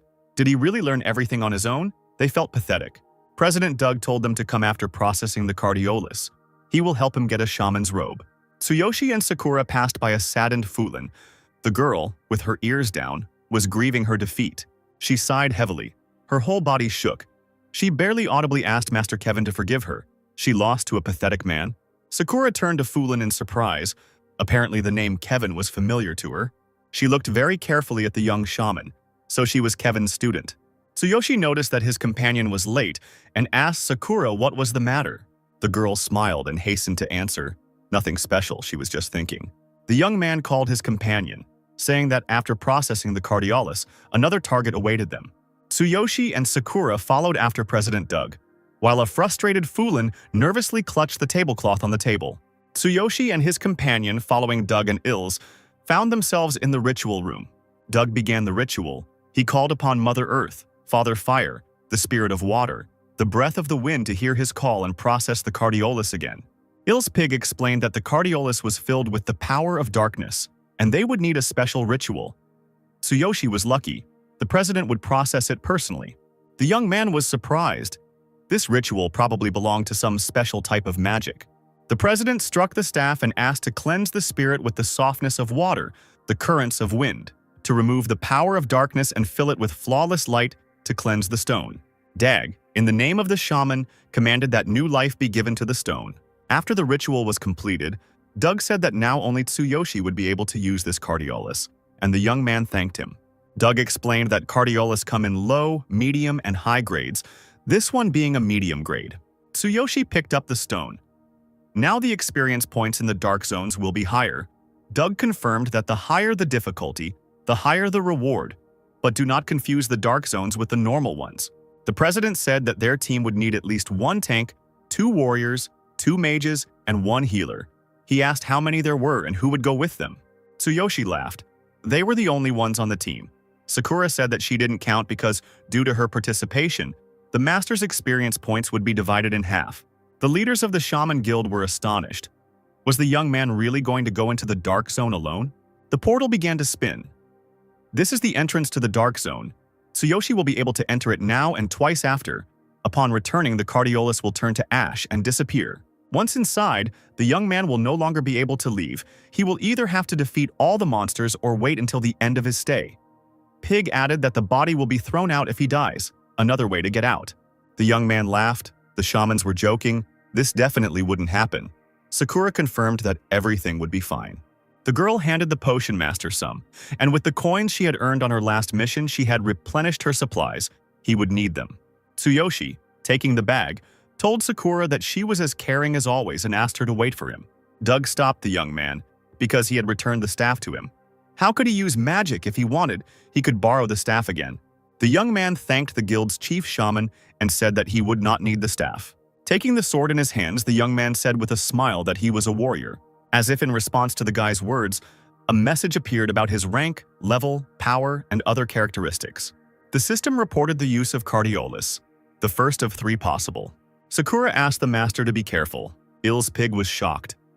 Could he really be a warrior? Dog added. A warrior with such a talent for magic. The guild president was very curious about what this young man would achieve. They would be eagerly awaiting. The area Tsuyoshi found himself in was called the Dark Forest. If he left the zone on his own, it would take 12 hours to reopen the entrance. But the guy decided that he needed to defeat the monsters as quickly as possible. He didn't have time to wait. The young man saw that there was a pack of 10th level dark wolves ahead. They attack with sharp claws, usually in packs, and are afraid of fire. Tsuyoshi peeked out from behind the bushes. He couldn't let them surround him, and he shouldn't underestimate the speed of their attacks. He must finish as quickly as possible. He must increase the attack power with the help of the absolute physical form. Jumping down on the predators from above, Tsuyoshi angrily shouted that they shouldn't click their teeth. The guy used a thunder chain, hitting his opponents. The wolves were paralyzed. Armed with a sword, Tsuyoshi killed the paralyzed predator and received 500 experience points. In his world, he received the same amount for defeating a serious monster. In this world, the experience points are much higher. The young man was pleased. Great. He would soon be able to return, having raised his level. The system reported that the paralysis effect had expired. The monsters began to move, and the young man did not have time to kill them all. With their fanged mouths wide open, they pounced on Tsuyoshi. and the boy was surprised that the paralysis effect ended so quickly. It turned out that the darkness was incredible, strong, and these monsters were more resilient than ordinary monsters. The giant wolf pounced on the young man with incredible speed. If he had been slower, his throat would have been torn out. And then the young man realized that the wolves were up to something. He noticed that the wolf closest to him blocked his comrade's view with his body. Very clever. In this case, he needs absolute physical fitness. If he holds the weapon with both hands, he will release maximum force. Taking the sword in both hands, the young man swung it and said that he would defeat all enemies with one blow. Tsuyoshi smiled. At this rate, he would quickly level up and be able to reach level 7 on his first try. His experience points reached 7,100 out of 15,000. Sakura nervously fidgeted with her hands while waiting for her master. Doug quietly approached the girl and asked if she was worried. This was the first time the Shaman Guild president had seen anyone enter the Dark Zone alone, unless they possessed exceptional strength. Sakura replied that she trusted the master. Bill's pig said he'd seen plenty of guys die because of overconfidence. But this was the first time he'd met someone who went to fight the boss in the Dark Zone alone. Sakura frowned in displeasure. She didn't really like the vice president of the Shaman Guild. Tsuyoshi finished the fight. All the enemies were defeated, but he was also without strength because he was fighting continuously. The young man felt that his endurance and willpower were running out, and absolute physical strength was wearing down his body. Opening the bag, the young man said that Sakura's potions had indeed been very useful to him. He took out a basic stamina potion and a basic energy potion and swallowed them. Some of the potion almost flew out. The young man forgot how terrible they tasted. But soon his endurance and willpower were restored, and the young man decided that he needed to continue in the same spirit. Sakura and Doug continued to stand near the spinning portal, waiting for Tsuyoshi. The girl turned to President Doug and asked if he would also wait for her return. The shaman replied that he was worried whether the young man would return safe and sound. The guild president remembered the boy's glowing eyes and his claim that he was a warrior who passed the shaman's exam to process Cardiolus and prepare a potion of the highest quality. And then Doug asked in surprise, "What were those sounds?" A delighted Sakura replied that these were the sounds of a master's skills. The girl approached the portal and said joyfully that as long as they could hear them, they could be sure that he was alive. Tsuyoshi continued to fight in the darkness zone. Seeing another pack of 10-level wolves, he pounced on them. Another pack of predators was killed. Tsuyoshi's experience points increased significantly. The young man was happy. Everything was going great. Only their boss remained. The guy finally reached the hardest part, the final boss. Now he can reach the 7th level. The guy approached the strange gate with eyes. He thought that maybe he should rest a little before the fight. Behind him lay the chopped-up predators that had been guarding the boss. Sitting down near the gate that led to the boss's lair, the young man drank a few more potions. The taste is disgusting. He will probably never get used to it. The capsules from his world have a pleasant taste, but the potion in this world is much more effective. The potions worked and Tsuyoshi jumped to his feet cheerfully. Great! He was fully recovered and could continue. Approaching the strange gate, Tsuyoshi was horrified to see a living eye that was curiously examining the uninvited guest. The gate swung open and a guy with a sword on his shoulder stood on the threshold. The young man moved forward bravely and after a while noticed a huge figure moving towards him. In front of Tsuyoshi was the gigantic muscular body of the Dark Forest boss. A boar with bloodshot eyes came out to meet the guy. His level was the same as the Darkness Predator minion boss. It must be the Darkness Zone boss. The 14th level Dark Zone boss, wandering through the Dark Forest, looked at his lone small enemy with curiosity.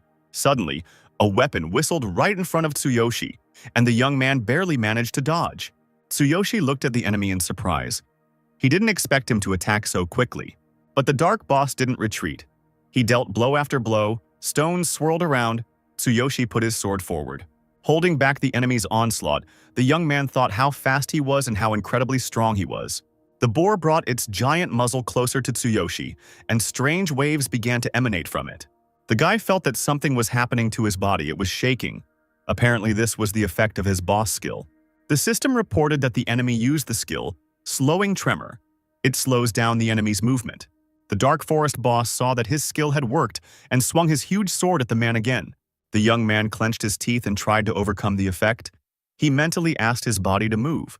And then the surprised Tsuyoshi saw that the infinity ring on his finger began to glow, and a warmth emanated from it that overcame the skill. The surprised boss of the Dark Forest saw that his enemy had begun to move again, the shackles of the slowing effect having been thrown off. The system notified the young man that the effect of the slowing tremor had expired.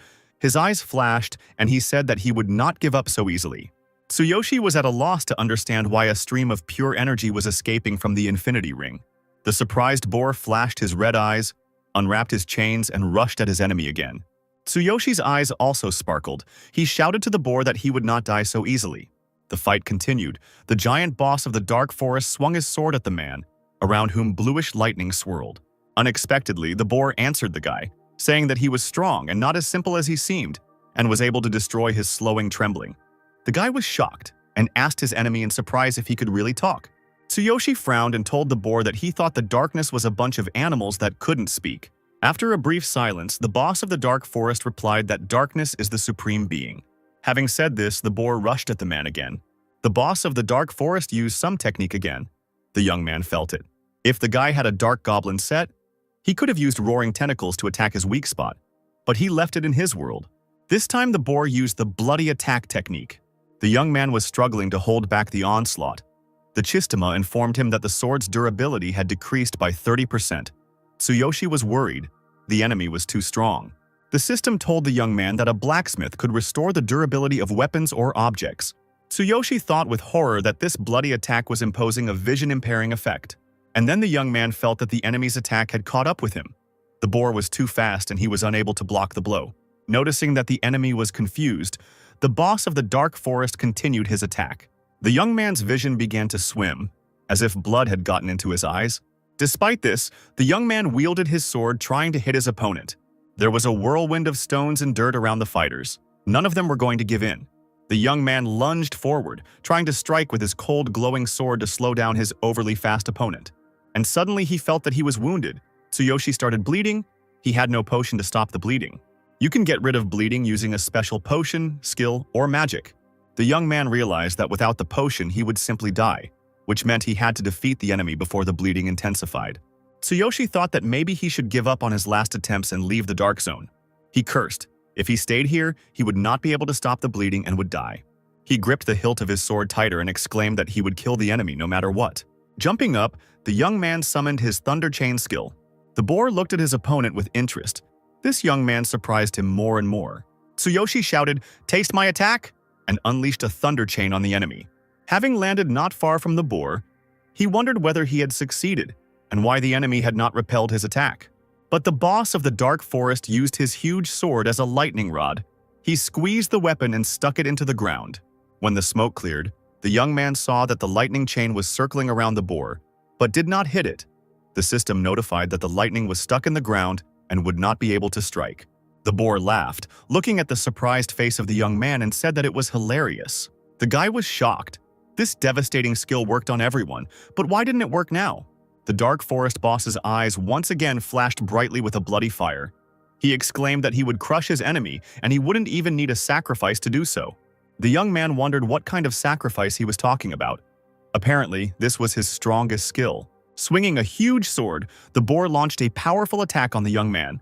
The dark forest boss's weapon power was truly devastating. Having hit the man, the boar said with a grin that his level was enough for him. Tsuyoshi was able to repel this attack as well, but he fell to the ground and realized that half of his health was already gone. Seeing the cold, light sword stuck into the ground, the boar shouted to the seeker that he had lost his weapon. The dark forest boss told Tsuyoshi that it was all useless. He would die anyway. The boar, shouldering his huge sword, added that next time he would kill him. And suddenly the dark boss froze in horror, stuttering, asking, "What is this? Who is this young man?" The boss heard the mocking voice of the enemy and his laughter. He asked who had the victim now. The boar couldn't understand why this skill ended up in a person's hands after all. It was a rare skill of darkness. And who was this person in front of him? The young man responded by getting closer to the enemy and being able to attack. He copied the victim's skill that he mentioned using his own skill. It was a reckless move to gain new power. Now he will tear his flesh into pieces with his bare hands. By donating half of their blood, the user gains immense power and also perfects their most powerful skill for 30 seconds. The system reported that absolute physical power has been activated, and the power for the victim's skill has been obtained. Tsuyoshi chose the form of physical sacrifice. Physical fitness has improved threefold, putting enormous strain on the body. The dark forest boss stuttered as he asked the man why he could use darkness skills. As he charged, Tsuyoshi exclaimed that it was as easy as pie for him. It was the special ability of the Chosen One to copy and use any skill, regardless of race and level.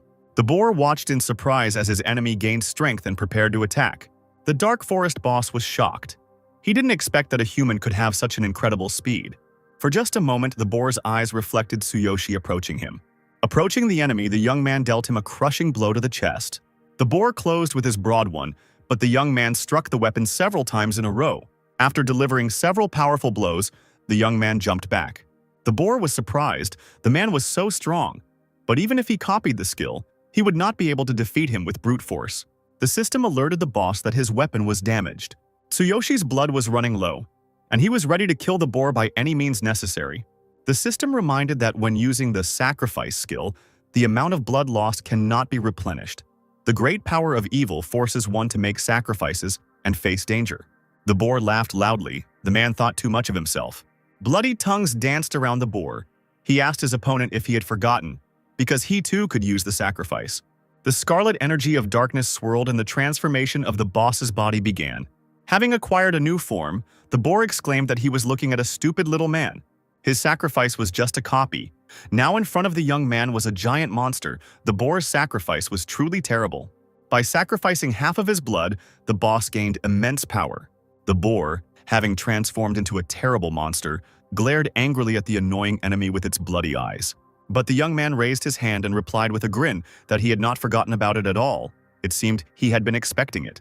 Tsuyoshi replied that he remembered that he could block his attacks with his weapon. The boar was confused as to whether the man had deliberately forced him to drop his weapon, or whether his attack had been intentional. Rushing forward, the young man exclaimed that he simply wanted the boar to donate half of its blood. The young man rushed forward. He knew that now he would either win or die. The wandering boss of the Dark Forest was stunned. How could this be? He was just a human, so why was his strength so overwhelming? Approaching the boar, Tsuyoshi exclaimed that his enemy was now unarmed, and he would see if he could survive the thunder chain. The young man screamed for the enemy to give half of his blood and taste his absolute power. The boar was unable to repel this attack. The system showed that the boss of the Dark Zone wandering through the Dark Forest had died. As he died, the boar whispered in confusion why the man had defeated him. Standing over his dying enemy, Tsuyoshi cried out to him to see his folly. The system informed the young man that he had defeated the boss of the Dark Zone wandering through the Dark Forest. He successfully passed the Dark Zone and has 2 more attempts left. At this point, the victim effect ended. The boy's entire body ached as if his insides were torn apart. The sacrifice was a strong skill, but together with the absolute form it overloaded his body. And then the system delighted the young man, saying that he had received the weapon of the boss wandering through the Dark Forest. It was very opportune because he had just lost his weapon. The guy looked at the acquisition. He received a weapon called the Blood Mist Saw. Any wounds inflicted by this weapon do not heal, a passive effect called bleeding, and a secondary skill called Bloody Attack. Taking the sword in his hand, the young man said that it was great. If he upgraded the blood attack, it would be useful. The system informed him that he could return or continue exploring the darkness. If he continued the trial, he would receive 50% bonus experience points. The young man pressed restart, and after winning the first zone, Tsuyoshi's level rose to 7th. The pain subsided as he leveled up, but the damage from the absolute physical force still remained. The price of using the sacrifice is high. Maybe he should go out and rest a bit. Sakura said that staying in the dark zone without replenishing supplies is very dangerous, but he has to raise his level to 12th within a week, which means he can't miss out on bonus points that will help him feel more confident in his world. Smiling, Tsuyoshi told himself that this was the price of strength. There was no room for doubt. How could he continue the trials without determination? The system informed him that he had chosen to stay and asked him to enter the space and return to the entrance. The young man apologized to Sakura for making her wait. Meanwhile, President Doug and the Beast Girl continued to stand at the portal to the Dark Zone. Sakura became more and more worried. She knew that Tsuyoshi should have returned by now. The chief shaman told the girl not to worry. He probably decided to continue the trials, as this would help him earn bonus experience points. President Doug wondered if he really had decided to continue the tests. Without supplies, it would be practically impossible to pass them. The girl sadly answered the shaman that he promised to leave after the first round. She could still hear the rumble of thunder. At this time, Ill's pig returned. The first round was over, and there was no body. The vice president assumed that the young man had hidden somewhere and was sitting there, trembling with fear. Doug reprimanded his subordinate, telling him to watch his language, but he objected to the president, wondering if he could really overcome the dark zone on his own. Pig insisted that if he had won, he would have returned long ago, which means he didn't pass it and decided to start over. It could cost him his life. There simply wouldn't be enough healing potions. Sakura, turning to Pig, said that the master would definitely return and asked him to refrain from such conversations. The rumble of his lightning proved that he was alive. President Doug, looking sideways at Sakura, thought that this girl was very strong.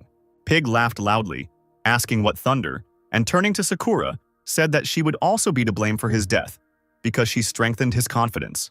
The beast girl turned around and her eyes flashed.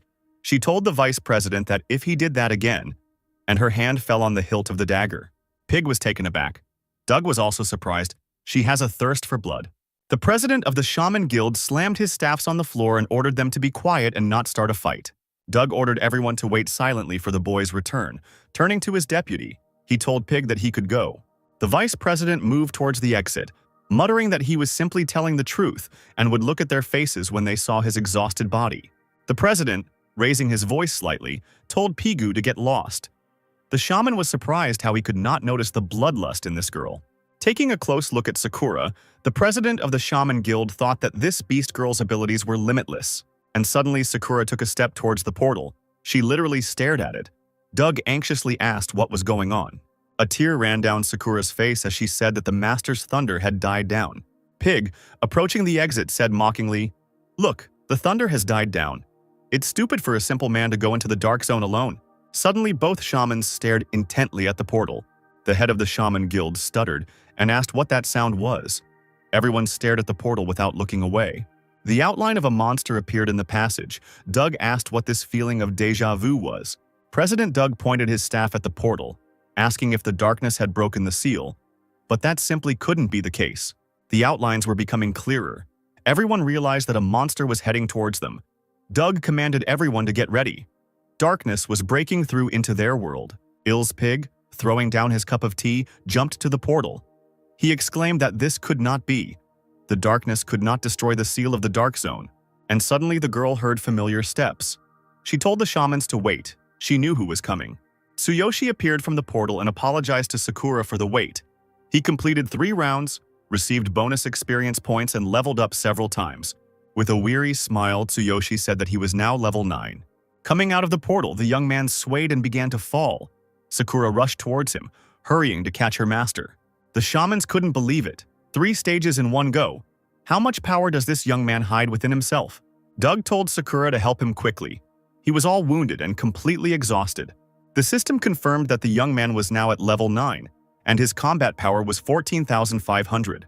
Sakura gave her master some healing potions, but after visiting the dark zone, it wasn't enough. Both shamans, using magic staffs, healed the young man with the help of reflection. When Tsuyoshi came to, Doug said that his muscles and nerves were seriously damaged.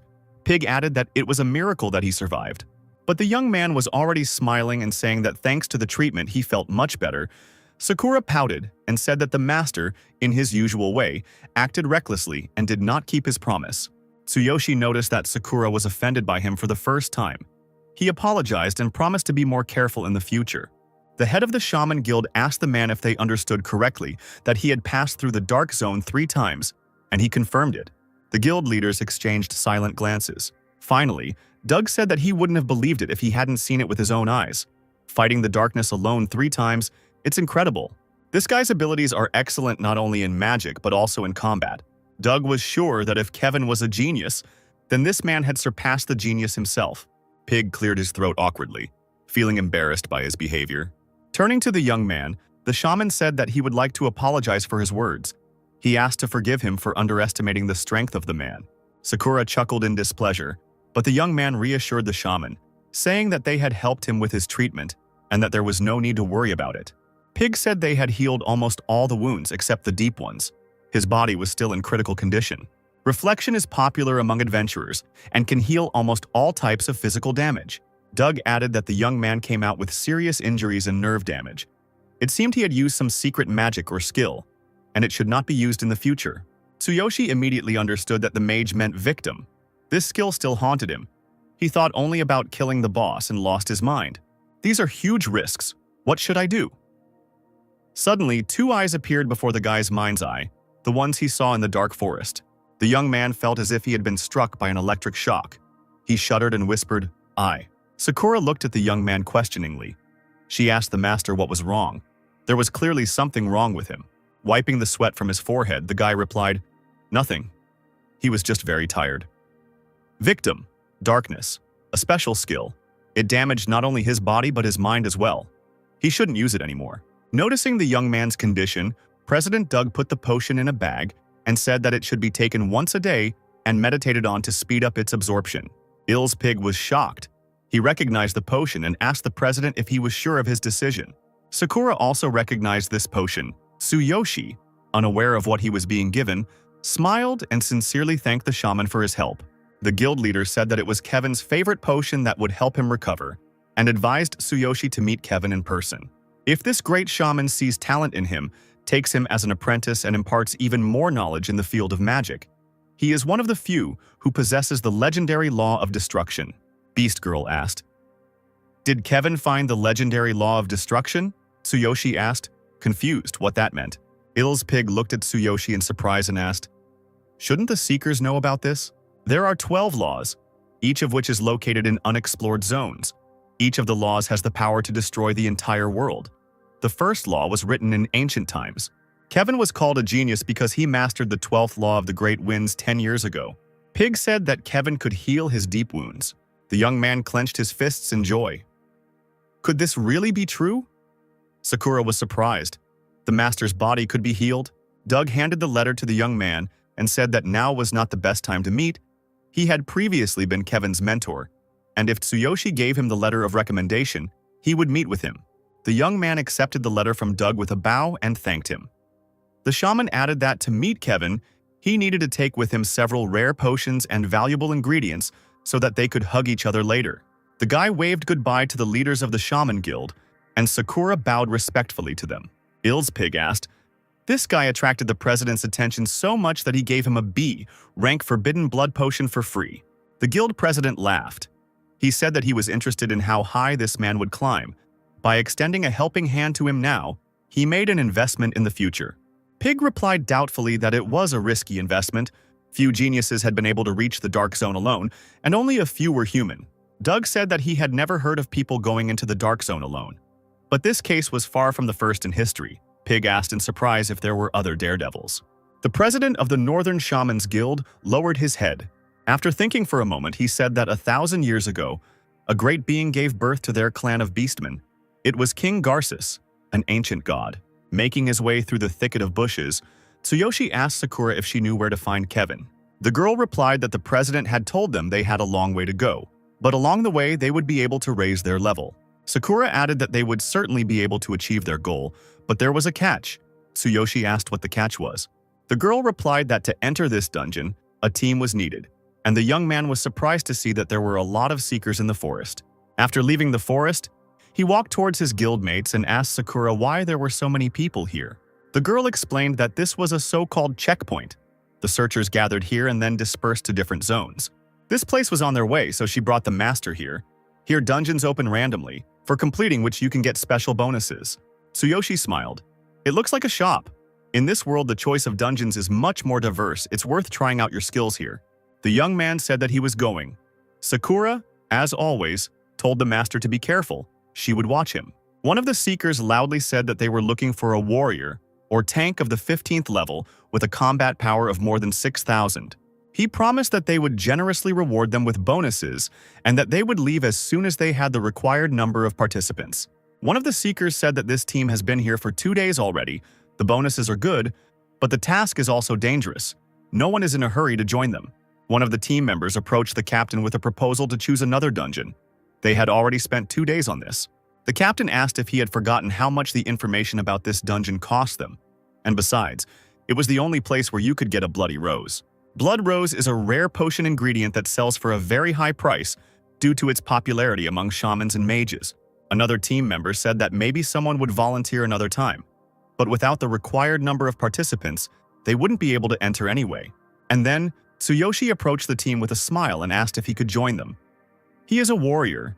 His level is a little below the required level, but he is confident in himself. The crew members breathed a sigh of relief. The captain said that he was their savior and asked whether he was level 14 or 13. Tsuyoshi smiled and said that he was level 9, but they could leave the vanguard to him. The team members were furious that he could do this at level 9. He was probably making fun of them. And then the system announced that there were only 10 minutes left before the passage closed. The crew told the captain that if they missed this chance, they would lose another day. It was up to him to decide. Why don't they take a 9th level warrior? They can handle it on their own. Otherwise, they won't be able to recoup the cost of the information they've received. The captain cursed. There was no other way. He sternly told the young man that he was giving him a chance, but he should not dare to act arbitrarily. He must listen to his orders. Their 4 were already strong. They took him only for the sake of numbers. Tsuyoshi smiled and said yes. He would be happy to join the team for the first time. The captain responded that it was nice to meet him. Tsuyoshi walked forward with satisfaction, and the team members were shocked. Was this really his first time joining the team? The 5 brave souls entered the dungeon. The system reported that they had entered a dungeon of the 16th level. A level 16 forest rhinoceros jumped out to meet them. It is immune to physical attacks, but is afraid of lightning. The captain gritted his teeth. Damn, informant. The dungeon turned out to be on a different level. It's scary to imagine the dungeon boss if the first enemy was a forest rhinoceros. The team lay in the bushes. The captain tried to calm everyone down. They went through many difficult dungeons together. In a pinch, they can use the Horn of Return. The Horn of Return is an incredibly expensive item, blowing which allows one to leave the dungeon. Its use may be restricted in special dungeons.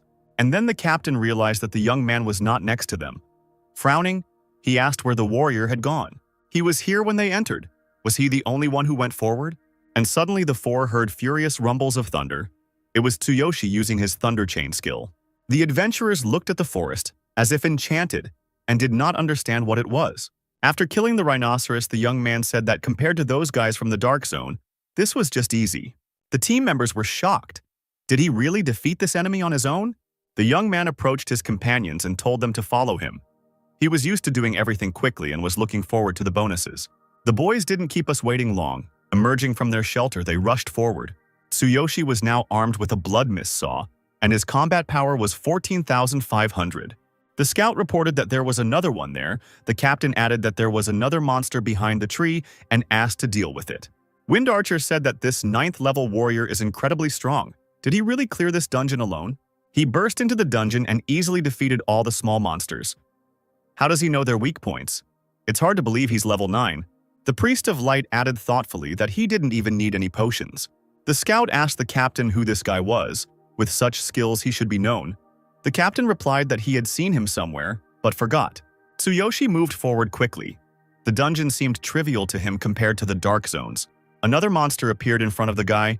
It uses a laser with poisonous spikes for attacks and is afraid of fire. But now, the poisonous thorns pose no threat to Tsuyoshi, and the Divine Eye allows him to see the weaknesses of all his opponents. For clearing this dungeon, you can get a bloody rose, which the young man can give to Kevin. The boss fight is about to begin. There are more and more small monsters. They are afraid of fire. The young man asked the captain if their mage could attack them. The captain exclaimed, "Now!" and realized that it was his turn to shine. Tsuyoshi warned the boys to beware of the vines. Their thorns are poisonous. The captain glanced warily at the vines and wondered how this guy knew so much about these monsters. He was sure that at the 9th level he couldn't have that much experience. The guy was probably hiding his true abilities. The captain used fire magic and created a blazing whirlpool around the crew. At that very moment, the poisonous monsters were engulfed in furious fire, and the team grouped around the magician. After the monsters were destroyed, the team gathered around the fire. The archer said that the master warrior was incredibly strong. They would surely clear the dungeon without any problems. The scout was surprised. He began to call him master. The Priest of Light noticed that this guy was not like the seekers of this world. He was special. The captain extended his hand to Tsuyoshi and introduced himself, saying that his name was Victor, and Tsuyoshi also gave his name. The captain admitted that he did not expect to meet such a skilled warrior and asked who he was. Tsuyoshi replied that he was a simple rookie seeker. The captain chuckled when he heard that he was a newbie and said that they would talk about it later. Victor asked, because Tsuyoshi probably knows the dungeon rankings for each region. The young man took a sip of the water offered to him and honestly admitted that he didn't know why Victor was asking. Victor explained that all data about the dungeon clearing and its participants is recorded in the dungeon rating system. Clearing them can earn you not only bonuses but also fame. The young man replied that he understood and asked why the captain was saying this. In his world, there was a similar system, which means there is one here too. Victor said that this team was assembled by chance. He is a member of the Q Elite group, their captain, one of the founders of the guild, the shield-bearer warrior Big Goat Harvey. Tsuyoshi asked what Victor was getting at. A new level 18 dungeon recently opened, and within the swamp, monsters from the Dark Zone are hiding. They are difficult to defeat due to the lack of information about their weaknesses. Tsuyoshi seems to know quite a lot about monsters and could be useful in clearing things out. The young man immediately perked up. If this was a dungeon with Dark Zone monsters, the reward should be worthy. Victor confirmed that if he clears it, the first-time completion result will be added to the ranking, which will unlock additional bonuses. If Tsuyoshi is interested, he will arrange a meeting with their captain. The young man thought that this could be a good alternative for obtaining the attributes needed to level up. Tsuyoshi asked if Victor wanted him to participate in the cleanup despite being on level 9, and he replied that it was no problem. The guy said he was ready, but on 2 conditions. Victor was taken aback. What conditions? If they were acceptable, he would consider an additional reward. It seems like this guy trusts him. If he agrees to join them and tells them about the weaknesses of the monsters in the Dark Zone, they will have an advantage. Tsuyoshi voiced the conditions. They would give him all the experience points for clearing the dungeon, and he would choose his own reward for completing it.